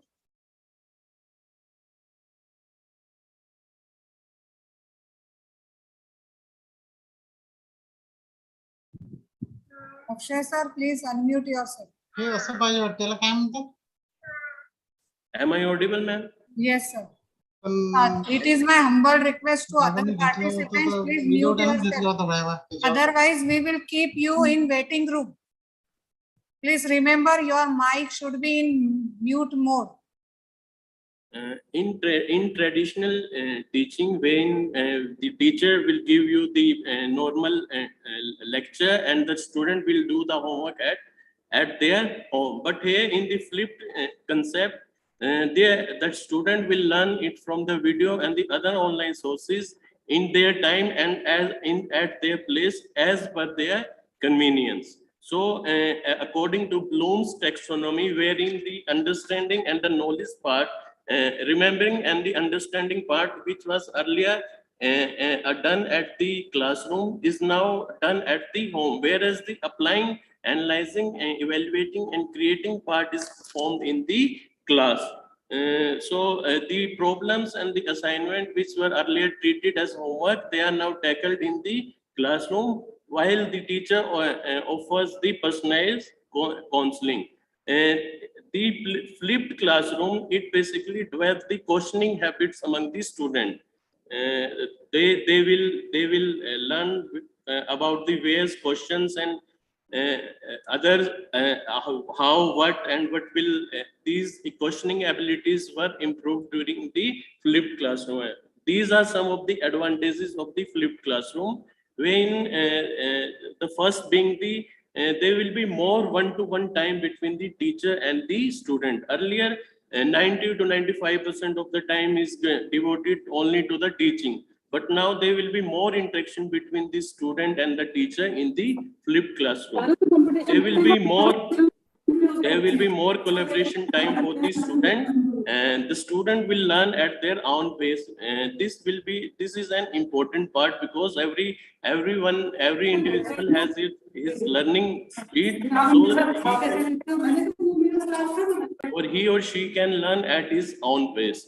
The fourth point being it encourages the student to come to the class prepared.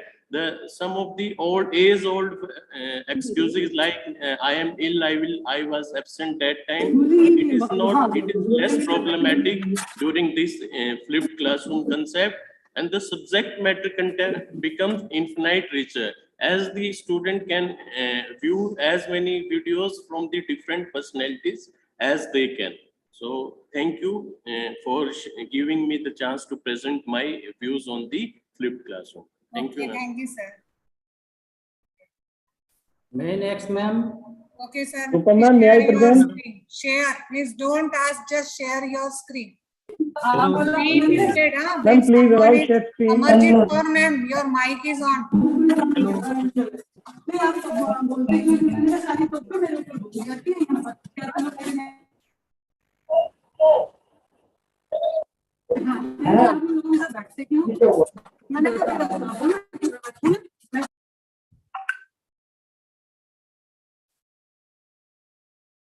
Okay, please start. What's your roll number?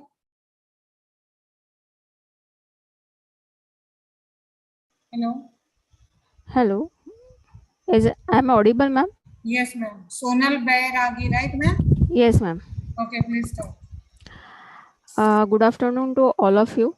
I am myself Sonal Bairagi. I basically work as an assistant professor, MVP's College of Social Work, Nasik. I'm introducing the topic on the MOOC. So basically the MOOC is a massive online open course, as we all are familiar with that. Basically the concept of MOOC is massive open online course is free web based learning program that is basically designed for participation of large number of geographical dispersed students. The term MOOCs was originally coined by the Dave Cormier of the University of Prince Edward Island in 2008 for large online class taught by the George Siemens of Athabasca University and Stephen Downes of the Canada's National Research Council Canada. The basically features of the MOOC: the course participants are likely to distribute all over the world. The course content is not located in any one place but found all over the web. The online classroom is one of many hubs there where the interaction occurs, which can also include personal blogs or portfolios, websites, social networking sites, and more. Participation and the instructor are aggregates, remix, and repurpose the contents during the course. The course do not have the specific requirement, but the participants are required to stay up to date with the rough schedules. The MOOCs are free, and they may be free if the participants is working towards the these are the basically advantage of the MOOCs. Basically everyone can learn at their own place. They learn at their own convenience. They are basically learn from the all over the planet beds, universities and professors. They are learn virtually. They think globally and act locally. No limitations for the private educations. Only attitude is required, and we all are familiar with that. The all MOOC course as the course effective, but there are some of the challenges for the MOOCs. The basically MOOCs are the student self-directed learning, so students are responsible for their own work. While doing the MOOC course, they maybe have some technical problem due to the connectivity and the technological unawareness. They are the limited for the real world engagements, and it is very easy for the student drop out. So beside that, so let's us starting learning, and there is a best quote from the Steve Jobs: stay hungry, stay foolish. So thank you very much. Thank you, ma'am. Please stop sharing. Hello, Rupa ma'am, may I present? Okay, share, sir. Rupesh sir is sharing. Okay. Don't ask, just share your screen. As soon as one is completed, you have to ready with your PPT and share. Rupesh sir, please continue.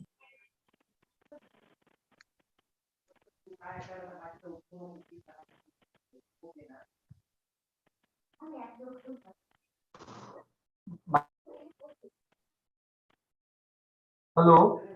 Sir, please start your presentation. May I audible, madam? Yes, sir. Yeah, audible, visible. Please start. Okay. My topic of my presentation is SWAYAM,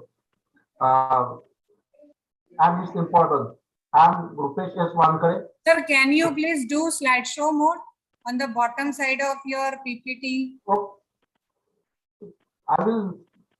Sir, there is a 124% is given. Beside, near to that number, there is a slideshow option. Please click on that.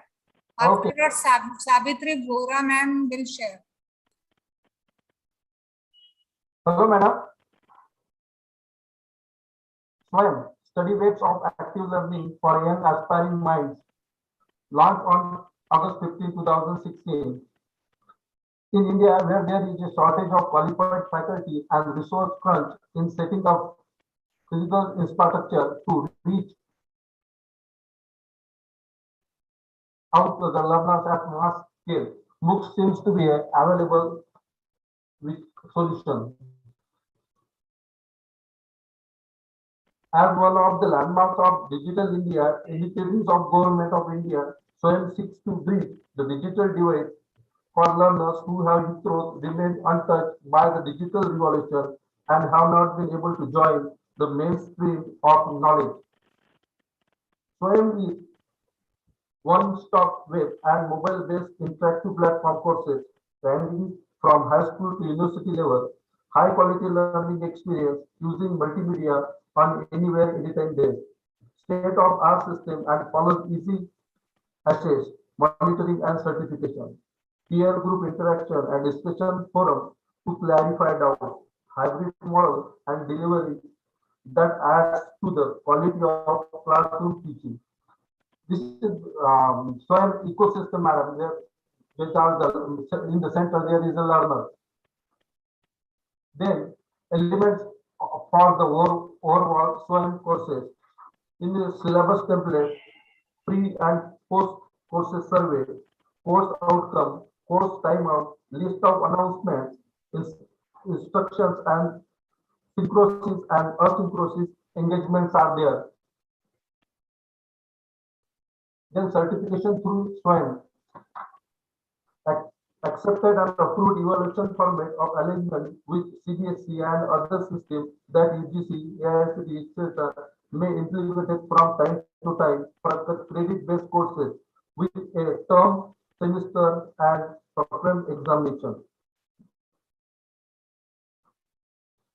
Organizational structure of and rules. There are technical committee, national coordinator, like UGC and all these channel, 32 channels coordinator for managing the channels. And these are 32 channels of SWAYAM. So last one, thank you, madam, for giving me the chance. Over to you, madam. Okay, thank you, sir. Please stop sharing. Dr. Kishore, sir, Savitri, madam, I think you are ready. Sir, yes, madam. Yes, madam. Yes. Yes, madam. Sir, just click on stop sharing. As soon as you will click on stop sharing, your PPT will disappear from Zoom. Yes.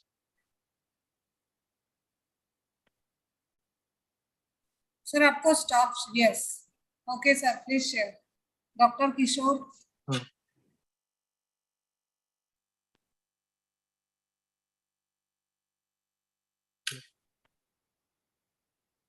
Madam Praveen Shinde बोल रहा हूँ, मेरा number कब आएगा? Yes, sir.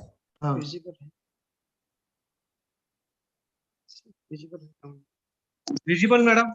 Yes, sir. Good afternoon, madam. No, no, no. Please play Start your my- PPT. Okay. Kinds of leadership, right? Sir, ठीक. your roll number? 84. Who is this kinds of leadership? Vandana Bhandari. No, no, no. Okay, okay. Vandana ma'am, please continue. Vandana ma'am.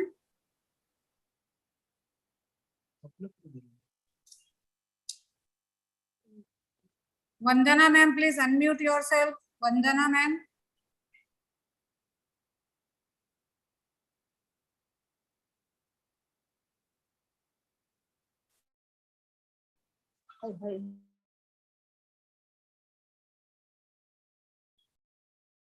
Hello.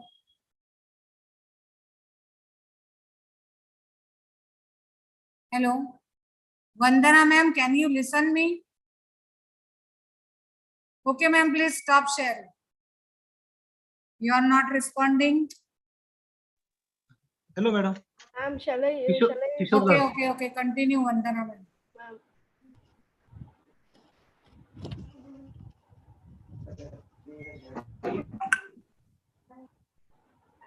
Madam मैं Praveen Shinde Vandana बोल रहा ma'am, हूँ you मैं are soon not सकता audible.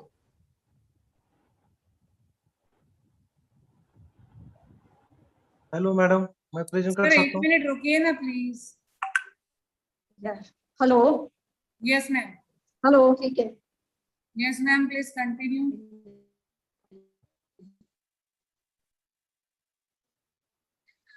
Yes ma'am hello Yes, ma'am. My topic is kinds of leadership. Okay. I will begin with the quote. I am not afraid of an army of lions led by a sheep. I am afraid of an army of sheep led by a lion, said Alexander the Great. And his words reflect the influence that a good leadership has. Leadership is a complex social process of interaction and influence. Many theorists across various fields of knowledge have tried to categorize it. And here I will focus on autocratic leadership, democratic leadership, transactional and transformational leadership styles. Of these, the first two, autocratic and democratic, were noted by Lewin, Lippitt, and White in 1939. The autocratic leadership is one where the leaders make unilateral decisions. They do not invite participation of others in decision making. This is a command and control approach. Contrary to the autocratic leaders are the democratic leaders. They invite input from the team members.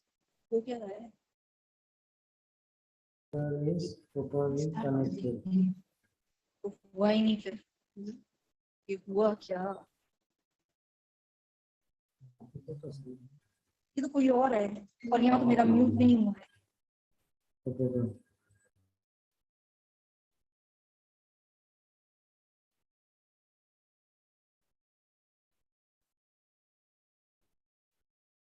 Okay, Savitri ma'am, please continue.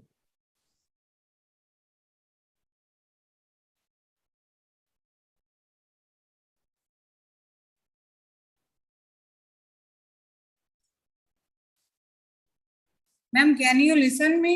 Savitri ma'am. Rupa madam मैं तैयार हूँ Okay, sir. इनके बाद. इनके बाद Savitri ma'am, can you listen? Okay, if not, please stop sharing your screen. Hello.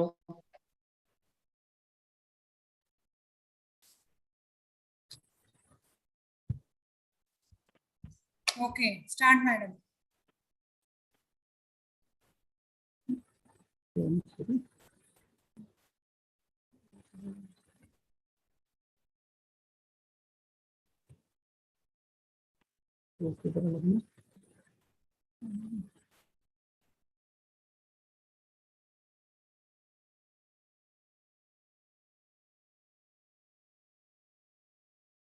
Savitri ma'am, please unmute yourself.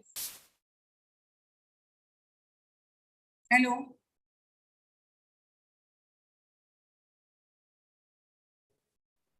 Ma'am, what are you doing? Okay. Savitri ma'am?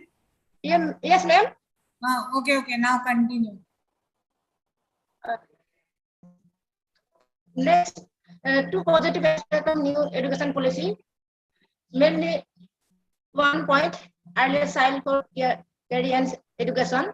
Certain the policy drive from internationalization of investment and infrastructure development.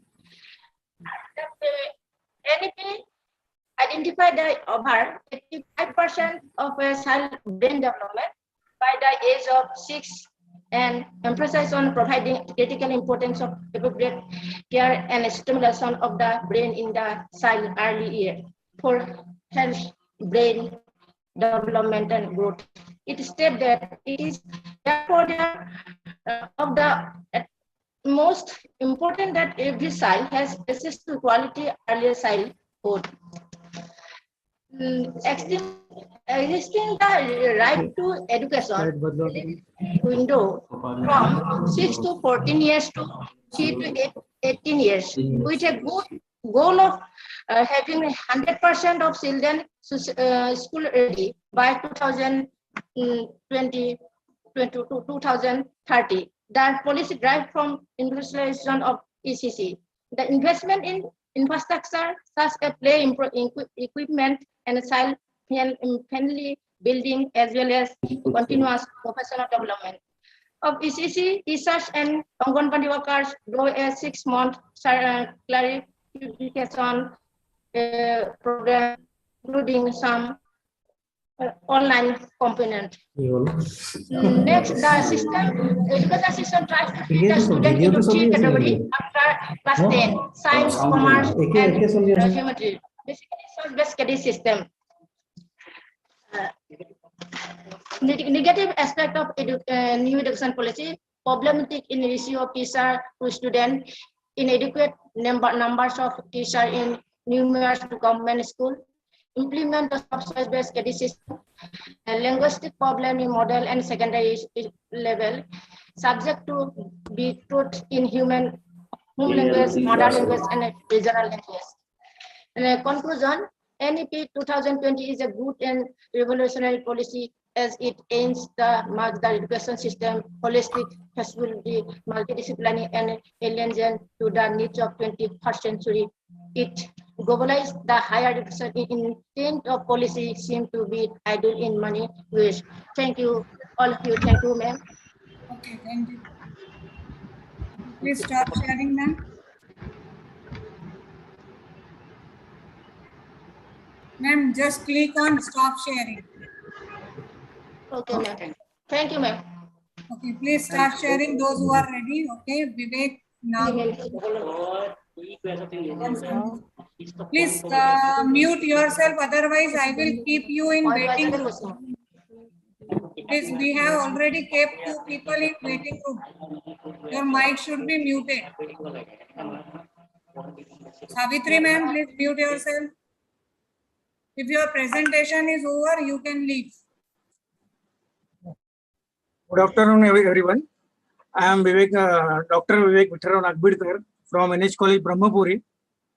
My topic is kinds of leadership. Definition of leadership. The Canadian Forces definition of leadership is the art of influencing human behavior to accomplish a mission in the manner of desire by the leader. There are various types of leadership, but we now see 4 leadership: autocratic leadership, democratic or participative leadership, the laissez-faire or free hand leadership, or paternalistic leadership. First, we see the autocratic leadership. An autocratic leader centralizes the power and decision making in himself. He gives orders, assigns tasks and duties without consulting the employees. The leader takes full authority and assumes full responsibility. Autocratic leadership is a negative based on threats, punishments. Subordinate acts as a direct. He neither cares for their opinions nor permits them to influence the decision. He believes that because of his authority, he alone can decide what is best. Second is democratic or participative leadership. Participative leadership or democratic leaders decentralize authority. It is characterized by consultation with the subordinates and their participation in the formulation of plans and policies. He encouraged participation in decision making. This will foster enthusiasm in them. The employees feel that management is interested in them as well as in their ideas and suggestions. They will therefore place their suggestions for improvement. Another leadership is a laissez-faire or free-rein leadership. Free-rein leaders avoids powers and responsibility. The laissez-faire or non-interfacing types of leader passes on the responsibility for the decision making to his subordinates and takes the minimum of initiative in administration. He gives no directions and allows the group to establish its own goals, works out its own problems. To help make free-rein leaderships more effective, leaders can check in on work performance and give regular feedback. It's also helpful for the leaders to recognize when these styles should be best utilized, such as with team members who are experts at what they do. Last leadership is a paternalistic leadership. Under this management style, the leader assumes that his function is a fatherly or paternal. Paternalism means Papa knows best. The relationship between the leaders and his group is the same as the relationship between the head of the family and the members of the family. The leader guides and protects his subordinates and members of his family. As the head of the family, he provides his subordinates with a good working conditions and fringe benefits. It is assumed that workers will work harder out of gratitude. This is a leadership style was admirable successful in Japan with her peculiar social background. Thank you, everyone. Thank you, sir. Please next. Rupa ma'am, please allow me Sir, screen sharing. okay, please share. I am unable to call roll number wise or alphabetically. From tomorrow, I will call you roll number wise. Okay, ma'am, please, Lindsay, continue your presentation. I am Amol Lavande.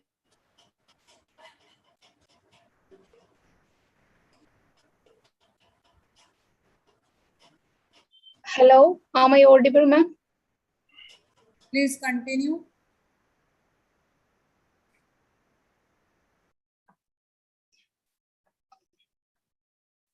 Is it visible, ma'am? My slide is visible, Yes, ma'am. This is Lindsay Isaac. I am from MOSC College of Nursing, Kolancheri. My roll number is 46/090. Here today, I would like to present the topic on flipped classroom. So it is a teaching strategy that reverses our traditional method of learning environment by delivering the instructional content outside of the classroom. So we are providing the material either through the projects, assignment, or through the videos, audios, or simulations, or the recorded audios, etc. So in traditional classroom, we know that the teacher will use the talk and talk method, and the student should do the assignments when they reach home. But in the case of a flipped classroom, is my slide is moving, ma'am? Yes, ma'am.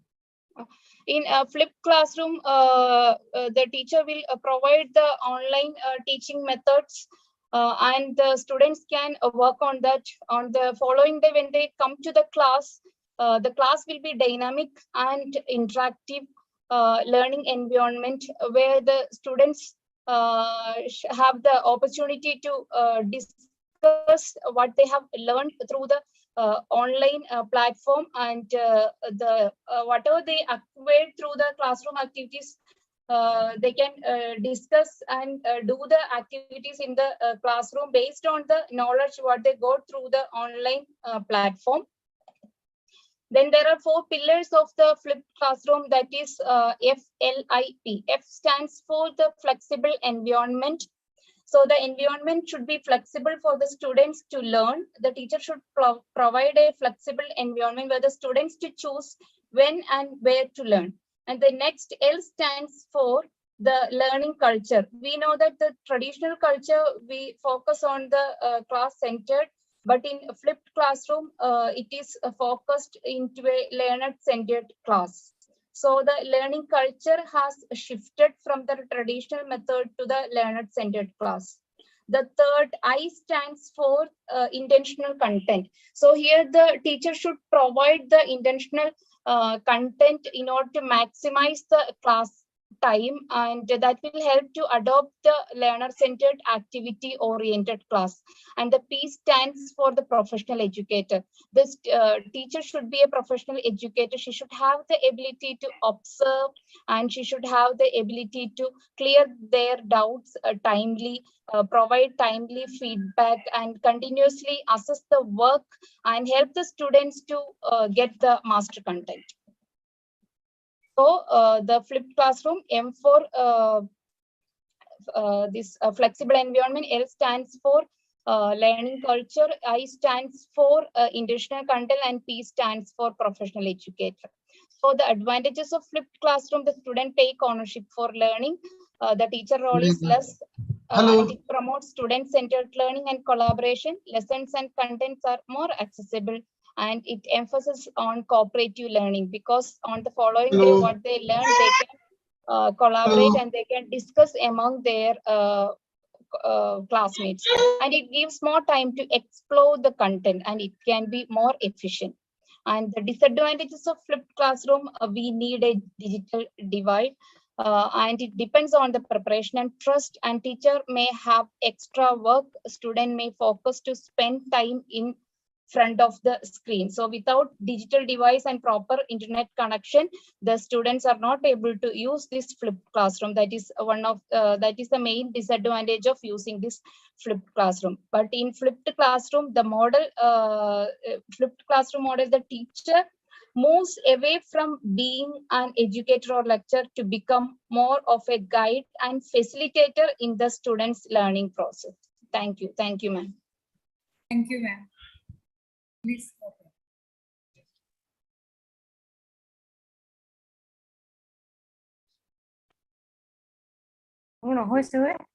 Yes, ma'am. Please continue. Who is this? As Dr. S. Monica.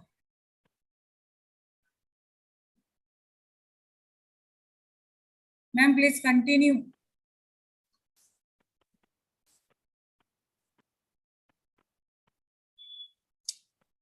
We should learn the people are smart. They are not asking, can I share? Can I share? They are just sharing and getting questions. Yes, ma'am. Sorry, Salasha. Okay, ma'am. Okay, continue. So I am Dr. S.P. Manikavasgi from Tamil Nadu Annai College of Arts and Science. So now I'm going to present about the success story of Saichiro Honda. So before presenting, let me say about the quotes about Saichiro Honda. So he used to say that, so if a person has to succeed, if a person has to get over 1% of his success, he has to get over 99% of his failure. So that's the thing. So now I'm going to say about the Honda, that is Saichiro. After completing he wanted as a business, that go over just go over but he's over business. So he wants to start business. So at that time, data has been called for regarding of manufacturing of the automobile company. So when such that is he made over and but after seeing over it, that it is not standardization. Let's go ahead.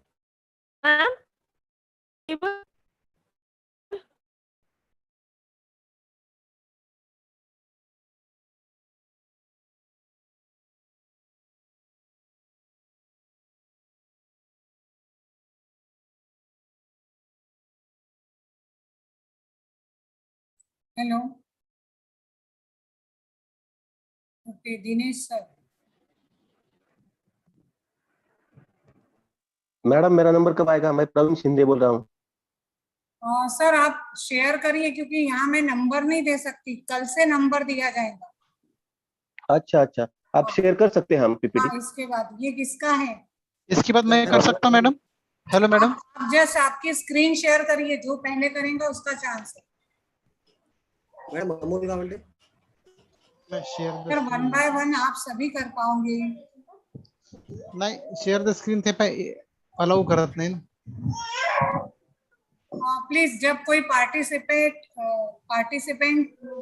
अपना presentation दे रहा है तो आप सभी अपने mic को mute रखिए please. Okay, ये किसका स्क्रीन है?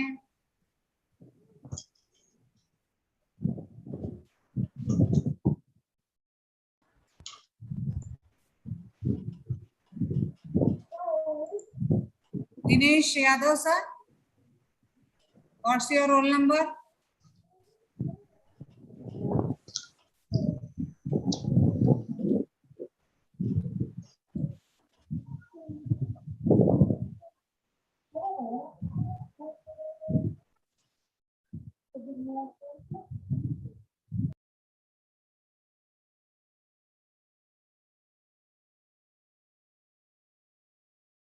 दिनेश सर आपका आवाज नहीं आ रहा है please.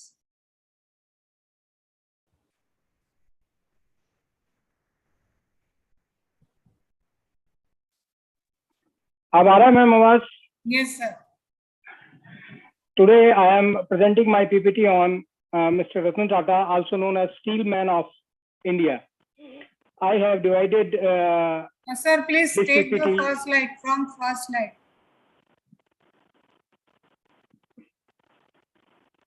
Sir, your Yes, roll ma'am. number, your FDP roll number? 0861. Yes sir, please repeat. 086. Okay. I have divided my PPT in 4 parts. First part is related with his introduction. Second part is related with his success story. Third is related with his transformation agenda. And last part is related with his awards and recognition. Mr. Ratan Tata was born on December 28, 1937. He graduated with a degree of architecture and structural engineering from Cornell University. He also completed advanced management program at Harvard Business School. Later, he was appointed as the director in charge of the National Radio and Electronics Company Limited, also known as NELCO, in 1971. He became the chairman of Tata Industries in 1981. He took over as Tata Group chairman in 1991. His success story, in 1971, he was appointed the director in charge of the National Radio and Electronics Company Limited, also known as NELCO. In 1977, he was entrusted with Empress Mill, textile mill controlled by the Tatas. In 1981, he was appointed as the chairman of Tata Industries. In 1991, he took over as the group chairman from JRD Tata.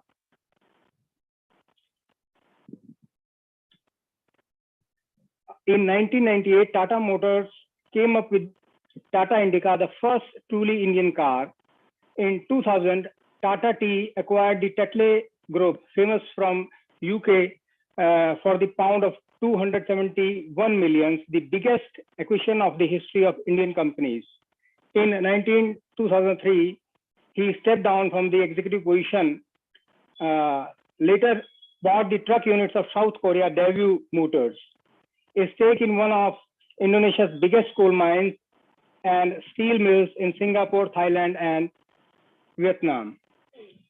In 2004, he took over of Tony Hotels, including New York's Pierre the Ritz, Cortland in Boston, and San Francisco Camden Palace. Purchase of 2 Tyco International undersea telecom cables. In 2007, Tata Sons successfully acquired Chorus Group for an estimated of 6.7 billion pounds, a defining moment for Tata Steel, Tata said. In 2008, as he promised, a promise is a promise, said Ratan Tata, unveiling the people's car, Nano, a mini 4-seater price as promised 5 years long ago at Rs 1 lakh rupees for everyone.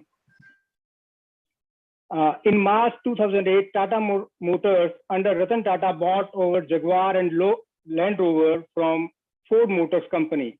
The icons of British luxury, Jaguar and Land Rover, were acquired for 115 billion pounds. His transformation agenda main points include: the return must be greater than the cost of capital. The economies of scale should be derived. Each company must be industry leader, occupying one of the top 3 positions. The business identified must have potential for high growth and should be globally competitive. Among his awards and recognition, he was honored with Padam Vibhushan in 2000. He was awarded the Padam Vibhushan in 2008. He is also a recipient of NASSCOM Global Leadership Award in 2008.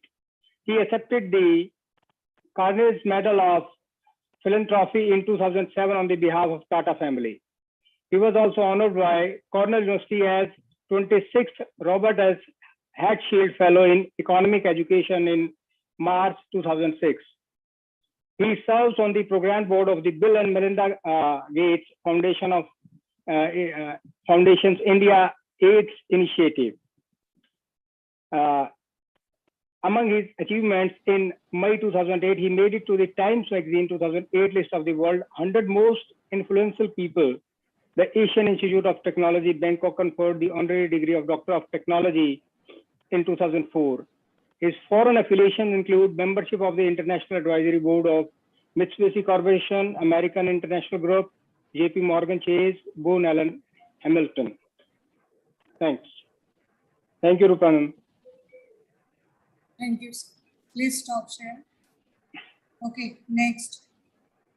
Lohar sir, please. Okay, Naga Lakshmi. Hello. Madam, I am not. I'm. Hello, I'm open. I'm just presenting it now. Please. Is my screen visible, ma'am? Hello, is my screen visible, ma'am? Yes, ma'am, please continue. Yes. Ma'am, Good afternoon, everybody. next, Good ma'am. afternoon. Good afternoon, everybody. I'm here to present about leadership skill. So, though everybody is familiar with leadership skill, and though there have been many definitions by various people in various ways, the simplest definition to the leadership skill is to motivate people towards a common goal. One particular individual motivating people towards a common goal is what simplest definition for the leadership. So leadership is not only for the business setting, it is almost for the entire field where almost all the fields this leadership skills fit in. And the most common qualities for the good leader is integrity, ability to delegate, and the communication, most important one for any sort of leader, and self-awareness, gratitude, learning ability, influence, and empathy. So these are the only limited qualities. These are the common limited qualities, but still there are beyond more qualities which is needed for the good leader. And next we'll move on to the kind of leadership. Previously many have discussed about the kinds of leaders, and yet I'm going to present only the most important which we can use it for the all field. One is authoritarian leadership. So it has been defined earlier, so I'm just briefing it out. The one particular phrase this leader follows is "do as I say." So it is like every member in the leader has to follow this particular leader, and he's been very authoritative. He's been very strict. So that is what this particular leadership focus. And next is authoritative leadership style.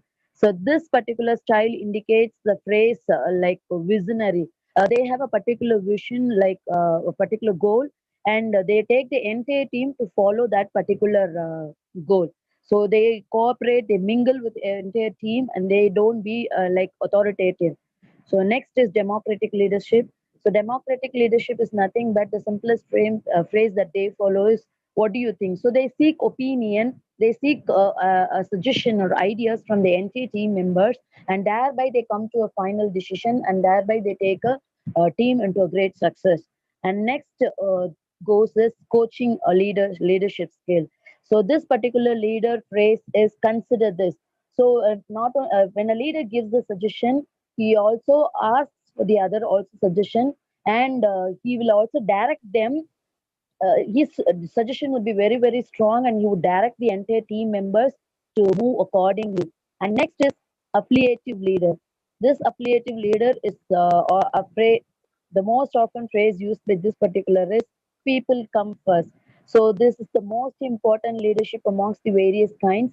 It's because this particular kind of leader, he gives priority, he gives importance, or he focus more on the team members, and he creates a better encouraging harmony, and then he mingles along with the entire team and makes it a success in a better way. And next is the pace setting style. This is do as I do is the phrase. So this one is it's almost quite related to authoritative leadership, where the leader, this kind of leader, they push the entire team where they sit very backward. So these are the kinds of leadership which is most required in almost all the fields. So let us, I end up my presentation by saying that to be a leader, we'll have to be a good leader. So I have actually included 2 video presentation. I don't think the time would be sufficient. Hence, I end up with this, my presentation. Thank you so much. Thank you for the entire team and the participants. Thank you. Okay, madam, I am ready for a presentation. Okay, sir, please share. Ma'am. Sharing. Yes, sir.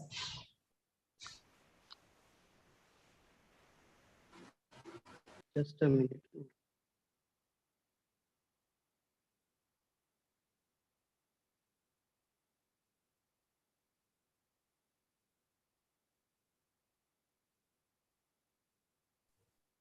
Hello, ma'am. Just a minute. Yes, sir. Afterwards, you can share, Ramin, sir. Hello, madam. May I share afterward? Hello, then Swapnil, sir. Okay. Yes. The screen is visible, I think. Amol Gawande इसके बाद share कर सकता हूँ? Yes, madam. Shall I start? Hello, ma'am. Shall I proceed, madam? Sir, please continue. Okay. If you are Thank you. share, means you have to proceed. Yes. Myself, Dr. Dhananjay Lohar from Srimant Babasaheb Deshmukh Mahavidyalaya, Atpadi, Sangli, Maharashtra. So it is my great opportunity to present here a success story of Hanumant Gaikwad, who is a corporate leader, and he is a managing director of Bharat Vikas Group, who is especially engaged in service sectors.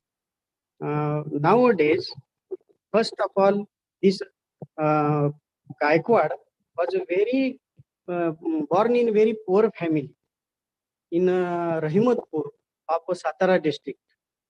He had only 2 acres of non-fertile land, and he was but clever, as clever.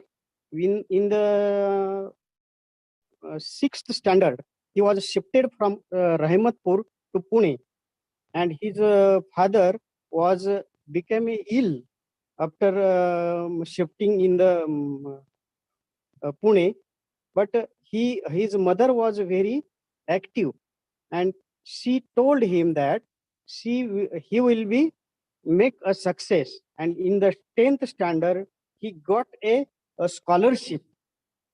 Now his father leave away after some days. He also read during the time he read different types of the eminent personalities like Shivaji Maharaj, Swami Vivekanand, and then he got 88% of the marks in the 10th standard, and he got the scholarship. After 10th standard, he get admission for the diploma in Polytechnical Government College. Unfortunately, in second year, his father was passed, and because of which the burden was taken get on him, but he did not stop. After getting admission in the for the engineering, he after completion he get job in the telco. Today it is called as the Tata Motors, and within the time he started a company named as Bharat Vikas Pratishthan, in 1993. And during that time, he made the logo of his company by himself only. The company was started by providing a service sector as a housekeeping. And in the initial stage, there was only 22 employees, especially made for the Tata Motors and for the Indica plant.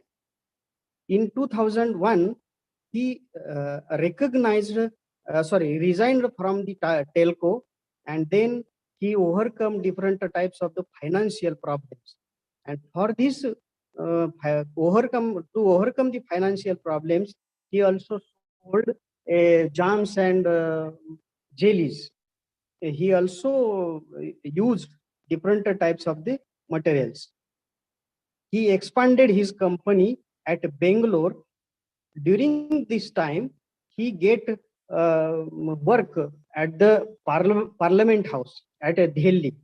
And nowadays, near about 9,000 employees are working only in Delhi city. But nowadays, this company work for housekeeping, plumbing, electrical maintenance, etc. But one of the important message he has given, we should give someone else or someone extraordinary. And that's why he named the company as the Bharat Vikas Group. Now, after 2011, he started emergency medical services. We are well familiar with that. The medical emergency service 108 or 104 or 107 all over from India. And this is only made due to Hanumantrao Gaikwad.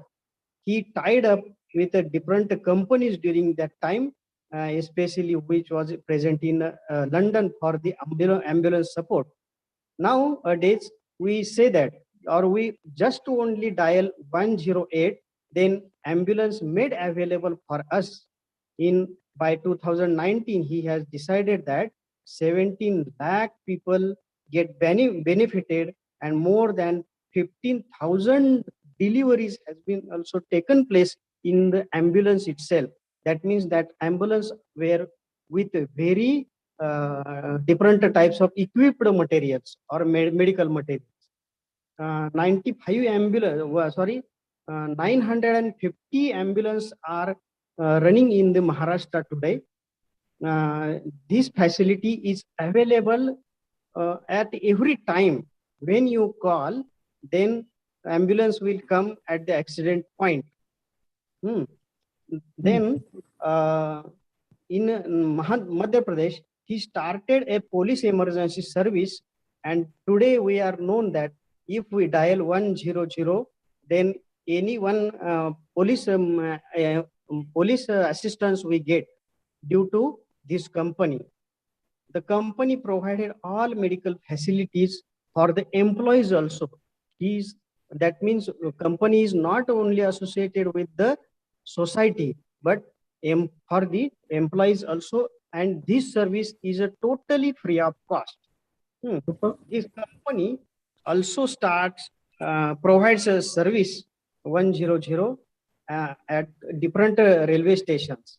And if we consider nowadays BVG or Bharat Vikas Group company is working in the Parliament House, lower and upper parliament, as well as in the different temples of the India. Now at Satara, now he has, or Hanumant Gaikwad has decided that in coming 10 years, near about 10 lakh people should work under BVG umbrella. The company is going to design BVG booklet app for free of cost. And now this company has started also engaging in the agricultural sector. If we requires any one of the pesticide or any of the material from the for the agricultural use, it cost about It cost about near about 4,000, but this company only provides that much material within only 400 rupees, and results are very good. These are some photographs I have taken from the website, and therefore this person is he has started very useful service for the society. Therefore, I have taken the a very good leader. Thank you, madam. Okay, sir. And now Sir, it's your roll number? 85 46. Okay, sir. Please stop sharing. Thank you. Now can I share, ma'am? Sir, share Can I those who share? are ready. Can I share, ma'am? Yes, sir. Sir, please stop sharing. Yes, Running madam. there, sir. Just click on stop sharing. Ma'am. Yes, sir. Please share.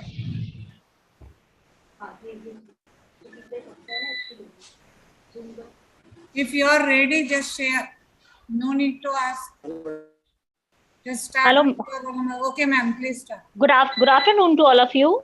The topic of my presentation is flipped classroom. In traditional method of classroom teaching, the class time is used to lecture and to explain the concept. In most of the cases, it is usually a monologue. A flipped classroom is opposite to traditional classroom. It is a type of blended learning where students are introduced to lesson at home with any source of digital education and practice working through it at school. In this slide, we are seeing the inversion. In invert traditional teaching method, deliver instruction, outline the class, and moving homework and discussion in the classroom with the teacher. Now the comparison between traditional and flipped classroom. In traditional mode, the fixed time according to period given in timetable and restriction to certain school boundaries. While in flipped, a student can watch digital material at home at any time. The second one is material can be watched only once, while it can be watched as much as he required to understand. It is instructor pace as he planned, while flipped classroom is student pace. Few questions can be raised as planned, while in flipped classroom, as many as questions can be arises in the brain of a student is based on the curiosity of a student. It can target only few students who are attending the class, while in flipped classroom, it can be target all the students enroll in the course. Now, the fourth one is pros and cons. Pros and cons. In present scenario, it is necessary to maintain social distancing in classes. Class size in India is increasing because of shortage of teachers. It is difficult to give personalized attention and cannot give enough think time for weaker student to solve a problem. Once a lecture is skipped, catch up not easy. It is helpful to reduce workload on teachers. Once video material is ready, it can be reused again and again. Less workload on teachers means good and interactive teaching. The video can be watched many times, whole class participation can be ensured. Only a single cons is that no immediate feedback. And the last one is, many studies for flipped classroom have been made in IIT Mumbai, which shows a positive performance of a student in flipped method, simultaneously being satisfied. Adopting the flipped method is very useful for a country like India that has a large number of students with shortage of teachers and teaching material. Thank you. Hello, I am ready, madam. Hello, madam. Thank you, ma'am. Okay, please share your screen. Who is this? Yeah. Yes, ma'am, I'm madam. stopping. Okay. Hello. Okay. Hello. Don't ask, please share your screen. Give just a minute, ma'am. Myself, Dr. Monica Vasgi from roll number 179. So, due to Tech the issues, I am unable to present, ma'am. Okay, let me proceed, ma'am. Is it visible? Who is Ma'am? this? Who is this? 179. SP Monica Vasgi from 179, Tamil Nadu. Is it visible, ma'am? No, someone other one is sharing. कुठे गेले आपली screen Swapnil Sonare Someone is sharing. My file is not visible. Ma'am, is my file is visible? No. Ma'am, can I share now? I am having problem, ma'am. स्क्रीनला जायचं हो, पण इथंच राहू देत नाही तिथं.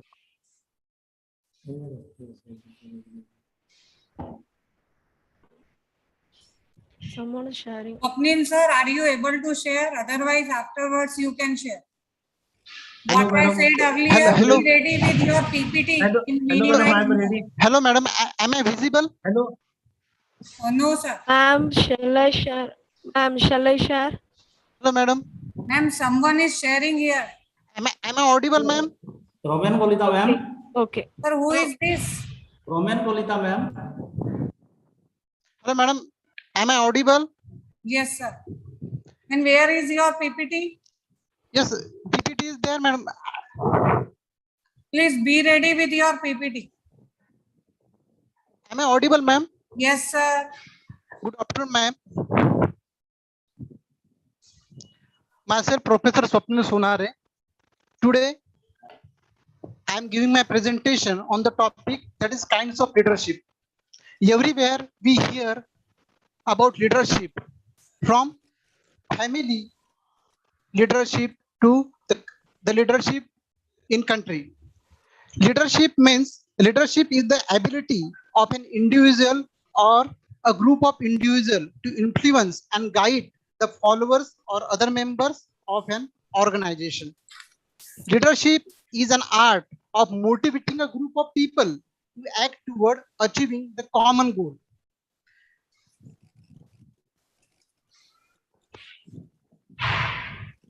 There are 5 qualities of effective leadership. That is, they are self-aware and prioritize personal development. While doing the leadership of any group, they should make the development of themselves also. They focus on developing the other. They should not think about themselves, but they should have to they should have a goal to develop to their colleagues. They encourage strategic thinking, innovation, and action. They are ethical and civic minded. They should not be dictator one. They practice effective cross-cultural communication. Then, what is the role of leader? Why leader is necessary? Leader is the most important role is to provide clear and compelling action. Leaders ensure that all followers understand, embrace, and work towards achieving those objectives, and they provide momentum, sharing, and celebrating progress toward achieving the goal. There are some characteristics of good leader: integrity, ability to delegate, communication, self-awareness, gratitude, learning, agility, influence, control, directives, empathy. The group should be in their control. These are some characteristics of good leadership. Leadership should not be poor leadership. Poor leaders will only focus on the ideas that back to their own perspective. They have to think about their followers. They will disregard differing the opinion and will not engage when the person they disagree with is speaking. They will avoiding having open discussion with those around them and will instead revert their own opinion when making all decisions. There are 4 kinds of leadership, 5 kinds of leadership: authoritarian leadership, participative leadership, delegated leadership, transactional leadership, and transformational leadership.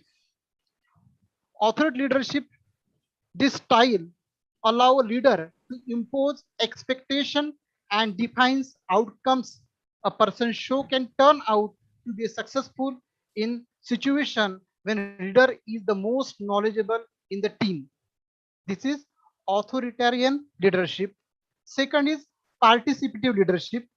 This style is rooted in democratic theory. Means under this leadership, each and every member's opinion is to be taken into consideration. Third is delegative leadership. This style of leadership focuses on delegating initiative a team member. This can be successful strategy if a team member are competent.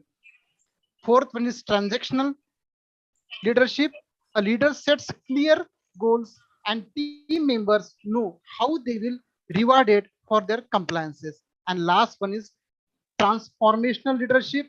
The leader serve as a role model for the vision. Leader inspires his or her followers with a vision and then encourage them to achieve it. Thank you, madam. Thank you. Ma'am, I am sharing. Roman Kulika is sharing.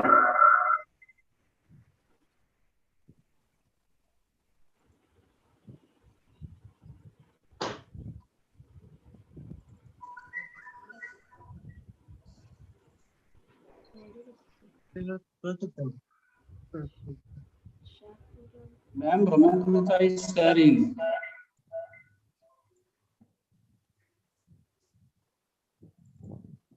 Permitting.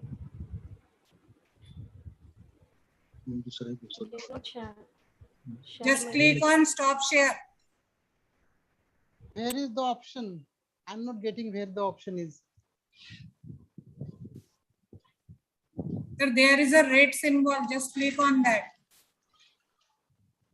On the leave, sir. Leave the meeting. Sir, please leave the meeting. Leave the meeting, sir. As soon as you will leave the meet. Leave, sir. Hello. Okay. Ma'am, let me present about slide. Hello, madam. Hello. Ma'am, is I audible? Yes, ma'am, but some Roll number 1, sir. Okay. Ma'am, let me proceed. Thank you, ma'am, for the opportunity given. Let me give a brief hint about Saichiro Hondo. So Saichiro Hondo, after his studies, he want to continue. He want to do a business, but his father and his close friend told that you need not go for business. You just go for a working style. But Saichiro Hondo is not. He's not interested. He want to start a business. At that time, Toyota, they had offer a tender to manufacture a piston, which is used on the automobiles. So Saichiro, he manufactured, he made his own piston, and he take over to Toyota. So what happened in Toyota? They had check over it and they said that it is not up to the mark, their standard. You just go ahead. It is not up to standard. You had to remanufacture. So he's not disappointed. This is his first failure, but he never failed at all. He never fed up. He just once again go for remanufacturing over piston, and after some duration in the year of 1942, once again he just take over to Toyota, and they after seeing the standardization, they given an order to Honda. You just go on for the manufacturing. So now what happens? Saichiro, he just made over a workshop, and most number of he appointed some of the peoples to manufacture over the piston. The business goes on well. He got over a good profitization. So what happened in time of regarding World War II? So at the time of World War II, a bomb has been blasted and as part of his workshop was destroyed. So what happened? Already there is a financial crisis. He can't able to get over cements and all from Japan. He made his own formulae to build up over the workshop. So when the workshop was destroyed, he was faint. So what to do? But he never disappointed. He just go over for the reconstruction. So after it is going on, the process of manufacturing over the piston when is going on, another failure he faced over. The failure is regarding earthquake has occurred and his total workshop has been destroyed. So this is his third failure. So he thought that, but he somewhat feel disappointed, but he want to continue his business. His aim is, even he has faced over a lot of failure, he want to succeed, he want to reach the goal. So at the time he just sitting on his home and watching outside. It is a World War II. No, there is lot of financial crisis and there is a scarcity of using of petrol and diesel. He's just sitting in his home and watching. There is an agricultural vehicle. A motor has been fitted and is moving on. So he thought that why can't we fit over that motor on the bicycle? So he just fitted over his motor on the bicycle.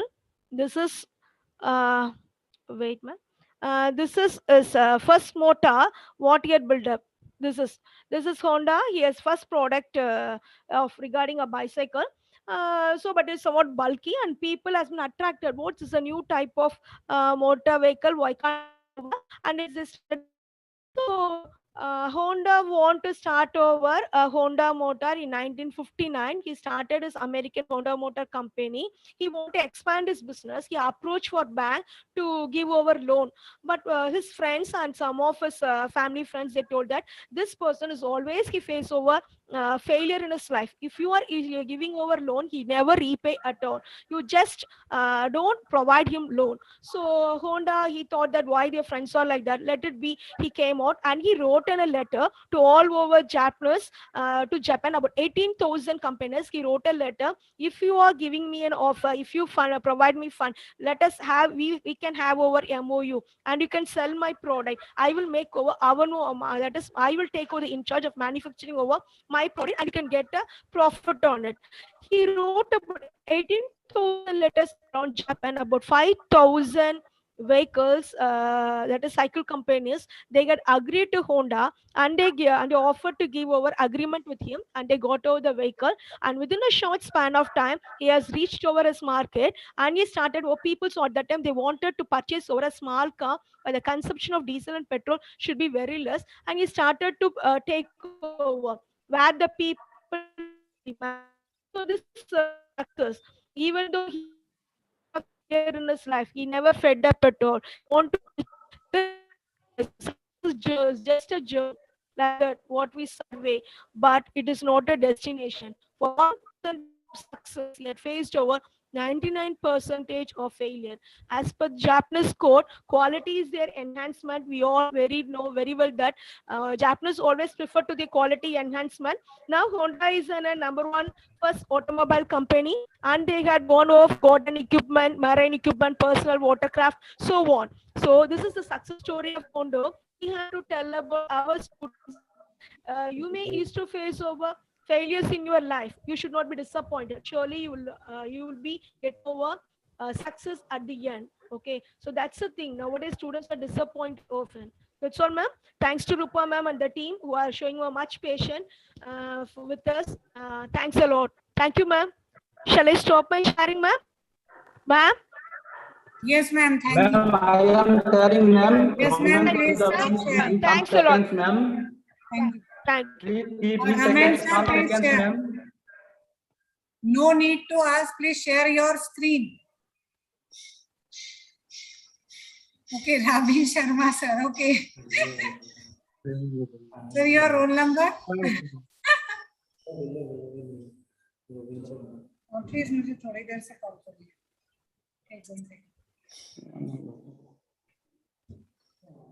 Ravin Sharma, sir, what's your roll number?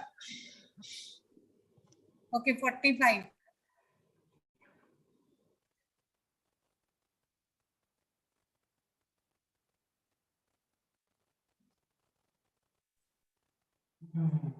Ravin, sir, are you here? Yeah. Please see where on the bottom side there is a 68%, and near to that there is a one option. See. Yes, that is slideshow. Yes. Yes, click on that. Is it, ma'am? Yes, sir. Thank you, ma'am. So, myself, Dr. Robin Sharma, and I am going to present about the national policy 2020, its positive and negative aspects. So, in introductory part, as you know, there are lots of initiative has been taken by Government of India since independence. Say, for example, 1948 Secondary Education Commission, then 1953 Mudaliar Commission, then 1964 Kothare Commission, and 1986 New Education Policy. But very unfortunate to say that in primary education level, we are lagging behind in so many cases. Say, for example, even till that, almost 25% people are illiterate. And if you go to the higher education level, although in quantitative sense, we are in the third largest in the world, yet higher education is not up to the mark. So, for example, not a single university is available among the topmost 100 universities all over the world. So that is why it is the need of the hour to take a new policy with new initiatives. So according to this new education policy, Narendra Modi said, our Honorable Prime Minister Narendra Modi said, till date we have been focusing on what to think in our education policy. And now in this NEP, we are focusing on how to think. This is the motto of this policy. So coming to the positive aspects of this policy, so there are so many positive aspects of this policy if you go through all the education system, from primary level to the upper level, and maybe for in case of curriculum, in case of research training, there are so many positives you can see, but due to time constraint, I am going to only, in my opinion, there are two most important aspects, most important positive in this national education policy. First one is flexibility to subjects. So here, one student can go through, say for example, chemistry with political science, and someone can go to history with physics. There is no limitation. Any student can choose any type of subjects, maybe from arts faculty, maybe from science, maybe from commerce. The second important aspects, in my point, that is about investment in education. So till that, we have been investing very fewer GDP. Say for example, nowadays it is only 4.7, but in this policy, very first time 6% GDP will be applied. So time will say it will be in practical field or in paper. So now I am going to the negative aspects of this new education policy. It is very difficult to find out negative aspects because this policy has not been implemented yet. So anyway, in my opinion, there are two negative side of this new education policy. One is subject to be taught in home language, mother tongue, and regional languages. So there are so many languages, maybe home language, mother tongue, or regional languages. So it is very difficult to cope up with this situation, particularly in some parts of our country. Say for example, in Assam, there are so many languages, so many home languages, so many mother tongue, so many regional languages. So it will be very difficult. Which one be better? With how to implement this policy. So another demerits or negative side of this policy is about this policy is very theoretical.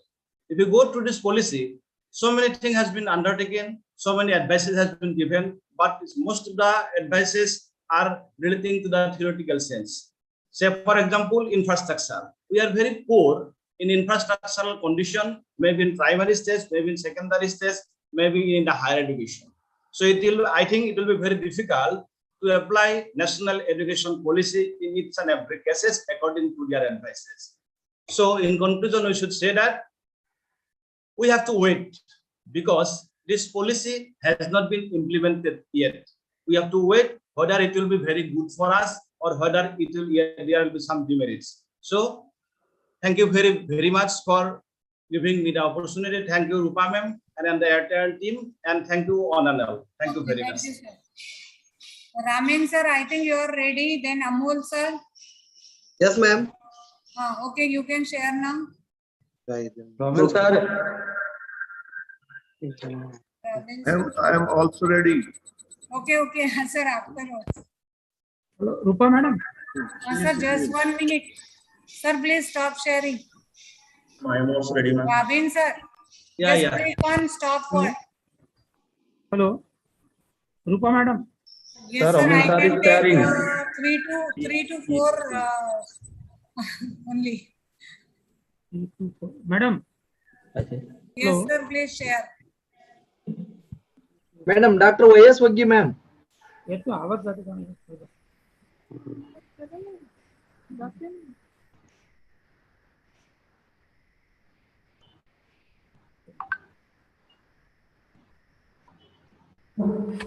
Hello, Rupa madam. Sir, please start. Hello, ma'am. Sir, please remember you should be ready with your PPT. You should keep in minimize mode. आप उसको open करके रखिए और minimize mode पे रखिए please.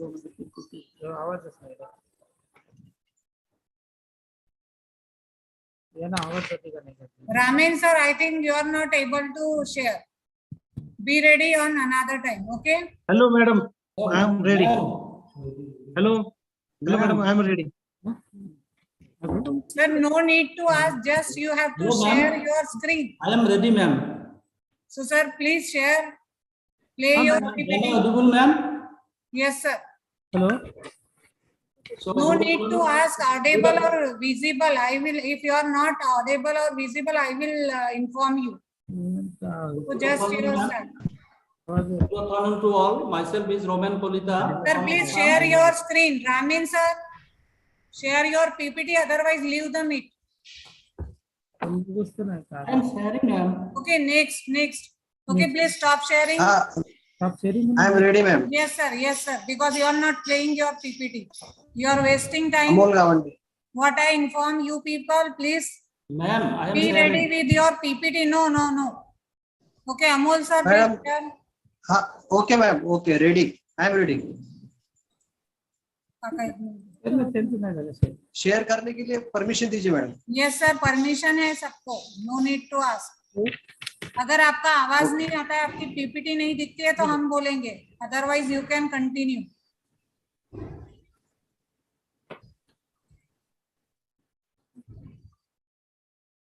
Who is this? Okay, Bhagwan sir. Okay, start.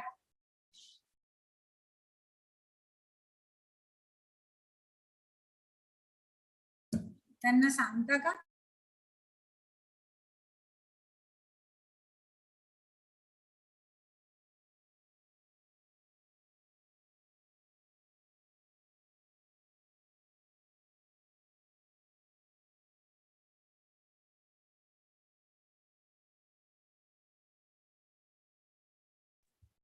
Bhagwan sir, are you ready? Please start.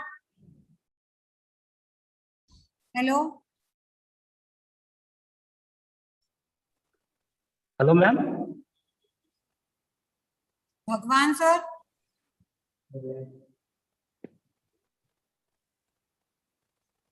Ready or not?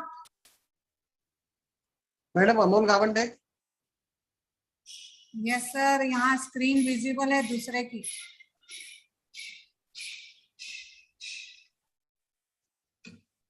भगवान sir, okay, अगर आपने नहीं सुना तो मैं आपको वेटिंग रूम में या रिमूव कर दूंगी, इसलिए मुझे जल्दी रिस्पॉन्ड करिए आप लोग please.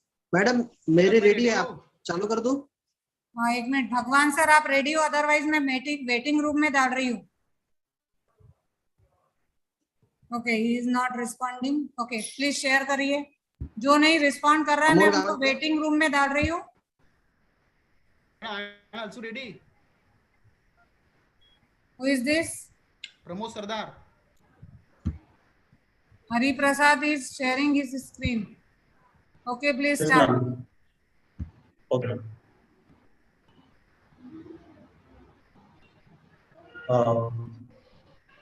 Thank you, Rupa ma'am, for your opportunity. It's me, Dr. Hari Prakash, Assistant Professor of TDMS College Curriculum, Tamil Nadu. Here I'm going to share some information about the success story of a corporate leader, Mr. Sridhar Prembu. He is the CEO of Soho. Before begin, I'd like to share the slide. Amazon.in, Hotstar, and Olo are using the service of Zoho. They are building the interface of these platform. From that, you can able to know what that much important person is that our Vemu. And like to share one more important thing is the comparison between the G Suite, Office 365, and Zoho or Home or Place. You all know that Microsoft Office has created the Office 365 in the year 2017, and they are having 258 million paid business license people out there for the Office 365. For G Suite, 6 million paying companies out there. But look over here, a person from India, especially from Tamil Nadu, from a place of district of Tanjavur, a village, he started as a Zoho place, like a company, corporate company in the year 1996, and now we're having a 50 million corporate users. And see the comparison between what they are using the platform for mailing, Gmail, and then for Office, Outlook, and Zoom Mail. What are the things? Actually, the person has an attitude of Why we can't do that?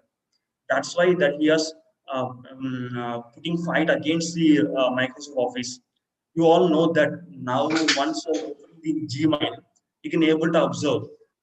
Before that, you can able to Gmail is loading, likewise it will come. Now it is coming like that. What Gmail workspace is loading. By seeing the Zoho workplace, the Office, Microsoft Office has created the Office workspace. That Indian has been giving high competition to the pressure to the Microsoft Office. By seeing these slide, you can able to understand that. And Forbes of India has released that what about the eminent person, Sridhar Vembu. That he is the richest person of 9th position in India, and then he has in Tamil Nadu he is the second richest person. Right now we are having 20,000 billion transaction over his business, and then he was born in the 1968. At present that he is 22 years old, and he has having experience of 25 years. And in the early his life, about his history, he is born in Tanjavur, and then he did his electrical engineering in IIT Madras in the year 1989, and he did his MS and PhD in New Jersey. And then what are the honors that he received? This is what the headquarters of Zoho in Chennai. His person, Mr. Vembu, has awarded the 2019 Youngest and Young Entrepreneur of the Year award in India. And then he was also a recipient of Padma Shri, India's fourth highest civilian honor. You all know about that. He received in the year 2000, this year 2021. He was also appointed as the National Security Advisory Board of India. Is really one thing has been shared about him and his career. At that in the beginning, that he has worked in the Qualcomm in California. Later in the year 1969, he has started his network equipment provider to software development company as AdvanNet. And then in the year, he has changed his company's name as Zoho Corporation. Mainly focus on customer relationship management. The basic thing is the online platform. You all know that the Google products are being able to Google Forms, Google Sheet, or whatever maybe has been created with the help of online. It has been created the first time itself by that Sridhar. Right now, he is handling the worth of USD 2.4 billion in 2021. That is 1991 in 2001, he implemented his product in the Japan. And then in 2008, 1 million users for Zoho. And in 2015, it is 15 million, 16, 20 million. And he created a workplace. Now the Gmail is having workspace, but the Zoho has created a workplace. They are having much more consumer compared to what seeing the seniority having more. In the year 2018, they have 30 million users for Zoho. And the year 2019, 50 million users. And again, not only in India, out of 180 countries, Zoho having giving service to the small business, mainly they are focusing on small business. Thank you, man, for your great opportunity given to me. Thank you, Governor. Thank you, sir. I'm ready, ma'am. Sir, can we meet tomorrow at sharp 10:15? You all people get first opportunity because it is not possible to me sit now. Madam Amol Gavande. Sir क्या हम कल सुबह 10:15 बजे मिल सकते हैं? आप सब लोगों का नंबर जल्दी लगेगा because tomorrow is fix reserve for presentation only. Madam सुबह कर देंगे क्या? सुबह 10 बजे? हाँ 10:15 बजे सर, क्योंकि अब मैं शायद मुझे अभी नहीं बैठना चाहिए. I have to take rest. Madam मुझे भी याद रखना, Mahavir Singh. Yes sir, yes sir. आप सभी के नेम देख लिया है मैंने. हाँ जी, थैंक यू. हाँ मैडम. Hello hello. हाँ Kishor Jadhav sir, this is the last. Hello hello. हाँ मैडम. Hello hello madam. आप मजा है. Good afternoon, madam. Rupa madam. Training, Teaching Learning Center, Srimati Radha Devi Goenka College of Women, Akola. Refresher course, faculty development course in emerging best practice in higher education. Success story of Sanjay Godawat, a corporate leader, founder and chairman of SGM. Sanjay.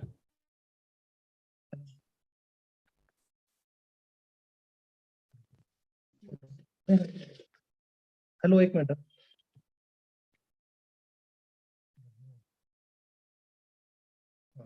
Hello, Sanjay Godawat is most popular businessman and founder of the chairman of SGG. He was born in 1965 in Maharashtra, in India. Sanjay Godawat was born in middle class family. He was very stubborn in childhood. When his father forbade him to walk the car, he broke the glass of that car. Sanjay was very fond of the cars and bike since childhood. His education is mechanical engineering and licensed, certified and trained pilot for private helicopters. He is eminent industrialist and educational entrepreneurs in year 1990. Formed a company named Godawat Industries Private Limited. A vision to become an enterprise worth emulating by delivering the customer satisfaction through value-added product in diverse in industry. Mission: he build enduring the relationship with customers, suppliers, and employees, associate channel partners, and peer group by delivering the very latest technology to provide high quality products and services, thereby creating a productive work culture while ensuring the betterment of the society and prevention of the environment. 52-year-old Sanjay Godawat, his household name is Kolhapur, starting out a humble gutka seller in 1988, traveling in dirty village and small town of Karnataka, Maharashtra, Goa on Borle tempo travelers, and Godawat's business empire today in worth over rupees 1,000 crores and spans sector like wind power and agriculture, chemical, packing, edible oil, real estate, heavy engineering, textile and FIGC, and of course the tobacco business. That the transformation has also brought about change in his transport. He now own more than 100 luxury car, including his favorite roll cycle, Ferrari, Vintage, and Plymouth and Bentley. He is fetish for car in such that he has 3,000 square foot service workshop at home that car to 15 to 20 cars at the time, and he ran the road, and he also aero crafter proper of at his disposal. I have been yearly fond of the bike and cars. They got out my childhood collection of the short, high, and bike. The cars now turn into the real ones.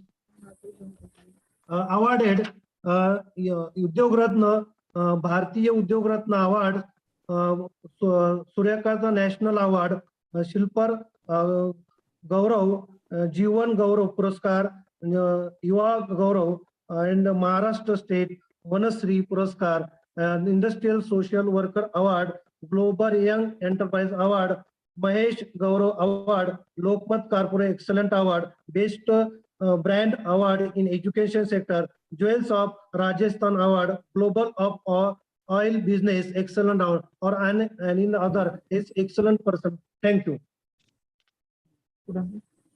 Okay, thank you all of you. Tomorrow in the morning at 8:50 we will meet again, and definitely you will get first chance tomorrow. Those who are connected now. Sir, कल हम सुबह मिलते हैं, please आप समझिए. अभी हम लोगों ने रेस्ट करना चाहिए. Okay, sir. Thank you. Thank you. Thank you, ma'am. Thank you. Thank you. Number नहीं चल रहा Thank you, madam. जाते ना